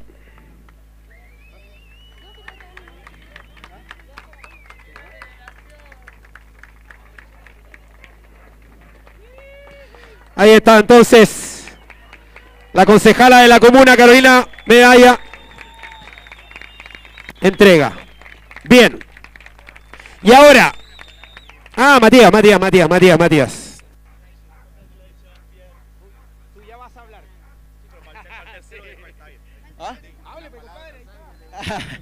Bueno, primero que nada, darle las gracias a todas las personas que me han apoyado, a las personas que hacen posible este campeonato. El campeonato más antiguo, creo, dentro del Tour y el que todo bodyboarder quiere ganar. Esta vez me quedé en cuarto de final. Quería estar en la final, pero no se logró, así que nada, felicitaciones a todos y esperar hasta el siguiente año.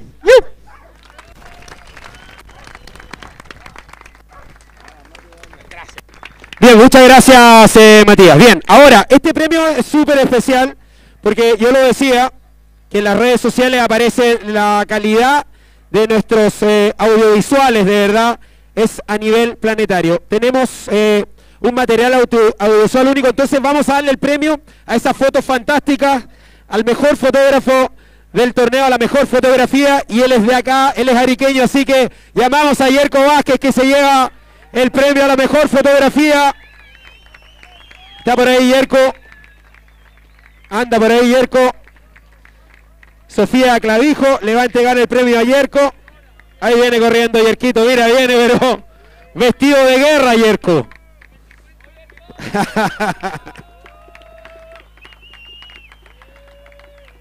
Ahí está.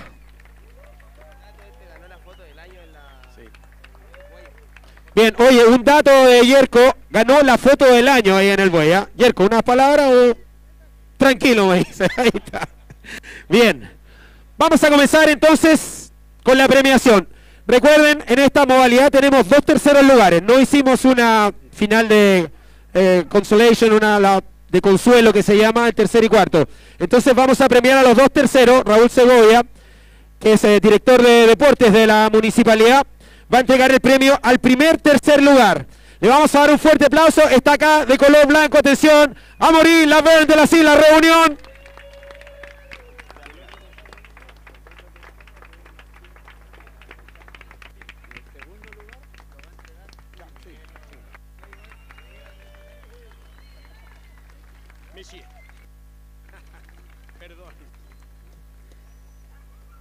Nada, lo primero sentimiento que tengo es de agradecimiento por estar aquí, por este pedazo de evento que están haciendo todos los años, que para nosotros es uno de los eventos más prestigiosos a ser parte, pelear con esta bestia que es el Flopos. Yo realmente pues estoy todavía aquí luchando para el bodyboard, dejando la familia atrás, intentando estar al nivel físicamente, técnicamente para estos tipos de eventos. Eso que me motiva realmente en el deporte. Y hoy estar contra esa gente que tiene un nivelazo, luchar hasta el final, eso a mí lo que más me gusta. Así que súper contento con mi resultado este año, muy contento para mi amigo Pierre-Louis por su victoria aquí, porque estamos luchando siempre para, a lo mejor ustedes nos ven como profesionales, pero les aseguro que estamos luchando cada año para estar aquí, para venir, para seguir el deporte, y para la gente que aquí son padres, pues entenderán el sacrificio que es de poder seguir luchando, teniendo hijos en nuestras vidas. Así que nada, agradecer a todo el equipo local, a Unión Flopos, a los jueces que estuvieron aquí, felicitar a todos los riders. Y por terminar, un pequeño algo que estuve pensando últimamente. Yo vengo de Arica desde el 2006, hace muchos años, era un niño en el momento. Y Arica siempre era una ciudad muy tranquila, donde podíamos caminar de día y de noche sin que pasaba nada. Tranquilita, donde la gente nos recibía y estábamos, donde las chiquillas podían caminar de noche sin pasar nada, donde los padres podían educar a sus hijos con calma y con seguridad. Parece que eso está cambiando. Así que a esa gente que viene a romper este equilibrio aquí, les invito a tener educación, a tener paz, a saber estar, para dejar a la gente local de aquí poder vivir en paz y educar a sus hijos con seguridad. Eso es lo que quiero decir. Gracias a todos.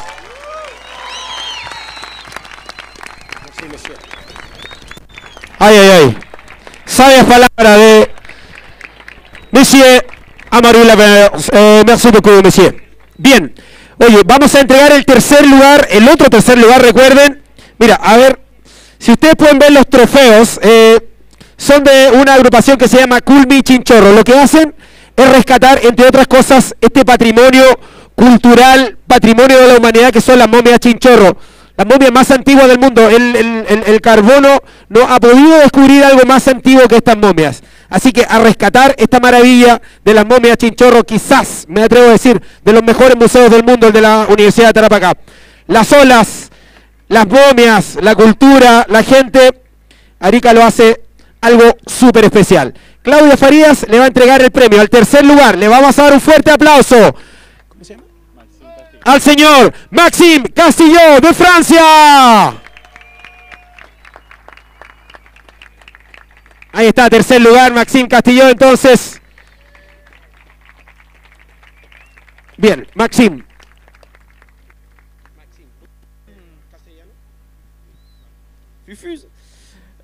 Muchas gracias a todos.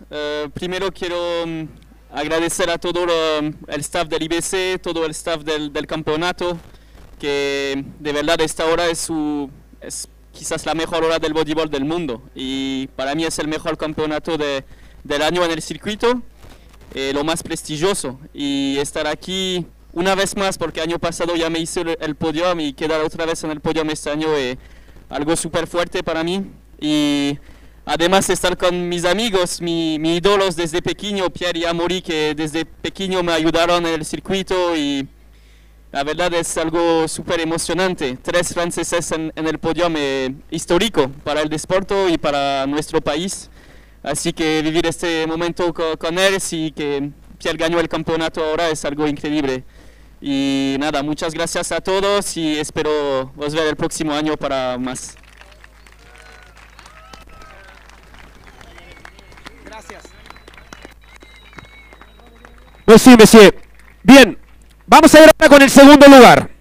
También es de la casa, viene hace muchos años, ha ganado este torneo. El premio lo va a entregar don Alejandro Díaz, que está acá con nosotros, el segundo lugar.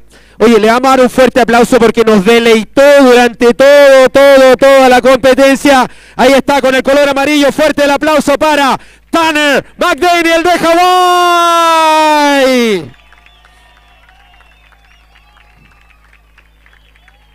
Ahí se lleva el segundo lugar Tanner McDaniel.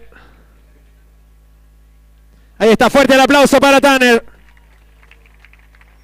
Bien. A few words for the crowd. Lo siento, no habla mucho español, so I'm going to just continue this in English. But yeah, it was an awesome day. I'm stoked to be up here with these guys, and got to thank the sponsors, Science Viper Gyro, and you know, Arica is my favorite event on tour, and these days like this is why this is, you know, some of the best competition ever, and yeah, I'm just so stoked to be here and can't wait to come back next year. Thank you very much. Bien. Él, bueno, está feliz de estar acá en Arica, dice, competir con estos chicos fue increíble. Acaba de decir que este es el mejor lugar para competir, es el mejor evento que hay. Y de seguro hoy día esta competencia, este día fue el mejor que ha tenido. Está feliz de estar acá y sí o sí quiere volver el próximo año, así que feliz te vamos a esperar acá. El gran Tanner McDaniel. Thank you very much, Tanner. Bien. Llegó el momento del primer lugar. Vamos a entregar el premio. Matías Miranda y Francisco Alvarado van a entregar el premio, los promotores de este evento, al campeón. Señoras y señores, yo lo decía cuando estábamos ahí en la competencia, que estos dos chicos se habían enfrentado anteriormente en 2 finales. Una había sido para Tanner, la otra para Pierre Luis. Pero además Pierre Luis ya había ganado 2 veces este torneo. Por tanto, hoy día se transforma en la única persona que lo ha ganado 3 veces. Así que el aplauso va a ser el triple de fuerte. Le vamos a dar un fuerte aplauso al campeón del Cultura Bodyboard 2023, Pierre Luis Costes de Francia.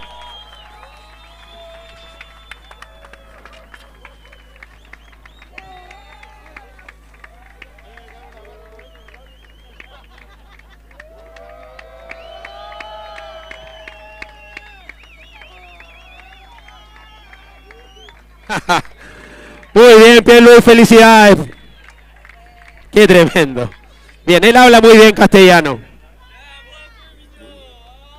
Ah, rechucha. Soy que es Pintatani.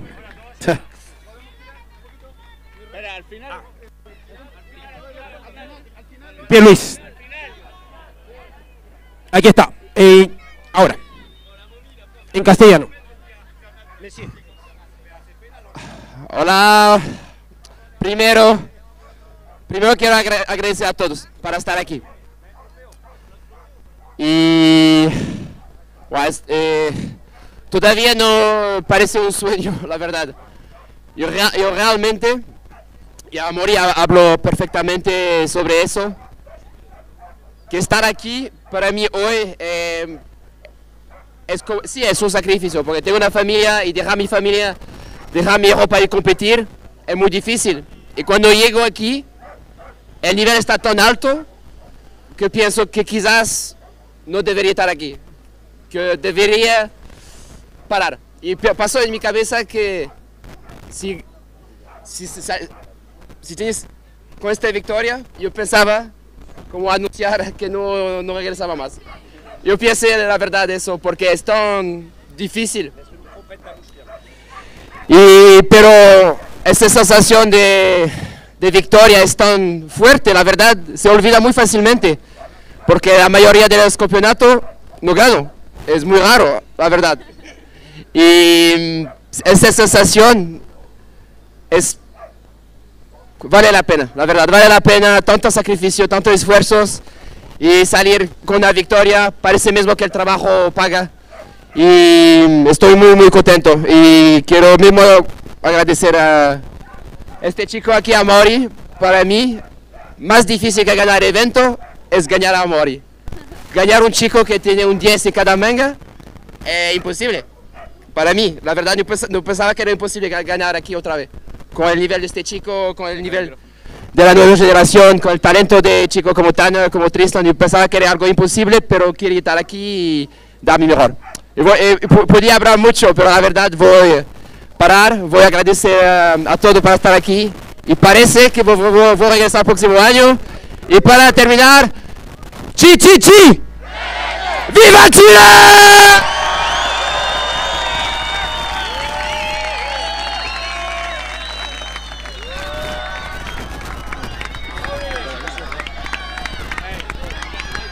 Bien, ahí están. ¿Sí? Vamos, ya, bien. Mira, can you turn please for the... Vamos, ok, muchachos. Vamos a hacer la foto oficial entonces. Atención ahí con los ganadores. A la cuenta de 3 vamos a gritar todos, ¿les parece? Aquí están, atención. 1, 2, ¡fuerte el aplauso!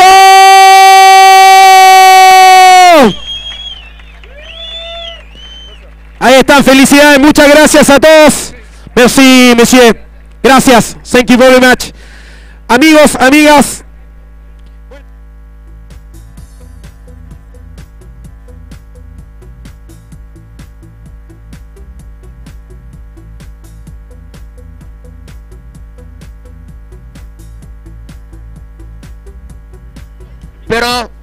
Pero, esta tabla la necesito, pero solo para anunciar quién corre la tabla para hablar conmigo, que tengo otra tabla en el hotel para cambiar, ¿ok? Por eso habla conmigo después. ¿Ya está? ¿Listo?